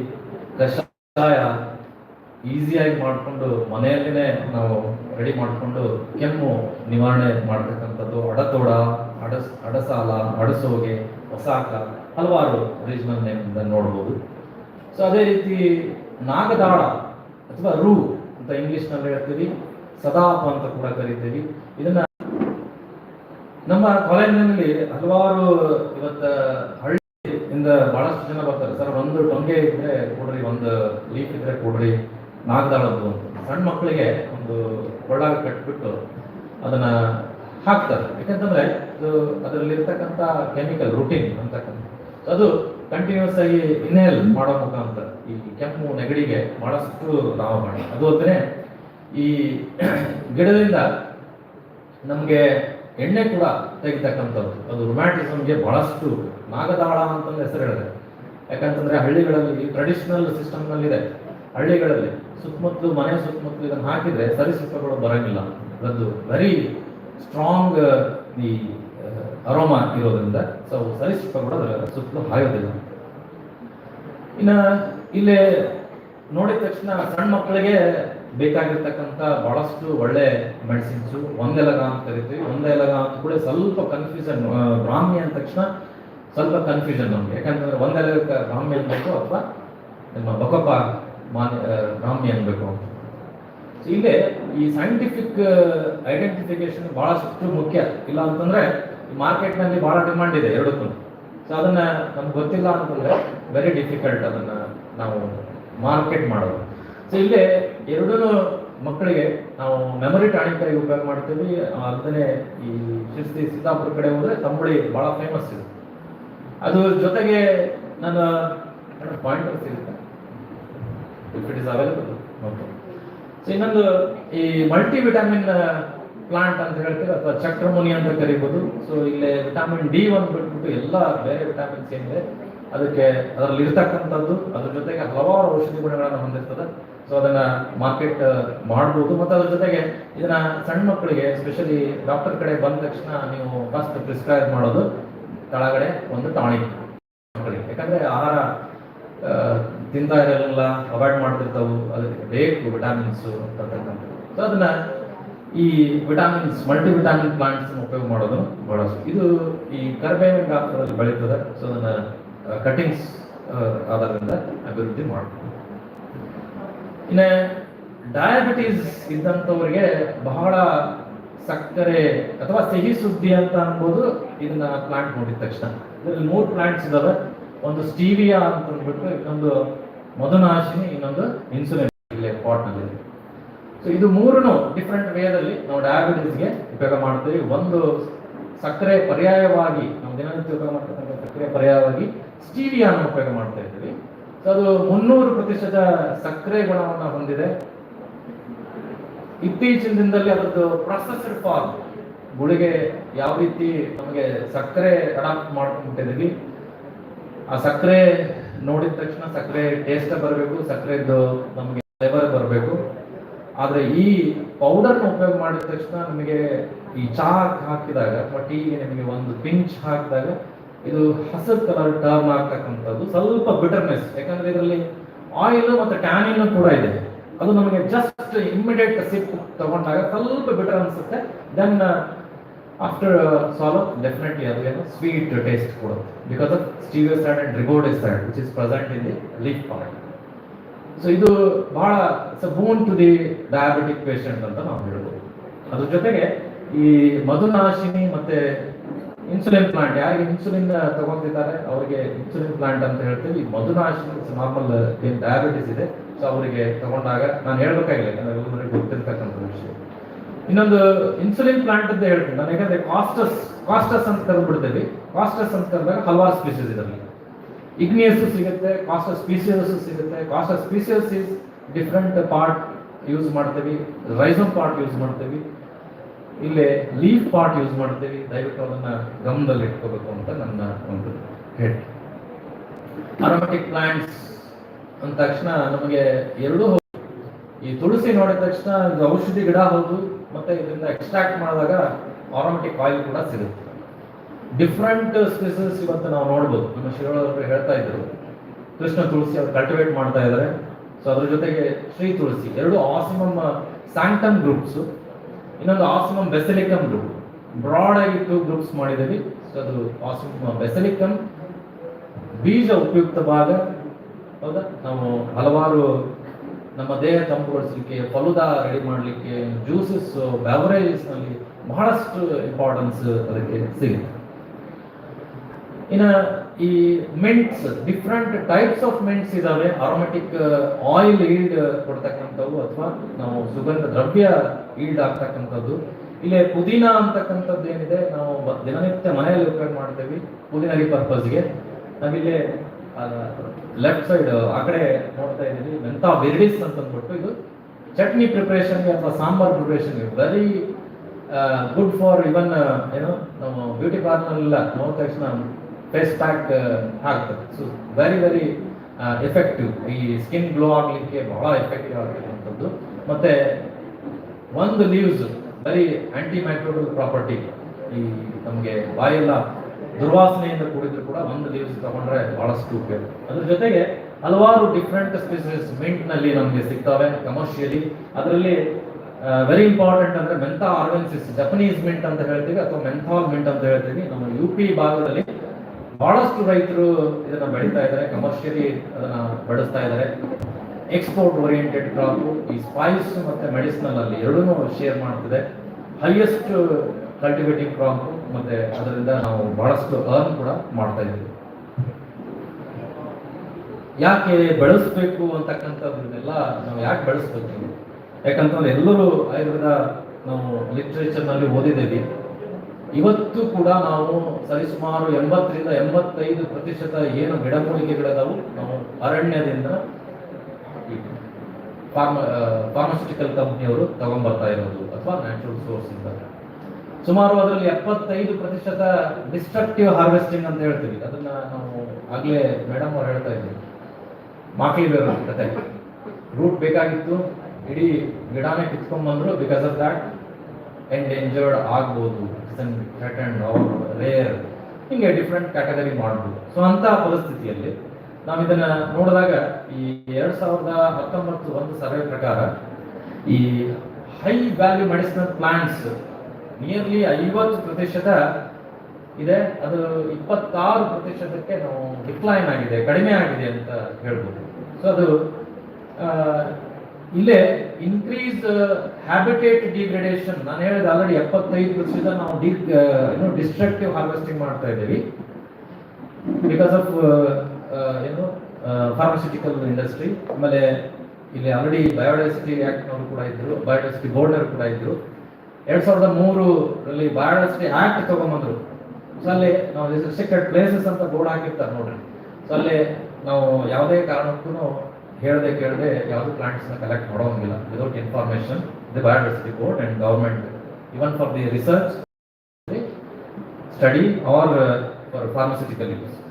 ಸೊ ಇದು ಜೊತೆಗೆ ಇಲ್ಲಿ 65 ಸ್ಪೀಸೀಸ್ ಹಿಂಗೆ ಮಾಡ್ತಾ ಸುಮಾರು 65 ಸ್ಪೀಸೀಸ್ ಆಲ್ರೆಡಿ ನಾವು ಕಳ್ಕೊಂಡ್ಬಿಟ್ಟಿದ್ವಿ, ಅಥವಾ they are in endangered or vulnerable or nearly threatened ಅಂತ ಹೇಳ್ಬೋದು. ಅಲ್ಲಿ ಕ್ಯಾಟಗರಿಲಿ ಸುಮಾರು 10% ಏನು ಟೋಟಲ್ ಸ್ಪೀಸೀಸ್ ನಾನು ಹೇಳಿದಾಗಲೇ, ಸೊ ಅದರಲ್ಲಿ ಅಷ್ಟೊಂದು ನಾವು ಕಳ್ಕೊತಾ ಇದ್ದೀವಿ. ಸೊ ಆ ಉದ್ದೇಶದಿಂದ ನಾವು ಕಲ್ಟಿವೇಶನ್ ಮಾಡ್ತಕ್ಕಂಥದ್ದು ಬಹಳಷ್ಟು ಇಂಪಾರ್ಟೆಂಟ್. ಮತ್ತು ಅದ್ರ ಜೊತೆಗೆ ನಾವು ಈ ಇತ್ತೀಚಿನಲ್ಲಿ ಮೊದಲೆಲ್ಲ ಕ್ರೂಡ್ ಡ್ರಗ್ ಉಪಯೋಗ ಮಾಡ್ತಾ ಇದ್ದೀವಿ, ಆದರೆ ಈಗೀಗ ಏನು ಮಾಡ್ತಾ ಇದ್ದೀವಿ, ಎಕ್ಸ್ಟ್ರಾಕ್ಟ್. ಸರ್ ಹೇಳ್ತಾ ಇದ್ರು ವಿಥಾನೈನ್ ಅಂಡ್ ಸೊಮೆಫೆರೈನ್, 2 ಇಂಪಾರ್ಟೆಂಟ್ ಕೆಮಿಕಲ್ಸ್ ಅಶ್ವಗಂಧದಲ್ಲಿ. ಮೊದಲು ಕ್ರೂಡ್ ಆಗಿ ಉಪಯೋಗ ಮಾಡ್ತಿದ್ದೇವೆ, ಎಸ್ ನಮಗೆ ವಿಥಾನೈನ್ನೇ ಬೇಕು ಇವತ್ತು ಅಂತ ಎಕ್ಸ್ಟ್ರಾಕ್ಟ್ ಮಾಡ್ತಾ ಇದ್ದೀವಿ. ಅದು ನಮ್ಮ ಒಂದು ಫಾರ್ಮರ್ಸ್ ಲ್ಯಾಂಡ್ ನಲ್ಲಿ ಬೆಳೆದಾಗ ಮಾತ್ರ ನಿಮಗೆ ಕ್ವಾಲಿಟಿ ಕ್ವಾಂಟಿಟಿ ಚೆನ್ನಾಗಿ ಸಿಗ್ತಕ್ಕಂಥದ್ದು. ಸೊ ಅದು ಒಂದು ಉದ್ದೇಶ. ಯಾವ ಬೆಳೆಗಳನ್ನ ನಾವು ಅಡ್ವಾಂಟೇಜ್, ನಾವು ಈ ಮೆಡಿಸಿನಲ್ ಪ್ಲಾಂಟ್ಸ್ ಅಡ್ವಾಂಟೇಜಸ್ ಏನಪ್ಪ ನಾವು ಕಲ್ಟಿವೇಶನ್ ಮಾಡ್ತಾ ಹೋದ್ರೆ ಅಥವಾ ಸ್ಟಾರ್ಟ್ ಮಾಡಿದ್ರೆ ಅಂತಂದ್ರೆ, ಇಲ್ಲಿ ಫಸ್ಟ್ ಥಿಂಗ್ ಅಂತಂದ್ರೆ ನಾವು ಸೆಕೆಂಡರಿ ಮೆಟಾಬಲೈಟ್ಸ್ ಅಂತ ನಾನು ಹೇಳಿದೆ. ಈ ಔಷಧಿ ಗಿಡದಲ್ಲಿ ಆ ಕ್ಷಾರ ಗುಣವನ್ನು ಹೊಂದಿರತಕ್ಕಂಥದ್ರಿಂದ ದನ ಕರುಗಳು ತಿನ್ನೋದಿಲ್ಲ. ಅದು ಬಾಯಿ ಹಾಕಿದ್ರು ಕೂಡ ಸುಮಾರು 15ರಿಂದ 25 ದಿವಸದ ಒಳಗಡೆನ ಬಹುಶಃ ತಿನ್ಬಹುದು, ಸ್ವಲ್ಪ ತಿಂತದೆ, ಆದ್ರೂ ಅದು ಅವಾಯ್ಡ್ ಮಾಡ್ತದೆ. ಯಾಕಂತಂದ್ರೆ ಸೆಕೆಂಡರಿ ಮೆಟಾಬಲೈಟ್ ಅದರಲ್ಲಿ ಇರೋದಿಲ್ಲ. ಇನ್ನೊಂದು ಅಡ್ವಾಂಟೇಜ್ ಏನು ಅಂತಂದ್ರೆ ನಮಗೆ ನಿರಂತರವಾಗಿ ನಾವು ಹಾರ್ವೆಸ್ಟ್ ಮಾಡಬಹುದು ಅಥವಾ ನಾವು ಕೊಯ್ಲು ಮಾಡಬಹುದು. ಒಂದು ಗಿಡದಲ್ಲಿ ಕೂಡ ಅಂತರ್ ಬೆಳೆಯಾಗಿ ನಾವು ಬೆಳಿಬಹುದು. ಅಂತ ಬೆಳೆಗಳನ್ನ ಆಯ್ಕೆ ಮಾಡ್ಕೋಬೇಕು. ಮತ್ತೆ ಇಲ್ಲಿ ಕ್ಲಿಷ್ಟಕರ ವಾತಾವರಣದಲ್ಲಿ ಬಹಳಷ್ಟು ಸೂಕ್ತವಾಗಿ ಈ ಔಷಧಿ ಗಿಡಗಳು ಸೂಟ್ ಆಗ್ತವೆ. ಸರ್ ಹೇಳ್ತಾ ಇದ್ರು ಸ್ಟ್ರೆಸ್ ಕಂಡೀಷನ್ ಹೆಂಗ್ ಕೊಡ್ತೀರಿ ಹಂಗೆ ನಮಗೆ ಈ ಮೆಟಾಬಲೈಟ್ಸ್ ಹೆಚ್ಚಾಗಲಿಕ್ಕೆ ಉಪಯೋಗ ಆಗ್ತದೆ. ಸೊ ಅದಕ್ಕೆ ಅದೊಂದು ಅಡ್ವಾಂಟೇಜ್. ನಮ್ಮ ಒಂದು ಏರಿಯಾ ಕೂಡ ಬಹಳಷ್ಟು ಡ್ರೈ ಅಂದ್ರೆ ರೇನ್ಫೆಡ್ ಸಿಚುವೇಶನ್ ಇದೆ, ಇದು ಖಂಡಿತ ನಮಗೆ ಹೆಲ್ಪ್ ಆಗುತ್ತೆ. ಅದ್ರ ಜೊತೆಗೆ ಇವತ್ತು ಮಾರ್ಕೆಟಿಂಗ್ ಆರ್ಗನೈಸೇಷನ್ಸ್ ಬಹಳಷ್ಟು ಇಂಪ್ರೂವ್ ಆಗಿಲ್ಲ. ಬಟ್ ಈ ಒಪ್ಪಂದ ಕೃಷಿ ನಾವೇನು ನಾವು ಮೊದಲೇ ನಾವು ಪ್ರೀ ಪ್ಲಾನ್ ಮಾಡ್ಕೊಂಡ್ಬಿಟ್ಟು ಈ ಔಷಧಿ ಬೆಳೆಯುವಾಗ ಒಪ್ಪಂದ ಕೃಷಿ ಮಾಡ್ತಕ್ಕಂಥದ್ದು ಒಂದು ಅಡ್ವಾಂಟೇಜ್ ಇದೆ. ಸೊ ಅದನ್ನ ಉಪಯೋಗ ಮಾಡ್ಕೋಬೇಕು. ಮತ್ತು ಹಲವಾರು ಗಿಡಗಳು ಇವತ್ತು ಎಕ್ಸ್ಪೋರ್ಟ್ ಓರಿಯೆಂಟೆಡ್ ಇದೆ. ಸೊ ಅದನ್ನ ಹೆಲ್ಪ್ ತಗೊಂಡ್ರೆ ಡೆಫಿನೆಟ್ಲಿ ಆ ಥರ ಅಡ್ವಾಂಟೇಜಸ್ ಈ ಗಿಡಗಳಿಂದ. ಮೇಲೆ ಅಪಾರ್ಚುನಿಟೀಸ್ ಏನೇನಿದಾವು ಈ ಔಷಧಿ ಮತ್ತು ಸುಗಂಧ ದ್ರವ್ಯ ಬೆಳೆಗಳನ್ನು ನಾವು ಬೆಳೆದ್ರೆ ಯಾವ ರೀತಿ ನಾವು ಫಾರ್ಮರ್ಸ್ಗೆ ಅಪಾರ್ಚುನಿಟಿ ಇದಾವೆ ಬಹಳ ಡಿಫ್ರೆಂಟ್ ವೇದಾಗ ನಾನು ಇಲ್ಲಿ ಸ್ವಲ್ಪ ಪ್ರೆಸೆಂಟ್ ಮಾಡಿದ್ದೀನಿ. ಜಸ್ಟ್ ನಾವು ಡಾಕ್ಟರ್ ಆಗಿ ಅಷ್ಟೇ ಅಲ್ಲ, ಮೆಡಿಸಿನಲ್ ಪ್ಲಾಂಟ್ಸ್ ಯೂಸರ್ಸ್ ಆಗಿ ಅಷ್ಟೇ ಅಲ್ಲ, ಡೆಫಿನೆಟ್ಲಿ ಎಲ್ಲೆಲ್ಲಿ ಯೂಸ್ ಆಗ್ತವೆ ಅಂತ ಜಸ್ಟ್ ನೋಡ್ತಾ ಹೋಗಿ. ನಾನಿಲ್ಲಿ ಹೇಳಲಿಕ್ಕೆ ಬಯಸ್ತೀನಿ, ನಾನಿಲ್ಲಿ ಅಡ್ವರ್ಟೈಸ್ ಮಾಡ್ತಾ ಇಲ್ಲ, ದಯವಿಟ್ಟು ಕ್ಷಮಿಸಿ. ಹಾಕ್ಬಾರ್ದಿತ್ತು ಕಂಪ್ನಿ ಪ್ರಾಡಕ್ಟ್ಸನ್ನ, ಬಟ್ ಹಾಕುವಂಥ ಅನಿವಾರ್ಯತೆ. ಯಾಕಂತಂದ್ರೆ ಅದರಲ್ಲಿ ಔಷಧಿ ಮತ್ತು ಸುಗಂಧ ದ್ರವ್ಯ ಗಿಡಗಳ ಭಾಗಗಳು ಇದಾವೆ. ಖಂಡಿತವಾಗಿಯೂ ನಾವು ದಿನನಿತ್ಯ ನಮ್ಮ ಏನು ನಾವು ರೆಡಿಯಾಗಿ ಬಂದು ಕೂತ್ಕೊಂಡಿರೋದು ಇಲ್ಲೇ, ಇದು all because of medicine and aromatic ಅಂತ ನಾನು ಹೇಳ್ಬೋದು. ಅವುಗಳು ಇಲ್ಲ ಅಂತಂದಿದ್ರೆ ನಮಗೆ ಬೇಕಾಗ್ತಕ್ಕಂಥ ಹಲವಾರು ಪ್ರಾಡಕ್ಟ್ಸ್ ಇವತ್ತು ಇರ್ತಿರ್ಲಿಲ್ಲ. ಇಲ್ಲೇ ನೋಡಿ, ಬೆಳಗ್ಗೆ ಎದ್ದ ತಕ್ಷಣ ಪೇಸ್ಟ್ ಬೇಕು, ಪೌಡರ್ ಬೇಕು, ಇನ್ಸೆನ್ಸ್ ಸ್ಟಿಕ್ಸ್ ಬೇಕು, ಇವತ್ತು ಕ್ರೀಮ್ ಅಂದ ತಕ್ಷಣ ಬೇರೆ ಬೇರೆ ಕ್ಯಾಟಗರಿ, ಮತ್ತೆ ಮಕ್ಕಳಿಗೆ ಬೇರೆ, ದೊಡ್ಡವರಿಗೆ ಬೇರೆ, ಹೆಣ್ಮಕ್ಳಿಗೆ ಬೇರೆ, ಗಂಡ್ಮಕ್ಳಿಗೆ ಬೇರೆ ಇದೆ. ಸೊ ಅಂತ ಒಂದು ಅಪಾರ್ಚುನಿಟಿ ಇವತ್ತು coffee, tea enriched with ashwagandha ಅಂತ ಹೇಳ್ಬೋದು. ನಾನು ಅಲ್ಲಿ ಇದೆ, ರೆಡ್ ಲೇಬಲ್ ಅವರು ಹಾಕ್ತಾರೆ. ಸೊ ಅದ್ರ ಜೊತೆಗೆ ಹಲವಾರು ಪ್ರಾಡಕ್ಟ್ಸ್ ಇವತ್ತು prepared out of medicine and aromatic plants ಹಲವಾರು ಇಂಡಸ್ಟ್ರಿ ಯೂಸ್ ಮಾಡ್ತಾ ಇದ್ದಾರೆ. ಇಲ್ಲಿ ಮಾಸ್ಕಿಟೋ ಕಾಯಿಲ್ ಕೂಡ ರಿಪಲೆಂಟ್ ಆಗಿ ನಾವು ಸಿಟ್ರನೆಲ್ಲಾ ನಾವು ಯೂಸ್ ಮಾಡ್ತಾ ಇದ್ದೀವಿ. ಸಿಟ್ರನೆಲ್ಲಾ ಎಕ್ಸ್ಟ್ರಾಕ್ಟ್ ಮಾಡ್ತಾ ಇದ್ದಾರೆ ಅದರಿಂದ, ಆಯಿಲಿಂದ. ಸೊ ಅದು ರಿಪಲೆಂಟ್ ಆಕ್ಟಿವಿಟಿ ಇದೆ. ಸೊ ಅದು ಆಯಿಲ್ನಲ್ಲಿ, ರೋಲ್ ಆನ್ನಲ್ಲಿ, ಗುಡ್ ನೈಟ್ ಬೇಕಾದ್ರೆ ಮನೆಗೆ ಹೋಗಿ ನೋಡ್ರಿ ಒಳ ಕಂಟೆಂಟ್ನಲ್ಲಿ sir they citronellal. And apart from that ಈ ರಾತ್ರಿ ನಾವು ಮಲಗುವಾಗಲೂ ಕೂಡ ಎಲ್ಲರಿಗೂ addict Amrutanjan Vicks is it.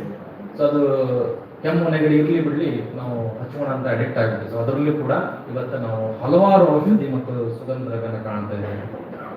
ಇದ್ರ ಜೊತೆಗೆ ಲಿಸ್ಟ್ ಔಟ್ ಮಾಡ್ತಾ ಹೋದ್ರೆ ಹಲವಾರು ಇವತ್ತು ಕಾಸ್ಮೆಟಿಕ್ ಟಾಯ್ಲೆಟ್ರಿ ಏನು ಇಂಡಸ್ಟ್ರಿ ಇದೆ ಅದು ಹ್ಯೂಸ್, ಅದರಲ್ಲಿ ಅರೋಮೆಟಿಕ್ ಆಯಿಲ್ಸ್ ಯೂಸ್ ಮಾಡ್ತಾ ಇರೋದು, ಡೆಂಟಲ್ ಪ್ರಿಪರೇಷನ್ಸ್ಗೆ, ಪೇಪರ್ ಅಂಡ್ ಪ್ರಿಂಟಿಂಗಿಗೆ, ಮೋಟಾರ್ ಇಂಡಸ್ಟ್ರಿಗೆ, ಯಾಕಂತಂದ್ರೆ ಅಲ್ಲಿ ನಮಗೆ ಈ ಪಾಲಿಸ್ಟರ್ಸ್ ಕ್ಲೀನರ್ಸ್ ಬೇಕು, ಅದನ್ನು ಡೆವಲಪ್ ಮಾಡಲಿಕ್ಕೆ ಅರೋಮೆಟಿಕ್ ಆಯಿಲ್ಸ್ ಬೇಕು.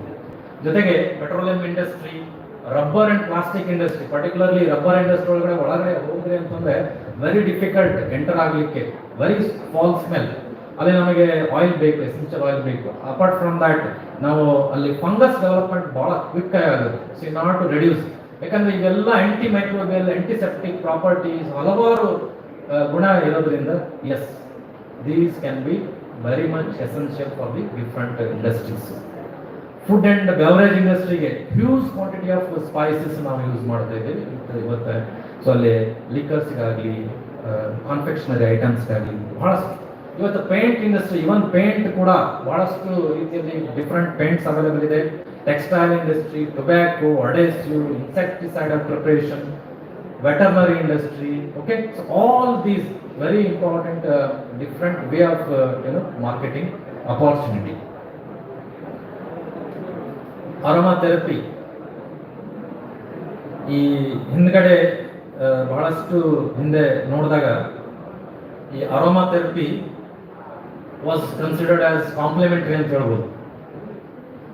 It cannot be offered by every one, ಯಾಕಂದ್ರೆ ಕಾಸ್ಟ್ಲಿ. ನ್ಯಾಚುರಲ್ ಆಯುರ್ವೇದಿಕ್ ಡಾಕ್ಟರ್ಸ್ ಆಗಿರೋದ್ರಿಂದ ಗೊತ್ತು ನಿಮಗೆ, ವೆರಿ ಕಾಸ್ಟ್ಲಿ, ಮತ್ತೆ ಯುಟಿಲೈಸ್ ಮಾಡುವಾಗ ಕೂಡ ಕ್ವಾಂಟಿಟಿ ನಮ್ಗೆ ಬೇಕಾಗುತ್ತೆ. ಬಟ್ ಇತ್ತೀಚಿನ ದಿನದಲ್ಲಿ yes this can be considered as the mainstream therapy ಅಂತ ಹೇಳ್ಬೋದು, very mainstream therapy as like that of Ayurvedic and other thing. So ಅದರಲ್ಲಿ ಹಲವಾರು ಎಸೆನ್ಷಿಯಲ್ ಆಯಿಲ್ ನಾವು ಯುಟಿಲೈಸ್ ಮಾಡ್ತಾ ಇದ್ದೀವಿ, ಅಪಾರ್ಚುನಿಟಿ ಇದೆ. Different way again natural dyes. ಇವತ್ತು ವಾಟ್ಸಪ್ನಲ್ಲಿ ನೋಡ್ತಾ ಇದ್ದೇವೆ ನಾವು, ಹೋಳಿ ಬಂತು ಅಂತಂದ್ರೆ ಕಲರ್, ನ್ಯಾಚುರಲ್ ಕಲರ್ ಯೂಸ್ ಮಾಡ್ರಿ ಅಂತ ಹೇಳ್ತೀವಿ, ಆದರೆ ಯೂಸ್ ಮಾಡ್ತಾ ಇಲ್ಲ ಅಂತ ನನ್ನ ಅನಿಸಿಕೆ. ಸೊ ಅದು ಈ ಡಿಫ್ರೆಂಟ್ ವೆಜಿಟೇಬಲ್ಸ್ ಮತ್ತು ಫ್ರೂಟ್ಸ್ ಇಂದ ರೆಡಿ ಮಾಡಿದಂಥ NBRI ಲಕ್ನೋದವರು ಆಲ್ರೆಡಿ ಹರ್ಬಲ್ ಗುಲಾಲ್ ಅಂತಕ್ಕಂಥದ್ದು ಮಾರ್ಕೆಟ್ನಲ್ಲಿ ಅವೈಲೇಬಲ್ ಇದೆ. It's made out of natural plant dye. So ಅದ್ರ ಜೊತೆಗೆ ಅನಾಟೋ, ಈ ರೈಟ್ ಸೈಡ್ನಲ್ಲಿ ಅನಾಟೋ ಸೀಡ್ಸ್ ಕಾಣ್ತಾ ಇದೆ, ಆರೆಂಜ್ ಕಲರು, ಅದರಿಂದ ಈ ಆರೆಂಜ್ ಕಲರ್ ಡೈ ಎಕ್ಸ್ಟ್ರಾಕ್ಟ್ ಮಾಡ್ಬೋದು. ಅದರ ಜೊತೆಗೆ ಮೆಹಂದಿ ಕೂಡ ನಾವು ದಿನನಿತ್ಯ ಉಪಯೋಗ ಮಾಡ್ತಾ ಇದ್ದೀವಿ. ಸೊ ಅದು ಬಹಳ ಒಂದು ದೇಹ ತಂಪು ಇಡ್ತಕ್ಕಂಥ ಒಂದು ಔಷಧಿ ಬೆಳೆನೂ ಹೌದು. ಅದರ ಡೈ ಕೂಡ ಎಕ್ಸ್ಟ್ರಾಕ್ಟ್ ಮಾಡ್ತೀವಿ. ಎಲ್ಲರೂ ಜೀನ್ಸ್ ಪ್ಯಾಂಟ್ ಹಾಕ್ತೀವಿ, ಬ್ಲೂ ಕಲರ್, ಇಂಡಿಗೋ ಅಂತಕ್ಕಂಥ ಪ್ಲಾಂಟ್, ಇಂಡಿಗೋ ಬ್ಲೂ ಎಕ್ಸ್ಟ್ರಾಕ್ಟ್ ಮಾಡ್ತೇವೆ. ಅದರಿಂದ ಈ ಉಜ್ಬೇಕಿಸ್ತಾನ ಬಹಳ ಫೇಮಸ್ ಈ ನ್ಯಾಚುರಲ್ ಡೈ ಕಲರ್ಸ್ ಯೂಸ್ ಮಾಡ್ಕೊಂಡ್ಬಿಟ್ಟು ಅವರು ಹಲವಾರು ಈ ವೆರಿ ಕಾಸ್ಟ್ಲಿ ಮ್ಯಾಟ್ಸ್ ರೆಡಿ ಮಾಡ್ತಕ್ಕಂಥದ್ದು. ಅದ್ರ ಜೊತೆಗೆ ಈ ಸೈಂಟಿಫಿಕ್ ಆಗಿ ಇತ್ತೀಚಿನದಲ್ಲಿ ಈ ಎಗ್ ವೋಕ್ ಕಲರ್ ಅನ್ನ ಚೇಂಜ್ ಮಾಡ್ತಕ್ಕಂಥದ್ದು. ನಮಗೆ ಕ್ಯಾರೋಟಿನ್, ಆಂಥೋಸೈನಿನ್, ರಿಚ್ ಪಿಗ್ಮೆಂಟ್ಸ್ ಬೇಕು ಅಂತಂದ್ರೆ ಈ ಫಾರ್ಮ್ನಲ್ಲಿ ಈ ಕೋಳಿಗಳಿಗೆ ಮ್ಯಾರಿಗೋಲ್ಡ್ ಪಟನ್ಸ್ ಆಂಥೋಸೈನಿನ್ ಪಿಗ್ಮೆಂಟ್ ಜಾಸ್ತಿ ಬೇಕು ಅಂತ ಎಸ್ ರೆಡ್ ಹಾಕ್ತಕ್ಕಂಥದ್ದು, ಅಥವಾ ನಮಗೆ ಕ್ಯಾರೋಟಿನ್ ರಿಚ್ ಬೇಕು ಅಂತಂದ್ರೆ ಸೊ ಈ ತರ ಎಲ್ಲೋ ಟೈಪ್ಸ್ ಅನ್ನು ಹಾಕಬೇಕು. ಇದು ಸೈಂಟಿಫಿಕ್ ಆಗಿ ಪ್ರೂವ್ ಆಗಿದೆ, ಮತ್ತೆ ಅದು ಪ್ರೊಡಕ್ಷನ್ ಅಲ್ಲಿ ಕೂಡ ಇದೆ. ಸೊ ಇದು ನಾನು ಹೇಳ್ತಾ ಇರೋದು ಉಜ್ಬೇಕಿಸ್ತಾನದ್ದು ರಿಚ್ ಇಂಡಿಗೋ ಡೈ ಯೂಸ್ ಮಾಡ್ತಾ ಇದ್ದಾರೆ. ಅದ್ರ ಜೊತೆಗೆ ಎಸ್ ನಾನು ಆಲ್ರೆಡಿ ಹೇಳಿದೆ, ಈ ಹರ್ಬಲ್ ಗುಲಾಲ್ ಅಂತಕ್ಕಂಥದ್ದು ಆಲ್ರೆಡಿ ಡೆವಲಪ್ ಮಾಡಿದ್ದಾರೆ. ಮತ್ತು NBRI ಲಕ್ನೋದವರು 50 ಶೇಡ್ಸ್ ನಮಗೆ ಗುಲಾಲ್ ಆಲ್ರೆಡಿ ಈ NBRದವರು ಕೊಟ್ಟಿದ್ದಾರೆ. ಅದರ ಬಿಟ್ಟು ಬ್ಯೂಟಿಯಾ ಮೊನೋಸ್ಪರ್ಮ, ಗುಲ್ಮೋಹರ್, ಹೆನ್ನಾ, ಪ್ಯಾಪ್ರಿಕಾ ಹಿಂಗೆ ಲಿಸ್ಟ್ ಔಟ್ ಮಾಡ್ತಾ ಹೋದರೆ ನ್ಯಾಚುರಲ್ ಡೈ ಕೂಡ ಮೆಡಿಸಿನಲ್ ಪ್ಲಾಂಟ್ಸ್ ಇದ್ದಂಥವು ನ್ಯಾಚುರಲ್ ಡೈ ಆಗಿ ಉಪಯೋಗ ಮಾಡ್ತಕ್ಕಂಥದ್ದು. ಇನ್ನು ಎಸ್ ಅಗ್ರಿಕಲ್ಚರ್, ಹಾರ್ಟಿಕಲ್ಚರ್ ಫೀಲ್ಡಿಗೆ ಬಂದ ತಕ್ಷಣ ನಮಗೆ ಇತ್ತೀಚಿನ ದಿನದಲ್ಲಿ ನೀವು ಹೇಳ್ತೀರಿ organic way of cultivation is very important. Natural ನಾವು ಉಪಯೋಗ ಮಾಡ್ತಕ್ಕಂಥ ಬಾಟನಿಕಲ್ ಇನ್ಸೆಕ್ಟಿಸೈಡ್ ಯೂಸ್ ಮಾಡಬೇಕು. ಸೊ ಎಸ್ 2014 ಪ್ರಕಾರ 430 ರಿಜಿಸ್ಟರ್ಡ್ ಬಯೋಪೆಸ್ಟಿಸೈಡ್ ಆಲ್ರೆಡಿ ರಿಜಿಸ್ಟರ್ಡ್ ಆಗಿದ್ದಾವೆ. ಸೊ ಇಲ್ಲೇ ನೋಡ್ಬೋದು, ನೀಮ್ ಆಗಲಿ, ನೀವು ಪ್ಯಾರಾಥ್ರಮ್ ಆಗಲಿ, ಹಲವಾರು ರೀತಿಯಲ್ಲಿ ನಾವು ಕೆಮಿಕಲ್ಸನ್ನು ಈ ಗಿಡಗಳಿಗೆ ಸ್ಪ್ರೇ ಮಾಡೋದಂತಂದ್ರೆ ಉಪಯೋಗ ಮಾಡಬೇಕು. ಸಿಟ್ರನಲ್ ಆಯಿಲ್ ಆಲ್ರೆಡಿ ನಾನು ಹೇಳಿದ್ದೀನಿ, ಸೊ ಅದನ್ನು ಕೂಡ ಉಪಯೋಗ ಮಾಡ್ತಾ ಇದ್ದೀವಿ. ಸ್ಲೈಡ್ ನೋಡಿದ ತಕ್ಷಣ ಎಸ್, ನಾವು ತುಳಸಿನ ಇವತ್ತು ದಿನನಿತ್ಯ ನಾವು ಮನೆಯಲ್ಲಿ ಪೂಜೆ ಮಾಡೋದಂದ್ರೆ ದೇವರಿಗೆ ಈ ಬೆಂಗಳೂರು ಒಂದರಲ್ಲೇ ನೀವು ನೋಡಿದ್ರೆ ಎವ್ರಿ ಡೇ ಈ ತುಳಸಿ ಮಾಲೆ ಅಥವಾ ತುಳಸಿ ದಳವನ್ನು ಉಪಯೋಗ ಮಾಡ್ತೀವಿ ಟನ್ಗಟ್ಟಲೆ. ನೀವು ಅದನ್ನು ಕೌಂಟ್ ಮಾಡ್ಲಿಕ್ಕೆ ಆಗಲಿಲ್ಲ, ಈ ಇನ್ನೂ ಸರ್ವೆ ನಡೀತಾ ಇದೆ. ಅದ್ರ ಜೊತೆಗೆ ದವನ ಆಗಲಿ, ಸ್ಯಾಂಡ್ಲ್ವುಡ್ ಮಾಲೆ ಆಗಲಿ, ಜಾಸ್ಮಿನ್ ಆಗಲಿ, ಸೆಂಟೆಡ್ ಜಿರಾನಿಯಂ ಆಗಲಿ, ಈ ವೆಟಿವರ್ ಅಥವಾ ಲಾವಂಚ ಅಂತ ಏನು ಹೇಳ್ತೀವಿ ಅದು ಬೇರಿನ ಮಾಲೆ ಆಗಲಿ, ತಮಿಳುನಾಡಿಗೆ ಹೋದ್ರೆ ಬಹಳ ಫೇಮಸ್, 150ರಿಂದ 1000 ರೂಪಾಯಿ depending on size of the ಮಾಲೆ. ಸೊ ಇಲ್ಲೇ ಇವೆಷ್ಟು ಎಲ್ಲ ಈ ವೆಸ್ಟ್ ಬೆಂಗಾಲ್ ಕಡೆ ಹೋದ್ರೆ ರೈತರು ಇವತ್ತ ಕ್ಯಾಲೋಟ್ರಪಿಸ್, ಜಿಗನ್ಸಿಯಾ ಎಕೆ ಗಿಡ ನಾವು ಬೆಳೆದಿದ್ದು ಮನೆ ಮುಂದೆ ಅಥವಾ ಮನೆಯಿಂದ ನೋಡಿರ್ತೀವಿ. ಆದರೆ ರೈತರು ಎಕರ್ಸ್ ಟುಗೆದರ್ ಪ್ಲಾಂಟ್ ಮಾಡಿದ್ದು ನೀವು ನೋಡಲಿಕ್ಕಿಲ್ಲ ನಮ್ಮ ಭಾಗದಲ್ಲಿ. ಇವತ್ತ ಈ ವೆಸ್ಟ್ ಬೆಂಗಾಲ್ನಲ್ಲಿ ದೇವಿಗೆ ಬಹಳ ಫೇಮಸ್ ದೇವಿ. ಆ ದೇವಿಗೆ ದಿನನಿತ್ಯ ಈ ಕ್ಯಾಲೋಟ್ರಪಿಸ್ದು ಮಾಲೆ ಬೇಕು, ತುಳಸಿ ಹಾರ ಬೇಕು, ಹ್ಯಾಬಿಸ್ಕಸ್ ರೆಡ್ ಕಲರ್ಸ್ ಬೇಕು. ಇದು ಎಕರ್ಸ್ ಟುಗೆದರ್ ಅವ್ರು ಬೆಳೀತಾ ಇದ್ದಾರೆ. ಇವೆಲ್ಲ ಗಿಡಗಳನ್ನ ಎಕರ್ಸ್ ಟುಗೆದರ್ ಓನ್ಲಿ ಫಾರ್ ಏನು ಸ್ಯಾಕ್ರೆಡ್ ಪರ್ಪಸ್, ದಿನನಿತ್ಯ ನಾವು ಪೂಜೆ ಮಾಡ್ಲಿಕ್ಕೆ ಉಪಯೋಗ ಮಾಡ್ತಕ್ಕಂಥದ್ದು. Why not sir? ಇದನ್ನು ಆದ್ಮೇಲೆ ಏನ್ ಮಾಡೋದು? ಇದನ್ನು ವೇಸ್ಟ್ ಅಲ್ಲ, ದಿನನಿತ್ಯ ನಾವು ಚೆಲ್ತಾ ಇರ್ತೀವಿ ಹೊರಗಡೆ. ಪೂಜಾರಿಯವರು ಪೂಜೆ ಆದ ತಕ್ಷಣ ಡೆಫಿನೆಟ್ಲಿ ಅದನ್ನು ಚೆಲ್ತೀವಿ, ಮತ್ತೆ ಫ್ರೆಶ್ ಫಾರ್ಮ್ ಯೂಸ್ ಮಾಡ್ತೀವಿ. ಪ್ರಧಾನಮಂತ್ರಿಯವರು ಇತ್ತೀಚಿನ ದಿನಗಳಲ್ಲಿ ಸ್ಟಾರ್ಟ್ ಮಾಡಿದ್ರು.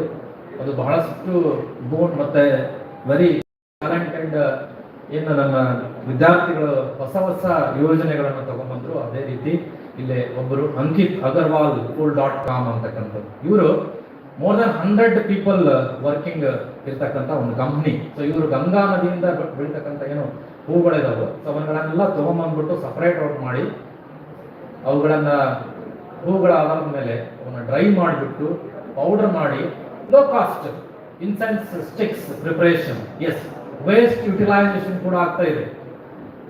ಈ ನಮ್ಮ ಅರೋಮೆಟಿಕ್ ಕ್ರಾಪ್ಸ್ ಅಂತ ಹೇಳ್ಬೋದು, ಯಾಕಂದ್ರೆ ಸುಗಂಧ ದ್ರವ್ಯ ಇರ್ತದೆ, ಆ ಸುಗಂಧ ದ್ರವ್ಯನ how best you can utilise. ಅದ್ರ ಜೊತೆಗೆ ಇನ್ಸೆನ್ಸ್ ಸ್ಟಿಕ್ಸ್ ಅಥವಾ ಸ್ಮಾಲ್ ಈ ಸಣ್ಣ ಅಗರಬತ್ತಿ ಸ್ಟಿಕ್ಸ್ ಬರ್ತದೆ, ಅವನ್ನು ಕೂಡ ಉಪಯೋಗ ಮಾಡ್ತಕ್ಕಂಥ. ಸೊ ಅದ್ರ ಜೊತೆಗೆ ಹಲವಾರು ಈ ಕಲ್ಟಿವೇಶನ್ ಮಾಡೋದ್ರಿಂದ, ನಾವು ಪ್ರೊಸೆಸಿಂಗ್ ಮಾಡೋದ್ರಿಂದ ನಾವು ಎಂಪ್ಲಾಯ್ಮೆಂಟ್ ಜನರೇಟ್ ಮಾಡ್ಬೋದು. ಸೊ ಹಲವಾರು ಮಂದಿಗೆ ನಾವು ಒಂದು ಕೆಲಸ ಕೊಡ್ಬೋದು. ಮತ್ತು ಅದರಿಂದ ಬರ್ತಕ್ಕಂಥ ಏನು ವೇಸ್ಟ್ ಇದೆ, ಬೈ ಪ್ರಾಡಕ್ಟ್ಸ್ ರೆಡಿ ಮಾಡ್ಕೋಬಹುದು. ಮತ್ತೆ ಎಸ್, ನಾವು ಉಳಿದಂಥವು ಸೀಡ್ನ ಪ್ಲಾಂಟಿಂಗ್ ಮಟೀರಿಯಲ್ ಕೂಡ ಡೆವಲಪ್ ಮಾಡಿ ಮಾರ್ಕೆಟ್ ಮಾಡ್ಬೋದು. Consultancy, yes, if you are very thorough in medicinal and aromatic plants, yes, you can give consultancy, that can be our quality control. ಇವತ್ತು ಹೇಳ್ತಾ ಇದ್ವಿ ಸರ್, ಕ್ವಾಲಿಟಿ ಕಂಟ್ರೋಲ್ ಲ್ಯಾಬ್ ನಮ್ಮಲ್ಲಿ ಇಲ್ಲ ರೀ sir, ಬಹಳಷ್ಟು ಇಲ್ಲ. Yes, definitely depending on the quality of medicinal plants ಇವತ್ತು ಏನಾಗ್ತಾ ಇದೆ ಮಾರ್ಕೆಟ್ನಲ್ಲಿ ಮಾರುಕಟ್ಟೆ ಆಗ್ತಾ ಇದೆ. ಅನಾಲಿಸಿಸ್ ಮಾಡಲಿಕ್ಕೆ ಈ ಕ್ವಾಲಿಟಿ ಕಂಟ್ರೋಲ್ ಲ್ಯಾಬೊರೇಟರಿ ಬೇಕು. ಎಸ್, ಹಾಕ್ಬೋದು. ಪ್ಯಾಕೇಜಿಂಗ್, ಸ್ಟೋರಿಂಗ್ ದಲ್ಲಿ ನಮಗೆ ಇವು different way of storage capacity ಇರ್ತಕ್ಕಂಥ ಮತ್ತೆ different way of packaging material ಸಿಗಬೇಕು. ಟ್ರಕ್, ಟ್ರಾನ್ಸ್ಪೋರ್ಟೇಷನ್, ಬಹಳಷ್ಟು ಇಂಡಸ್ಟ್ರಿಗೆ ಇಂಡೈರೆಕ್ಟ್ಲಿ ಡೈರೆಕ್ಟ್ಲಿ ಹೆಲ್ಪ್ ಆಗ್ತಕ್ಕಂಥದ್ದು ಬಿಸ್ನೆಸ್ ಅಪಾರ್ಚುನಿಟಿ ನಮ್ಮ ಮೆಡಿಸಿನಲ್ ಆರೋಮೆಟಿಕ್ನಲ್ಲಿ ಸಿಗ್ತದೆ. ಸೊ ಇಲ್ಲಿ ಜಸ್ಟ್ ಒಂದು ಎಕ್ಸಾಂಪಲ್ ತಗೊಳ್ಳಿಕ್ಕೆ ನಾನು ಹೇಳಿದೆ, ಟ್ರೆಡಿಷನಲಿ ಈ ಆಂಟಿ ಕ್ಯಾನ್ಸರ್ ಡ್ರಗ್ ಆಗಿ ಹಲವಾರು ಡ್ರಗ್ಸ್ನ ನಾವು ಎನ್ಲಿಸ್ಟ್ ಮಾಡಿ ಅವುಗಳನ್ನ ನಾವು ಉಳಿಸ್ಕೊಂಡು ನಾವು ಬೆಳೆಸ್ಕೊಂಡು ಹೋಗ್ತಕ್ಕಂಥದ್ದು. ಈ ಸೂಟಬಲ್ ಕಲ್ಟಿವೇಶನ್ ಮಾಡಲಿಕ್ಕೆ ಬೇಕಾಗ್ತಕ್ಕಂಥ ಗಿಡಗಳನ್ನ ಆಯ್ಕೆ ಹೆಂಗ್ ಮಾಡ್ಕೋಬೇಕು ಅಂತಕ್ಕಂಥದ್ದು. ಇಲ್ಲಿ ಒಂದು ಮಳೆ ಆಶ್ರಿತದಲ್ಲಿ ಬರಿತಕ್ಕಂಥವು ಮತ್ತೆ ನೀರು ಕಡಿಮೆ ಇರ್ತಕ್ಕಂಥವಾಗಿರ್ಬೇಕು. ಕ್ಲಿಷ್ಟಕರ ವಾತಾವರಣದಲ್ಲಿ ಬಿಸಿಲಿದ್ರು ಕೂಡ ತಡ್ಕೊಳಂತ ಆಗಿರ್ಬೇಕು. ನಿರಂತರ ಆದಾಯ ಕೊಡಂತಾಗಿರ್ಬೇಕು. ಇನ್ನೊಂದು ದನಕರುಗಳಿಗೆ ಬೇಡವಾಗಿರುವಂಥದ್ದು ಆಗಿರ್ಬೇಕು. ಕಳ್ಳರ ಕಾಕರಿಗಂತೂ ಅವು ಏನು ಅಂತ ಗೊತ್ತಿರಬೇಕು ಅಂತ ಗಿಡಗಳನ್ನ ಬೆಳೆಯೋದು ಬಹಳಷ್ಟು ಸೂಕ್ತ.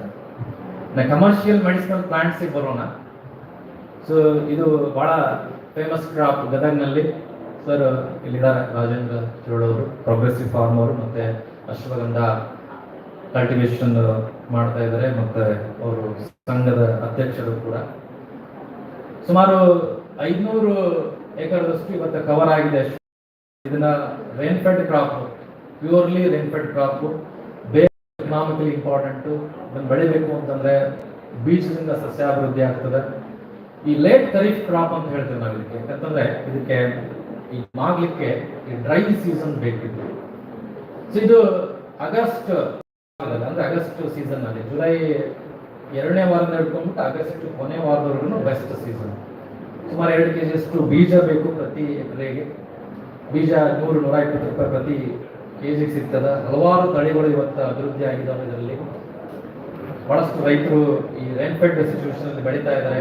ನಾವು ಬುಕ್ನಲ್ಲಿ ಓದಿದ ತಕ್ಷಣ ಬಹಳ ಡಿಫ್ರೆಂಟ್ ಅನಿಸ್ತದೆ ಈ ಕ್ರಾಪ್. ಯಾಕಂತಂದ್ರೆ ರೆಡ್ ಸಾಯಿಲ್ ರೆಕಮೆಂಡ್ ಮಾಡ್ತೇವೆ ಅವರಿಗೆ, ಬಟ್ ಹಲವಾರು ರೈತರು ಇವತ್ತು ಬ್ಲ್ಯಾಕ್ ಸಾಯಿಲ್ನಲ್ಲಿ, ಕಪ್ಪು ಮಣ್ಣಿನಲ್ಲಿ, ಮರಳು ಮಿಶ್ರಿತವಾದಂಥ ಮಣ್ಣಿನಲ್ಲಿ ಬೆಳೆಯೋದ್ರಿಂದ 1-2 ಮಳೆಯಲ್ಲಿ ನಾವು ಲಾಭನ ಪಡ್ತೀವಿ. ಸೊ ಇದು ರೂಟ್ ಎಕನಾಮಿಕ್ ಪಾರ್ಟು. ಹಣ್ಣು ಆದಾಗ ಈ ಕಾಯಿಗಳು ಈ ಥರ ಕಾಣ್ತವೆ.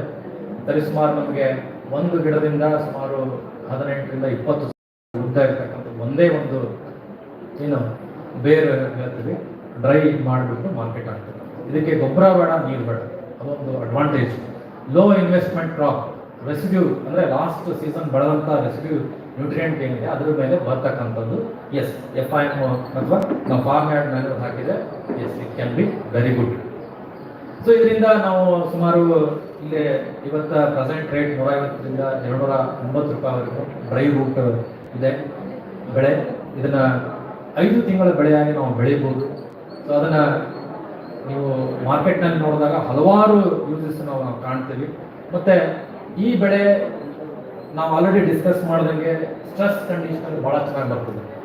ಇದು ಫೈಬರ್ ಅಂದ್ರೆ ಇದು ಕೆಳಗಡೆ ನಾವು ಬೇರು ನಾವು ತೆಗೆದು ನೋಡಿದಾಗ ಪೂರ್ತಿಯಾಗಿ ಒಣಗಿರಬೇಕು. ಮತ್ತೆ ನೀವು ಯಾವಾಗ ಅದನ್ನ ಕಟ್ ಮಾಡ್ತೀರಿ, ಸೊ ಬರೀ ಆ ಚಾಕ್ ಪೀಸ್ ಕಟ್ ಮಾಡಿದಾಗ ಸಿಗ್ತಕ್ಕಂಥ ಸೌಂಡ್ ಮತ್ತು ಅದರೊಳಗಡೆ ಇರ್ತಕ್ಕಂಥ ಪೌಡರಿ ವೈಟ್ ಕಲರ್ ಇರಬೇಕು. ಅದು ಬೆಸ್ಟ್ ಕ್ವಾಲಿಟಿ ಇವತ್ತ ಈ ನಿಮಚ್ ಮಾರ್ಕೆಟ್ ಅಂದ್ರೆ ಈ ಮಧ್ಯಪ್ರದೇಶದಲ್ಲಿ ಇರ್ತಕ್ಕಂಥದ್ದು ಬಹಳ ಫೇಮಸ್. ಮತ್ತು ಅದೇ ರೀತಿ ಸರ್ ಹೇಳ್ತಾ ಇದ್ದೀವಿ, ನಮ್ಮ ಅಶ್ವಗಂಧ ಕೂಡ ಬಹಳಷ್ಟು ಡಿಮಾಂಡ್ ಇದೆ, ಒಂದು ಮಾರ್ಕೆಟ್ ಆಗ್ತದೆ.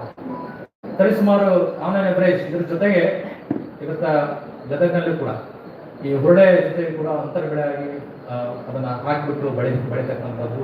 ಗುಲ್ಬರ್ಗದಲ್ಲಿ ಬಹಳಷ್ಟು ವರ್ಷದಿಂದ ತೂರ್ ಜೊತೆಗೆ ಅಂತರ್ ಬೆಳೆಯಾಗಿ ಕೂಡ ಬೆಳೀತಕ್ಕಂಥದ್ದು ರೂಢಿಯಲ್ಲಿ.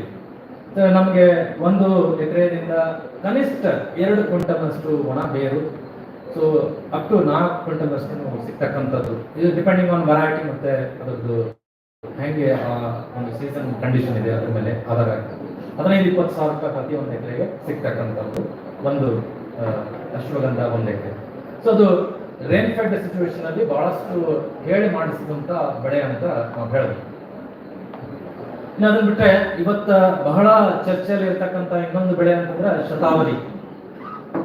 ಇದು ಬಹಳ ಚರ್ಚೆಯಲ್ಲಿದೆ, ಯಾಕಂತಂದ್ರೆ ಬಹಳಷ್ಟು ರೈತರನ್ನ ಬೆಳೆದ್ಬಿಟ್ಟು ಕೈ ಸುಟ್ಕೊಂಡಿದ್ದಾರೆ. ತಿಳುವಳಿಕೆಯಿಂದಲೇ ಬೆಳೆದ್ರು. ಇನ್ನೊಂದು ಈ ಸೀಡ್ಲಿಂಗ್ಸ್ ಮಾರೋ ಉದ್ದೇಶದಿಂದ ಬಹಳಷ್ಟು ರೈತರಿಗೆ ವಂಚನೆ ಮಾಡಿಬಿಟ್ಟು ಇವತ್ತು ಅಡ್ರೆಸ್ ಇದ್ದರೆ ಬಹಳಷ್ಟು ಕಂಪ್ನಿಗಳು ತಗೊಂತಾ ಇದೆ. ಏರಿಯಾ ಕೂಡ ಜಾಸ್ತಿ ಆಗಿರ್ತದೆ, ನಾಲೆಜ್ ಇಲ್ಲ ಪ್ರೊಸೆಸಿಂಗ್. ಸೊ ಅದು ಒಂದು ಡ್ರಾಬ್ಯಾಕ್ ಆಗಿರ್ಬೋದು.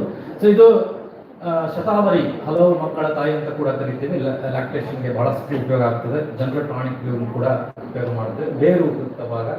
ಸೊ ಇಲ್ಲಿ ನೀವು ಗುಟ್ಟೆಯಲ್ಲಿ ಇರ್ತಕ್ಕಂಥದ್ದು ನೋಡಿರ್ಬೋದು, 1 ಗಿಡ 6 kg ತೂಕ ಇದೆ. ರೈತರ ಹೊಲದಲ್ಲಿ ಹೋದ ವರ್ಷ ನಾವು ನೋಡಿದ್ದು 12 kg ಪ್ರತಿಯೊಂದು ಗಿಡಕ್ಕೆ. ಇದರಲ್ಲಿ 2 ಟೈಪ್, ಒಂದು ಹಳದಿ, ಒಂದು ಇನ್ನೊಂದು ವೈಟ್ ಕಲರ್. ಒಂದು ನೇಪಾಳಿ ಟೈಪ್ ಇದೆ, ಒಂದು ವೈಟ್ ಕಲರ್. ಯೂಸಲಿ ನಮ್ಮ ಸೌತ್ ಸೈಡ್ ಎಲ್ಲ ವೈಟ್ ಟೈಪ್ ಬಹಳ ಜಾಸ್ತಿ. ನೇಪಾಳಿದು ಬಹಳ ಫೇಮಸ್, ನಾರ್ತ್ ಸೈಡ್ನಲ್ಲಿ ಬಹಳ ಇಂಪಾರ್ಟೆನ್ಸ್ ಜಾಸ್ತಿ ಇರುತ್ತೆ. ಸೊ ಇದು ಕೂಡ 4 ಫೂಟ್ ಅಂತರದಲ್ಲಿ ಸಾಲಿನ ಸಾಲಿಗೆ ಮತ್ತು ಗಿಡದ ಗಿಡಕ್ಕೆ ಸರಿಸುಮಾರು 2 ಅಥವಾ 4 ಫೂಟ್ ಕೂಡ ಇಟ್ಟಿದ್ದು ಕಂಡು ಬರ್ತದೆ. ಮತ್ತು ಅದರಲ್ಲಿ ನಮಗೆ ಎವರೇಜ್ ಆಗಿ 3 kg 1 ಗಿಡಕ್ಕೆ ಸಿಗ್ತದೆ. ಸರಿಸುಮಾರು 3 ರಿಂದ 3.5 ಸಾವಿರ ಗಿಡಗಳು 1 ಎಕರೆಗೆ ನಾವು ಹಾಕೋದು ಡಿಪೆಂಡಿಂಗ್ ಆನ್ ಸ್ಪೇಸಿಂಗ್. ಸೊ ಇದು ನಮಗೆ ಒಂದು ವೆರಿ ಇಂಪಾರ್ಟೆಂಟ್ ಅಂತಂದ್ರೆ ಇಲ್ಲಿ ಬೇರೆ ಎಕನಾಮಿಕ್ ಪಾರ್ಟ್ ಅದನ್ನ ಹಾರ್ವೆಸ್ಟ್ ಮಾಡುವಾಗ ಡಿಫಿಕಲ್ಟಿ ಜಾಸ್ತಿ. ಅದಕ್ಕೆ ಬಂಡ್ ಫಾರ್ಮ್ ಮಾಡಿಬಿಟ್ಟು ಸ್ವಲ್ಪ ರಿಡ್ಜಸ್ ಜಾಸ್ತಿ ನಾವು ಹಾಕೊಂಡ್ಬಿಟ್ಟು ಬೆಳೀತಕ್ಕಂಥದ್ದು ಬಹಳಷ್ಟು. ಇನ್ನೊಂದೇನೋ ವೆರಿ ಹಾರ್ಡಿ ಕ್ರಾಪ್, ನಮಗೆ ಇವತ್ತು 2-3 ತಿಂಗಳ ನೀವು ನೀರು ಕೊಟ್ಟಿಲ್ಲ ಅಂತಂದ್ರೆ ಇದು ಡ್ರೈ ಆಗೋದೇ ಇಲ್ಲ. ಯಾಕಂದ್ರೆ ಮೇಲಿರ್ತಕ್ಕಂಥದ್ದು ಪೂರ್ತಿ ಮುಳ್ಳಿನ ಭಾಗ, ಯಾವುದು ದನಕರುಗಳು ಕೂಡ ತಿನ್ಲಿಕ್ಕೆ ಸಾಧ್ಯತೆ ಇಲ್ಲ. ನೀವು 4 ತಿಂಗಳ ಬಿಟ್ಟು ಒಳಗಡೆ ಹೋಗ್ಲಿಕ್ಕೂ ಕೂಡ ವೆರಿ ಡಿಫಿಕಲ್ಟ್. ಸೊ ಅಷ್ಟೊಂದು ಮುಳ್ಳು. ಇದು ಜೊತೆಗೆ ಈ ಅಶ್ವಗಂಧ ಹಾರ್ವೆಸ್ಟಿಂಗ್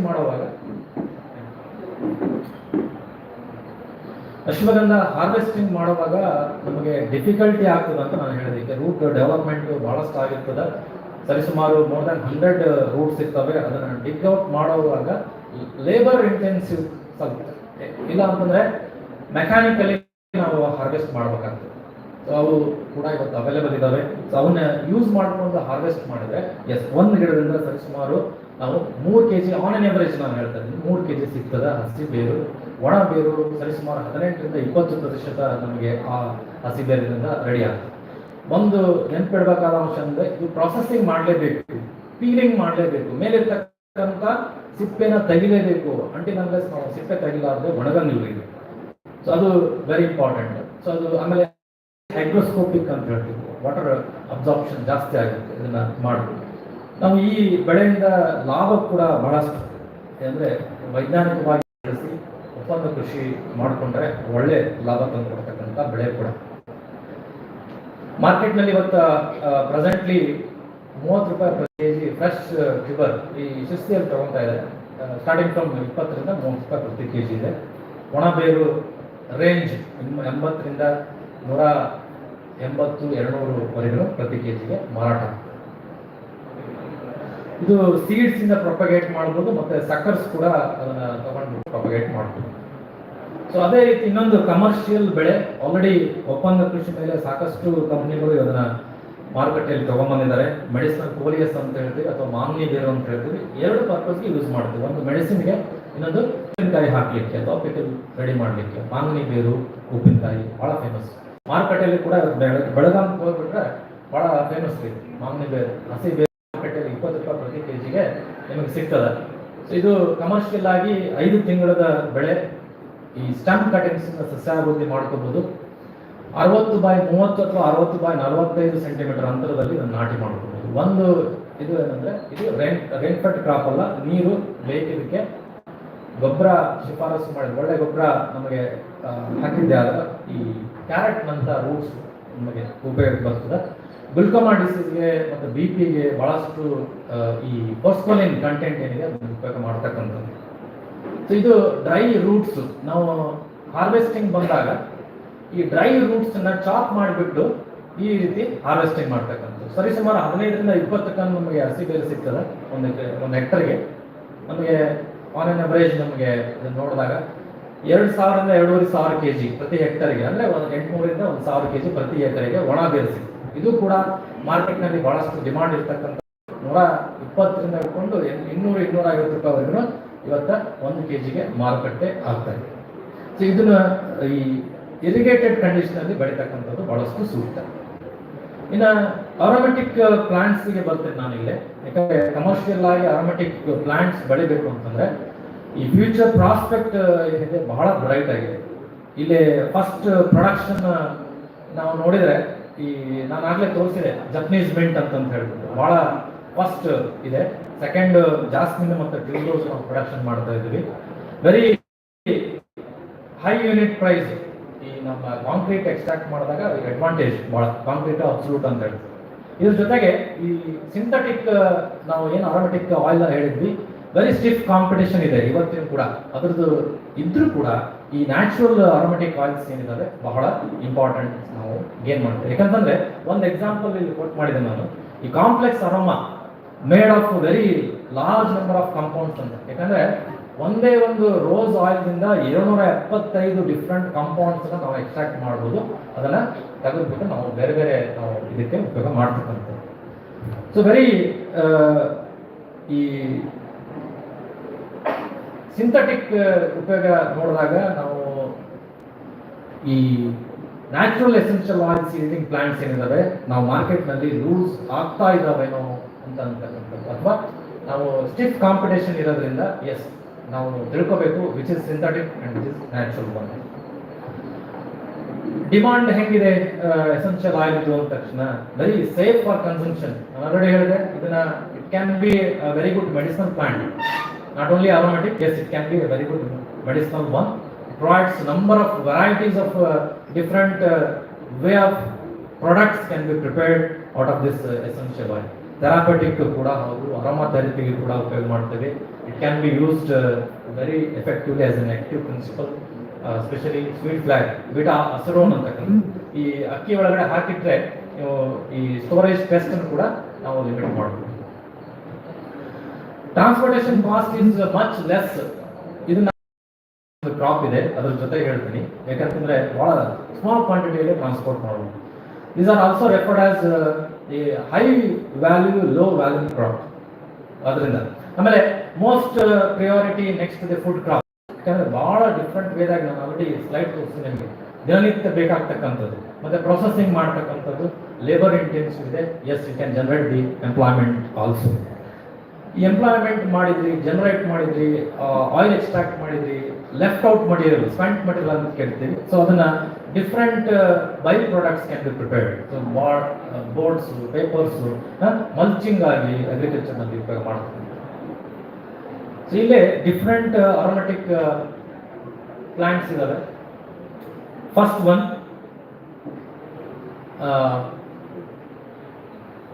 ಈ ಅಂತ ಹೇಳ್ತೀವಿ ನಾವು, ಗೌತಿಚ ಅಂತ ಹೇಳ್ತೀವಿ. ನಾವು ಈ ಗಿಡದಿಂದ ಹಲವಾರು ಔಷಧಿ ಗುಣನೂ ಇದೆ ಮತ್ತು ಅದರ ಜೊತೆಗೆ ಈ ಕಮರ್ಷಿಯಲ್ ಆಗಿ ಆಯಿಲ್ ಎಕ್ಸ್ಟ್ರಾಕ್ಷನ್ಗೆ ಉಪಯೋಗ ಮಾಡ್ತಾರೆ. ಸಿಟ್ರಾಲ್ ಆಯಿಲ್ ಕಂಟೆಂಟ್, ಸಿಟ್ರಾಲ್ ಅನ್ನ ಎಕ್ಸ್ಟ್ರಾಕ್ಟ್ ಮಾಡ್ತಕ್ಕಂಥ 5 ರಿಂದ 6 ತಿಂಗಳ ಬೆಳೆ ಕಂಟಿನ್ಯೂಸ್ ಆಗಿ 3 ವರ್ಷ ಬೆಳಿಬಹುದು. ಅದನ್ನ ನಿರಂತರವಾಗಿ ನಾವು 3 ತಿಂಗಳಿಗೊಮ್ಮೆ ಹಾರ್ವೆಸ್ಟ್ ಮಾಡ್ತೀವಿ. ಅದ್ರ ಜೊತೆಗೆ ಲಾವಂಚ, ವೆಟಿಬರ್ ಅಥವಾ ನಮಗೆ ಉಸಿರೆ ಅಂತ ನೀವು ಕರೀಬಹುದು ಸಂಸ್ಕೃತದಲ್ಲಿ. Root economic part, very costly oil ಮತ್ತೆ ಸ್ವಲ್ಪ ಡಿಫಿಕಲ್ಟ್ ಕೂಡ ಕಲ್ಟಿವೇಶನ್ ಮಾಡೋದು. ಅದ್ರ ಜೊತೆಗೆ ಪಾಮ್ ರೋಸಾ, ಮೇಡಮ್ ಬೆಳಗ್ಗೆ ಹೇಳ್ತಾ ಇದ್ರು ಬಯೋಡೈವರ್ಸಿಟಿ ನಮ್ಮ ಈ ಕಪ್ಪದಗುಡ್ಡದಲ್ಲೆಲ್ಲ ಈ ಪಾಮ್ ರೋಸಾ ಸಿಗುತ್ತೆ ಅಂತ. ರೋಷಾ ಗ್ರಾಸ್ ಎರಡು ಡಿಫರೆಂಟ್ ಸ್ಪೀಸೀಸ್ ಇದ್ದಾವೆ. ಈ ಪಾಮ್ ರೋಸಾ ಅಬೋ ಗ್ರೌಂಡ್ ಪಾರ್ಟ್ ಏನಿದೆ, ಫ್ಲವರ್ ಪಾರ್ಟ್ ಏನಿದೆ, ಎಸೆನ್ಷಿಯಲ್ ಆಯಿಲ್ ಎಕ್ಸ್ಟ್ರಾಕ್ಷನ್ಗೆ ಅದರಿಂದ ಜಿರಾನಿಯಾಲ್ ಅಂತ ಕಂಟೆಂಟ್, ಸ್ಪೆಷಲಿ ಸೋಪ್ ಪ್ರಿಪರೇಷನ್. ಅದು ಬಿಟ್ರೆ ಸಿಟ್ರನೆಲ್ಲ ನಾನು ಆಗಲೇ ತೋರಿಸಿದೆ, ಮಾಸ್ಕಿಟೋ ರಿಪಲೆಂಟ್ಗೆ ಸಿಟ್ರನೆಲ್ಲ ಈ ವೆರಿ ರೀಸೆಂಟ್ ಕೋವಿಡ್ನಲ್ಲಿ ಎಲ್ಲರೂ ಕೈ ತಿಕ್ಕಿದೆ ನಾವು, ಹೌದಿಲ್ಲ? ಈ ಏನು ಸ್ಯಾನಿಟೈಸರ್ ಪ್ರಿಪರೇಷನ್ಗೆ as it was very important role. ಮತ್ತೆ ಫ್ಲೋರ್ ಕ್ಲೀನಿಂಗಿಗೆ, ಮಾಸ್ಕಿಟೋ ರಿಪಲೆಂಟ್ಗೆ ಹಲವಾರು ಪ್ರಾಡಕ್ಟ್ಸ್ನಲ್ಲಿ ಉಪಯೋಗ ಆಗ್ತದೆ. ಇವತ್ತು ಅದರಲ್ಲಿ ಒಂದು ಎಕ್ಸಾಂಪಲ್ ನಾನು ಹೇಳಲಿಕ್ಕೆ ಇಷ್ಟಪಡ್ತೇನೆ. ವೆಟಿವರ್ ಇದನ್ನ ಫಸ್ಟ್ ಟೈಮ್ ಇಂಟ್ರೊಡ್ಯೂಸ್ ಮಾಡಿದ್ದು ಸಾಯಿಲ್ ಬೈಂಡರ್ ಆಗಿ, ಸಾಯಿಲ್ ಎರೋಷನ್ ತಡೆಗಟ್ಟೋಸ್ಕರ ಇದನ್ನ ಫಸ್ಟ್ ಇಂಟ್ರೊಡ್ಯೂಸ್ ಮಾಡಿದ್ರು. ಈ ಅಕ್ರಾಸ್ ದಿ ಸ್ಲೋಪ್, ನೀವು ಸೌತ್ ಕಡೆ ಹೋದಾಗೆಲ್ಲ ಈ ಟೀ ಮತ್ತು ಕಾಫಿ ಪ್ಲಾಂಟೇಶನ್ ನೋಡ್ಬೋದು. ಅಕ್ರಾಸ್ ದಿ ಸ್ಲೋಪ್ ಇದನ್ನ ಪ್ಲಾಂಟಿಂಗ್ ಮಾಡಿರ್ತಾರೆ, ಯಾಕಂತಂದ್ರೆ ಮಣ್ಣು ಸವಕಳಿ ತಡೆಗಟ್ಟಲಿಕ್ಕೋಸ್ಕರ. ಇದು ಒಂದು ಅಡ್ವಾಂಟೇಜ್ ಕ್ರಾಪ್. ಬೇರೆ ನೋಡಿದ್ರಿ 1 ಮೀಟರ್ವರೆಗೂ ನೀವು ಬಿಟ್ಟರೆ, ವರ್ಷಾನ್ಗಟ್ಟಲೆ ಬಿಟ್ಟರೆ 1 ಮೀಟರ್ವರೆಗೂ ತಳಗ ಹೋಗ್ತಕ್ಕಂಥದ್ದು. ತದನಂತರ ಈ ಬೇರ್ನಿಂದ ಆಯಿಲ್ ಎಕ್ಸ್ಟ್ರಾಕ್ಟ್ ಮಾಡ್ತಾ ಬಂದ್ರು. ಅದರ ಪ್ರಿಪರೇಷನ್ಗೆ ಬಹಳ ಇಂಪಾರ್ಟೆನ್ಸ್ ಇದೆ, ಮತ್ತೆ ಮೆಡಿಸಿನಲ್ ವ್ಯೂ ಕೂಡ ಇದೆ. ಸೊ ಇದು 14 ತಿಂಗಳ ಕನಿಷ್ಠ ನಾನು ಹೇಳ್ತೇನೆ, 14 ತಿಂಗಳ ಬೆಳೆ 18 ತಿಂಗಳವರೆಗೂ ರೈತರು ಬೆಳಿಬಹುದು. ಸ್ಲಿಪ್ಸ್ ಅಂದ್ರೆ ಈ ಕ್ಲಂಪ್ ನ ಸಪರೇಟ್ ಮಾಡಿಬಿಟ್ಟು ಸ್ಲಿಪ್ಸ್ ನ ತಗೊಂಡ್ಬಿಟ್ಟು ಬೆಳಿತಕ್ಕಂಥದ್ದು 60 by 45 ಸೆಂಟಿಮೀಟರ್ ಅಥವಾ 60 by 60 ಸೆಂಟಿಮೀಟರ್. ಇದು ಕೂಡ ಬಂಡ್ ಸ್ವಲ್ಪ ಜಾಸ್ತಿ ಫಾರ್ಮ್ ಮಾಡಿಬಿಟ್ಟು ಹಾಕ್ತಕ್ಕಂಥದ್ದು ಬೆಳೆ. 14 ತಿಂಗಳ ಬೆಳೆ ಬೇಗ ಹಾರ್ವೆಸ್ಟ್ ಮಾಡಿದ್ರೆ ನಿಮಗೆ ಆಯಿಲ್ ಕ್ವಾಲಿಟಿ ರಿಡ್ಯೂಸ್ ಆಗುತ್ತೆ, ಆಯಿಲ್ ಕಂಟೆಂಟ್ ಕೂಡ ರಿಡ್ಯೂಸ್ ಆಗುತ್ತೆ. ಮಿನಿಮಮ್ 14 ತಿಂಗಳ ಬೆಳೆ ಉಸುಗು ಮಿಶ್ರಿತವಾದಂಥ ಮಣ್ಣು ಇರ್ತಕ್ಕಂಥದ್ದು ಬಹಳಷ್ಟು ಪ್ರಮುಖ. ಯಾಕಂದ್ರೆ ನಮಗೆ ಬೇರು ಆಳವಾಗಿ ಇಳಿತದೆ, ಅದನ್ನು ಹಾರ್ವೆಸ್ಟ್ ಮಾಡುವಾಗ ಬಹಳ ಡಿಫಿಕಲ್ಟ್. ಇದ್ರದ್ದು ಆಯಿಲ್ ಎಕ್ಸ್ಟ್ರಾಕ್ಷನ್ ಮಾಡಬೇಕು ಅಂತಂದ್ರೆ ಕನಿಷ್ಠ ನಿಮಗೆ 3 ದಿವಸ ಬೇಕು. ಅದರಲ್ಲಿ 2 type, south Indian, north Indian. North Indian types ನಿಮಗೆ 1 ದಿವಸದಲ್ಲಿ ಎಕ್ಸ್ಟ್ರಾಕ್ಟ್ ಆಗಿಬಿಡುತ್ತದೆ 8 ತಾಸಿನಲ್ಲಿ. ಸೌತ್ ಇಂಡಿಯನ್ ಟೈಪ್ಸು ಕನಿಷ್ಠ 36 ತಾಸು 3 ದಿವಸದವರೆಗೂ ಕಂಟಿನ್ಯೂಸ್ ಎಕ್ಸ್ಟ್ರಾಕ್ಷನ್ ಮಾಡಿದಾಗ ಎಸೆನ್ಷಿಯಲ್ ಆಯಿಲ್ ಸಿಗ್ತದೆ. ವೆಟಿವರಾಲ್ ಇದರಲ್ಲಿ ಕಂಟೆಂಟ್ ಇರೋದು, ಕುಸುಮಾಲ್ ಕೂಡ ಇದೆ, ವೆರಿ ಇಂಪಾರ್ಟೆಂಟ್, ವೆರಿ ಅರೋಮೆಟಿಕ್, ಒಂದು ಫಿಕ್ಸೇಟಿವ್ ಅಂತ ಹೇಳ್ತಾರೆ. ಬೇರೆ ಆಯಿಲ್ ಜೊತೆಗೆ it acts as a fixative, it cannot give or ಅದ್ರದ್ದು ಅರೋಮಾ ಬಿಟ್ಟು ಕೊಡೋದಿಲ್ಲ ಬೇರೆ ಆಯಿಲ್. ಸೊ ಅಷ್ಟೊಂದು ಈ ಸ್ಯಾಂಡ್ಲ್ವುಡ್ ಆಗಲಿ, ವೆಟಿವರ್ ಆಗಲಿ, ಬಚೋಲಿ ಆಯಿಲ್ ಆಗಲಿ ನಾವು ಫಿಕ್ಸೇಟಿವ್ ಆಗಿ ಉಪಯೋಗ ಮಾಡ್ತೀವಿ. ಸೊ ಅದೇ ರೀತಿ ಇದನ್ನ ಆಯಿಲ್ ಡಿಸ್ಟಿಲೇಷನ್ ಮಾಡಿದಾಗ ಸರಿಸುಮಾರು 1 ಹೆಕ್ಟರ್ಗೆ ಅಂದರೆ 2.5 ಎಕರೆ ನಾನು ಹೇಳ್ತಾ ಇದ್ದೇನೆ, 30 ಕ್ವಿಂಟಲ್ನಷ್ಟು ಬೇರು ಇಳುವರಿ ಸಿಗ್ತದೆ. ಆ 30 kgಗೆ 1% ಆಯಿಲ್ ಅಂತ ಹೇಳ್ಕೊಂಡ್ಬಿಟ್ರು ನಲ್ಲಿ 1% ಇಸ್ ಸ್ಯಾಟಿಸ್ಫ್ಯಾಕ್ಟರಿ. 1.2 ಕೂಡ ಬರ್ತದೆ ಕೆಲವೊಂದು ಟೈಮ್ ಚಲೋ ಬೆಳೆದು. 1% ಹಿಡಿದ್ರು 30 kg ಅಷ್ಟು ಆಯಿಲ್ ನಮಗೆ ಈ ಒಂದು ಬೆಳೆಯಿಂದ ಸಿಗುತ್ತೆ per hectare. Your present market rate 25,000 rupees per kg up to 30,000 depending on oil quality. So at the maximum of or minimum of 7.5 lakh rupees per hectare you are gaining. 3.5 lakh ಖರ್ಚು ತೆಗೆದ್ರೂ so you are earning more than 3 lakh rupees from this vertical. So very to the farmers, those who are involved in aromatic industry. Spend material ಅಂತ ಹೇಳಿದೆ, ಉಳಿದಂಥ ಬೇರನ್ನ ನಮಗೆ ಮನೆಗೆ ಬೇಕಾಗ್ತಕ್ಕಂಥ ಹಲವಾರು different products ಕೂಡ ಇವತ್ತು ರೆಡಿ ಮಾಡ್ತಾ ಇದ್ದಾರೆ. ನೀವು ಕೊಯಂಬತ್ತೂರು ರೀಸನ್ ಅಲ್ಲಿ ಹೋಗ್ಬಿಟ್ರೆ it is exclusively this plant grows for this type of things. 6 ತಿಂಗಳ ಬೆಳೆ, they don't bother about medicinal importance or aromatic oil. Simply they all on the river side ಅದನ್ನ ಪ್ಲಾಂಟ್ ಹಾಕಿಬಿಟ್ಟು 6 ತಿಂಗಳು ಬಿಟ್ಟು ಅದನ್ನ ಹೋಗಿ ಹಾರ್ವೆಸ್ಟ್ ಮಾಡ್ಕೊಂಡು ಬಂದ್ಬಿಟ್ಟು ಈ ರೀತಿ ಬೇರೆ ಬೇರೆ ಉಪಯೋಗಕ್ಕೆ ಆಗಲಿ ತೋರಿಸಿ. ನಾನು ಗಾರ್ಲ್ಯಾಂಡ್ ತಮಿಳ್ನಾಡಲ್ಲಿ ಭಾಳ ಫೇಮಸ್ಸು, 700ರಿಂದ 1000 ರೂಪಾಯಿವರೆಗೂ different types of garland. You have lot of opportunity, ಈ ಥರನೂ ಕೂಡ ಅಪಾರ್ಚುನಿಟಿ ಅದರಿಂದ ಸಿಗುತ್ತೆ. So different products can be prepare out of this vetiver. ರೀಸೆಂಟಾಗಿ 1 more ಅರೋಮೆಟಿಕ್ ಕ್ರಾಪ್ಸ್ ರೈತರ ಹೊಲದಲ್ಲಿ ಇವತ್ತು ನೋಡ್ತಾ ಇರೋದು scented geranium, very important aromatic oil. It can also be used as in garland preparation. Okay, so ಇದು essential oil yielding crops. Distillation ಇರಬೇಕು. ಇವತ್ತೆ ರೈತರು ಹೇಳೋದು ಡಿಫ್ರೆಂಟ್ ಆಗ್ತದೆ, ನಾವು ಹೇಳೋದು ಸ್ವಲ್ಪ ಡಿಫ್ರೆಂಟ್. ಯಾಕಂತಂದ್ರೆ ರೈತರು ಇನ್ವಾಲ್ವ್ ಆಗಿ ಅದನ್ನು ಬೆಳೀತಾ ಬಂದಂಗೆ as they have improved a lot. 18ರಿಂದ 20 kg ಪ್ರತಿ ಹೆಕ್ಟರ್ಗೆ ಆಯಿಲ್ ಅಂತ ನಾನು ಹೇಳಿದ್ದೀನಿ. So very recently I have visited one farmers field in near Karnataka and Maharashtra border. ಇವರು ಸೆಂಟೆಡ್ ಜಿರಾನಿಂದ ಸುಮಾರು ಒಂದು 30-40 ಎಕರೆದಲ್ಲಿ ಬೆಳೀತಾ ಇದ್ದಾರೆ. ಡಿಫ್ರೆಂಟ್ ನಮ್ಮ ರಾಜೇಶ್ವರವರು ಹೆಂಗೆ ಬೆಳೀತಾ ಇದ್ದಾರೆ. ಸೊ ಇವರು ಕೂಡ ಕಾಂಟ್ರಾಕ್ಟ್ ಫಾರ್ಮಿಂಗ್ ಮಾಡಿಬಿಟ್ಟು ರೈತರನ್ನ ಒಂದುಗೂಡಿಸಿ ಹಲವಾರು ಕಡೆ ಬೆಳೀತಾ ಇದ್ದಾರೆ. ಈ ಬೆಳೆಯಿಂದ ಸರಿಸುಮಾರು 1 ಎಕರೆಯಿಂದ 14 ಟನ್ನಷ್ಟು ಫ್ರೆಶ್ ಹರ್ಬೇಜ್ ಸಿಗುತ್ತೆ ಅವರಿಗೆ. ಆ ಫ್ರೆಶ್ ಹರ್ಬೇಜಿಂದ ಒಂದು ಈ ಏನು ಡಿಸ್ಟಿಲೇಷನ್ ಯೂನಿಟ್ ಅರ್ಧ ಟನ್ ಕೆಪಾಸಿಟಿದು ಒಂದು 400ರಿಂದ 500 ml ಬರುತ್ತೆ ಅಂತ ಹೇಳ್ತಾರೆ. ಅಂದರೆ ಆನ್ ಆನ್ ಎವರೇಜ್ 7ರಿಂದ 8 kg essential oil yield per acre ಸಿಗುತ್ತೆ. 11,500 ಫಿಕ್ಸ್ ಮಾಡಿಬಿಟ್ಟಿದ್ದಾರೆ. ಕೇಳ್ಕರ್ ಕಂಪ್ನಿ ಮುಂಬೈನಲ್ಲಿದೆ, ಅವರಿಗೆ ಮಾರಾಟ ಮಾಡೋದು. 11,500 ಎಷ್ಟು ತಂದು ಕೊಟ್ಟರು ಆಯಿಲ್ ತಗೊಂತಾರೆ. ಅಷ್ಟೊಂದು ಡಿಮಾಂಡ್ ಇರ್ತಕ್ಕಂಥದ್ದು. 25,000ರಿಂದ 30,000 ಮಾತ್ರ ನನಗೆ ಖರ್ಚಾಗುತ್ತೆ ಸರ್, ನನಗೆ ಒಳ್ಳೆ ಲಾಭ ತಂದು ಕೊಡ್ತಕ್ಕಂಥ ಬೆಳೆ ಅಂತ ಹೇಳಿದ್ರು. ಕಂಟಿನ್ಯೂಸ್ ಆಗಿ ಪ್ರತಿ ವರ್ಷ ಅಂದರೆ 2ರಿಂದ 3 ಕಟಿಂಗ್ಸ್, 5 ತಿಂಗಳದ್ದು ಫಸ್ಟ್ ಹಾರ್ವೆಸ್ಟ್ ಫಸ್ಟ್ ಪ್ಲಾಂಟಿಂಗ್ ಮಾಡಿದ್ಮೇಲೆ ಫಸ್ಟ್ ಹಾರ್ವೆಸ್ಟ್ 5 ತಿಂಗಳ, ತದನಂತರ 3 ತಿಂಗಳು. So every 3 months it can be harvested like that. 3 ಅಥವಾ 5 ವರ್ಷದವರೆಗೂ ಇದನ್ನು ನಾವು ಕಟಾವು ಮಾಡ್ಬೋದು. ಸೊ ಇದನ್ನೆಲ್ಲ ನೋಡಿದಾಗ what are all the agronomic interventions ಅಂತ ನೋಡಿದರೆ as at the present nutrient management very important. Cropping system, ನಾವು ಈ ರೈತರಿಗೆ ಇವತ್ತು ಮೆಡಿಸಿನಲ್ ಪ್ಲಾಂಟ್ಸ್ ಬೆಳೀರಿ ಅಂತ ಇಮಿಡಿಯೇಟ್ ಹೇಳಿದ ತಕ್ಷಣ ವೆರಿ ಡಿಫಿಕಲ್ಟ್. ಯಾಕಂತಂದ್ರೆ ಅವರು ಬೆಳೀತಾ ಇರ್ತಕ್ಕಂಥ ಆಲ್ರೆಡಿ ಏನು ಕ್ರಾಪ್ಸ್ ಲೋಕಲ್ ರೀಸನಲ್ಲಿ ಇದಾವೆ ಅದರ ಮಧ್ಯದಲ್ಲಿ ನಾವು ಅಂತರ್ ಬೆಳೆಯಾಗಿ ತಗೊಂಡ್ರೆ as they can convince, as they can start their own production. ನಿರಂತರತೆ ಕೂಡ ಇರುತ್ತದೆ. Consistency is very important. Water management ಬೇಕು. Weed control is also important. ಯಾಕಂದರೆ ನಾವು ಹೇಳ್ತೇವೆ quality maintenance is very important. ಈ ಮಿಕ್ಸಿಂಗ್ ಆಯಿತು ಅಂತಂದರೆ ನೀವು ಪ್ರಾಡಕ್ಟ್ನಲ್ಲಿ it's very difficult to identify which one is real one. Crop husbandry ಕೂಡ ಮೇಂಟೈನ್ ಮಾಡಬೇಕಾಗ್ತದೆ. Harvesting time and post harvest handling is very important. ಇವತ್ತು ನಾವು ಹೇಳಿದೆ NMPB ಅವರು ಆಲ್ರೆಡಿ ಹೇಳಿದೆ, ಗುಡ್ ಅಗ್ರಿಕಲ್ಚರ್ ಪ್ರಾಕ್ಟೀಸಸ್ ಜೊತೆಗೆ ಗುಡ್ ಕಲೆಕ್ಷನ್ ಪ್ರಾಕ್ಟೀಸಸ್ ಮತ್ತೆ ಗುಡ್ ಮ್ಯಾನೇಜ್ಮೆಂಟ್ ಪ್ರಾಕ್ಟೀಸಸ್ ಕೂಡ ಬೇಕು. ಇಲ್ಲ ಅಂತಂದ್ರೆ ಅಟ್ ದ ಎಂಡ್ ಯೂಸರ್ ನಮಗೇನು ಸಿಗುತ್ತೆ ಅದು ಕ್ವಾಲಿಟಿ ಇರೋದಿಲ್ಲ ಅಂತಕ್ಕಂಥದ್ದು. ಆಮೇಲೆ as we are talking about much about organic cultivation. Organic cultivation ಫುಡ್ನಲ್ಲಿ ಅಷ್ಟೇ ಅಲ್ಲ, as it needs in medicinal and aromatic plants also.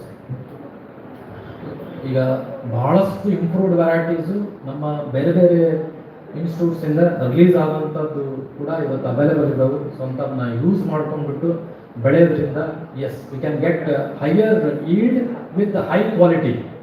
Higher yield with high quality, yes, it can be expected. All these things. I have listed very few, yes, lot of varieties from different medicinal plants there. What will the impact points to achieve higher productivity and quality?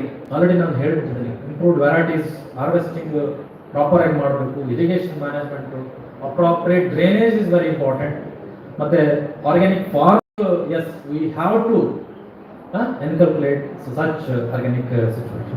Scientific processing and post harvest management is very very very very important. ಇವತ್ತು ನಾವು ಏನೇ ಮಾತಾಡಿದ್ರು ನಾವು ಇದನ್ನ follow ಮಾಡ್ತಾ ಇದ್ದೀವಿ ಬಹಳಷ್ಟು ಕಡೆ. ಅದನ್ನು ಮಾಡೋದ್ರಿಂದ ಎಂಡ್ ಯೂಸರ್ ನಾವೇ ಆಗಿರೋದ್ರಿಂದ yes it can be very important. Other standardisation of products, integrated management of fertilisers, integrated weed management, ಎಲ್ಲ ರಿಸರ್ಚ್ ಬೇರೆ ಬೇರೆ ಇನ್ಸ್ಟಿಟ್ಯೂಟ್ಸ್ನಲ್ಲಿ ಆಗ್ತಾ yes you can adopt them for before cultivation of all these crops.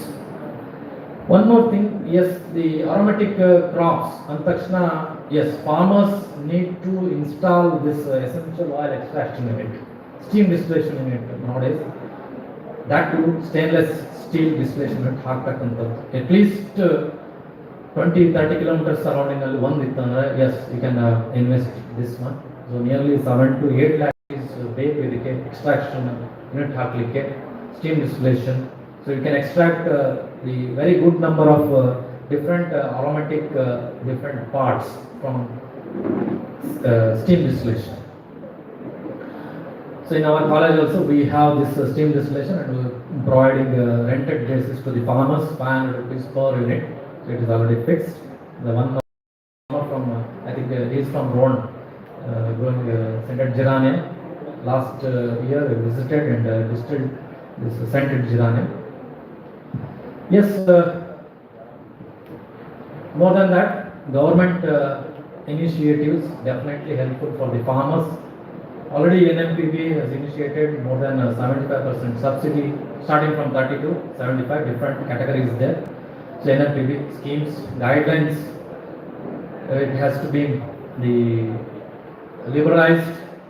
Various zones of medicinal plants, divisions ಇದಾವೆ, horticulture department ಇದೆ, ಆಯುಷ್ ಅಂಡರ್ನಲ್ಲಿ NMPB work ಮಾಡ್ತಾ ಇದೆ. As we do have our today ಕಂಪಾದಿಂದ ಬಂದಿದ್ದಾರೆ, they may be interactive regarding that. So all these different sectors are involved in linkage of marketing. AYUSH, MIDH, NMPB, as DRDO, ICMR, so DBT, so environmental and forest, this one, Council of Research, and other different institutes of medicinal aromatic plants are involved in the linkage of medicinal aromatic plants. Market takshana very important ಇದೆ, ಯಾಕಂದ್ರೆ ರೈತರಿಗೆ first ಕೇಳೋದು market ಇದ್ರೆ ಮಾತ್ರ ನಮ್ಗೆ ಹೇಳ್ರಿ, ಇಲ್ಲ ಅಂತ ಹೇಳಲಿಕ್ಕೆ ಹೋಗ್ಬಾರ್ದು. ಇದು ಫೋಟೋ ನೋಡ್ತಕ್ಕಂಥದ್ದು ನೀಮಚ್ ಪ್ರದೇಶದ್ದು MP ಯಲ್ಲಿ ಆರ್ಗನೈಸ್ಡ್ ಮಾರ್ಕೆಟ್ ಆಲ್ರೆಡಿ ಎಸ್ಟಾಬ್ಲಿಷ್ ಆಗಿದೆ. ಯಾಕೆ ಅಂತಂದ್ರೆ ಜಸ್ಟ್ ವಿಚಾರ ಮಾಡ್ರಿ, number of farmers are cultivating huge quantity and as well as consistency, ನಿರಂತರತೆ ಅವರಲ್ಲಿದೆ. ಬಿಟ್ಟಿಲ್ಲ ಅವರು, ಲಾಸ್ ಅವರು ಬಿಟ್ಟಿಲ್ಲ. As continuously they are growing, they are adapting new technology, they are adapting new variety and obviously ನೀವು ಇಲ್ಲಿ ಬೆಳೀತಾ ಇದ್ದೀವಿ. ಎಸ್ ಮಾರ್ಕೆಟ್ ಸಿಗೋಂಥ ಚಾನ್ಸಸ್ ಭಾಳಷ್ಟಿದೆ. Definitely already ashwagandha sir establish ಮಾಡಿಬಿಟ್ಟಿದ್ದಾರೆ. ಸೊ ಇವನ್ ನಮ್ಮ ಭಾಗದಲ್ಲಿ ಕೂಡ ಅಶ್ವಗಂಧ ಬೆಳೆದ್ರು ನಾವು ಇಲ್ಲಿ ಕಳಿಸ್ತಕ್ಕಂಥದ್ದು ಅವರೇ ಇದು ಮಾಡ್ತಕ್ಕಂಥದ್ದು. ಸೊ ಹಲವಾರು ಇವತ್ತು ಕಂಪ್ನಿಗಳು ಆಲ್ರೆಡಿ ಎನ್ಲಿಸ್ಟೆಡ್, ನಮ್ಮ ಎಲ್ಲ ಪ್ಯಾಕೇಜ್ ಆಫ್ ಪ್ರಾಕ್ಟೀಸ್ನಲ್ಲಿ ಎನ್ಲಿಸ್ಟ್ ಆಗಿದೆ, ಅದನ್ನೇ ನಾನು ಡೌನ್ಲೋಡ್ ಮಾಡಿದ್ದೀನಿ. ಸೊ ಡಿಫ್ರೆಂಟ್ ಮೆಡಿಸಿನಲ್ ಪ್ಲಾಂಟ್ಸ್ ಮತ್ತು ಅರೋಮೆಟಿಕ್ ಪ್ಲಾಂಟ್ಸ್ ಪ್ರೊಕ್ಯೂರರ್ಸ್ ಎನ್ಲಿಸ್ಟ್ ಇದ್ದಾವೆ. So buyback agreement has to be done before cultivation of medicinal plants. Apart from that, yes in fingertip, yes ನಮಗೆ ಇವತ್ತು ಕೆಲಸ ಆಗಬೇಕು. ಈ ಚರಕ ಅಂತ ಅಂದ್ಬಿಟ್ಟು ಒಂದು ಆ್ಯಪ್ ಕೂಡ ರೆಡಿ ಮಾಡಿದ್ದಾರೆ. So as we can buy or can sell the produce from through this ಈ app, I mean the mobile app. As at the last all medicinal plants, especially for the farmers, ಏನಾಗಬೇಕು ಅಂತಂದರೆ ನಿರಂತರತೆ ಭಾಳಷ್ಟು ಬೇಕು. ಇದರಲ್ಲಿ marketing ಮಾಡುವಾಗ ಮತ್ತು ಈ ಮೆಡಿಸಿನಲ್ ಪ್ಲಾಂಟ್ಸ್ ಐಡೆಂಟಿಫೈ ಮಾಡುವಾಗ ಭಾಳಷ್ಟು ಕೇರ್ ತಗೋಬೇಕು. ಮತ್ತು ಈ ಕಲ್ಟಿವೇಷನ್ ಮಾಡೋಕ್ಕಿಂತ ಪೂರ್ವದಲ್ಲಿ ಹತ್ತಿರ ಇದ್ದಂಥ ಇನ್ಸ್ಟಿಟ್ಯೂಟ್ಸ್ಗೆ ಹೋಗ್ಬಿಟ್ಟು ಅದರದ್ದು ಪೂರ್ತಿಯಾಗಿ ಅದರದ್ದು ನಾಲೆಜ್ ತೊಗೊಂಡ್ಬಿಟ್ಟು ಬೆಳೆಸಿದ್ರೆ yes earn very good money. ಮತ್ತು ಹಲವಾರು ಮೆಡಿಸಿನ್ ಪ್ಲಾಂಟ್ಸ್ ಇವತ್ತು ಕಲ್ಟಿವೇಷನ್ ಮಾಡಲಿಕ್ಕೆ ಅಂದರೆ ಪ್ಯಾಕೇಜ್ ರೆಡಿ ಇದ್ದಾವೆ. ಸೊ ಅದನ್ನು ಕೂಡ ನಾವು ಇಲ್ಲಿ ನೋಡಿ ನಾವು ಕಲ್ಟಿವೇಷನ್ ಮಾಡಿ. Yes, thank you very much. Specially I thank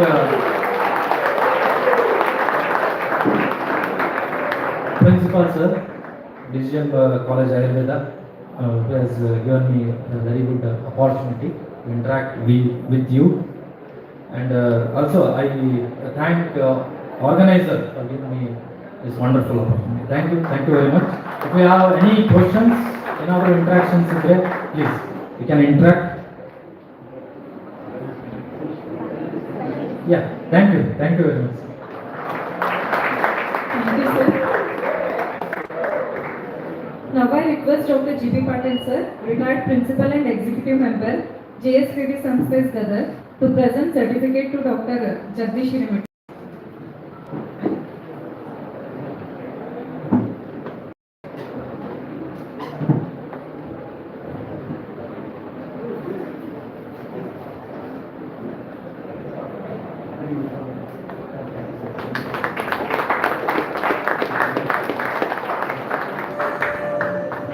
Thank you, sir. Now it is lunch break session. Soon after having lunch, second and third events are going to start soon. And undergraduate students oral paper presentation will be starting at 3:30 p.m. ಎಲ್ರಿಗೂ ನಿಮ್ಮ ಸಹನೆಯನ್ನು ಪರೀಕ್ಷೆ ಮಾಡಕ್ಕೆ ಹೋಗಲ್ಲ. ಎಲ್ಲರೂ ಮುಂಜಾನೆ 9:00 ಬಂದು ಈಗ 1:30 ಆಗಿದೆ. ಎಲ್ಲರೂ ಹೊಟ್ಟೆ ಹಸಿದೈತಿ. ಮೊದಲು ಊಟ ಮಾಡಿರಿ. ಊಟ ಮಾಡಿದ ಮೇಲೆ ಮುಂದೆ 3 ಒಳ್ಳೆಯ ಭಾಷಣಗಳಿದಾವೆ. ಯೋಗೇಶ್ ಅವರು, ಎಂ ಜೆ ಪ್ರಭು ಅವರು, ಕುಮಾರ್ ಅವರು. ಅದ್ರ ಮಧ್ಯದಲ್ಲಿ ಮ್ಯೂಸಿಕ್ ಪ್ರೆಸೆಂಟೇಷನ್ಸ್ ಅದಾವ. ಎಲ್ಲರೂ ರಿಲ್ಯಾಕ್ಸ್ ಆಗಿ ಊಟ ಮಾಡಿ ಪುನಃ ಶಾರ್ಪ್ ಅಟ್ 2:30 ಮಸ್ಟ್ ಇದೆ.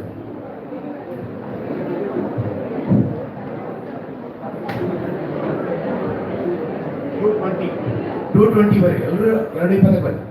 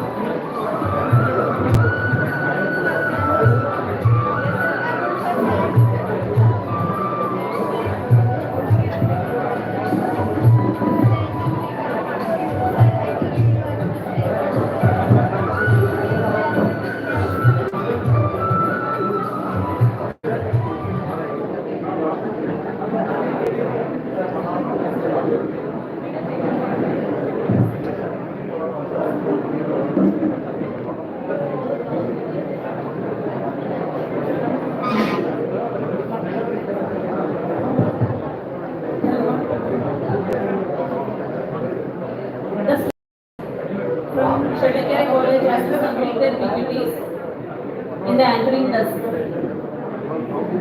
Manasa Emma, Chimut Gina from Kalpataru College.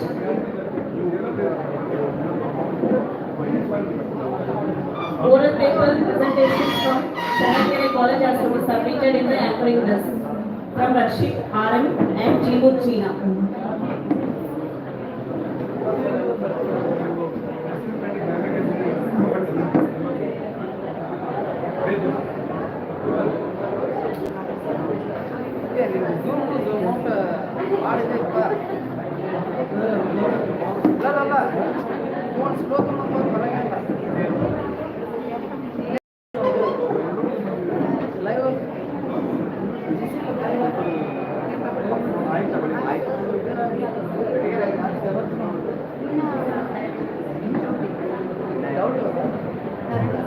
Doubt ಇತ್ತು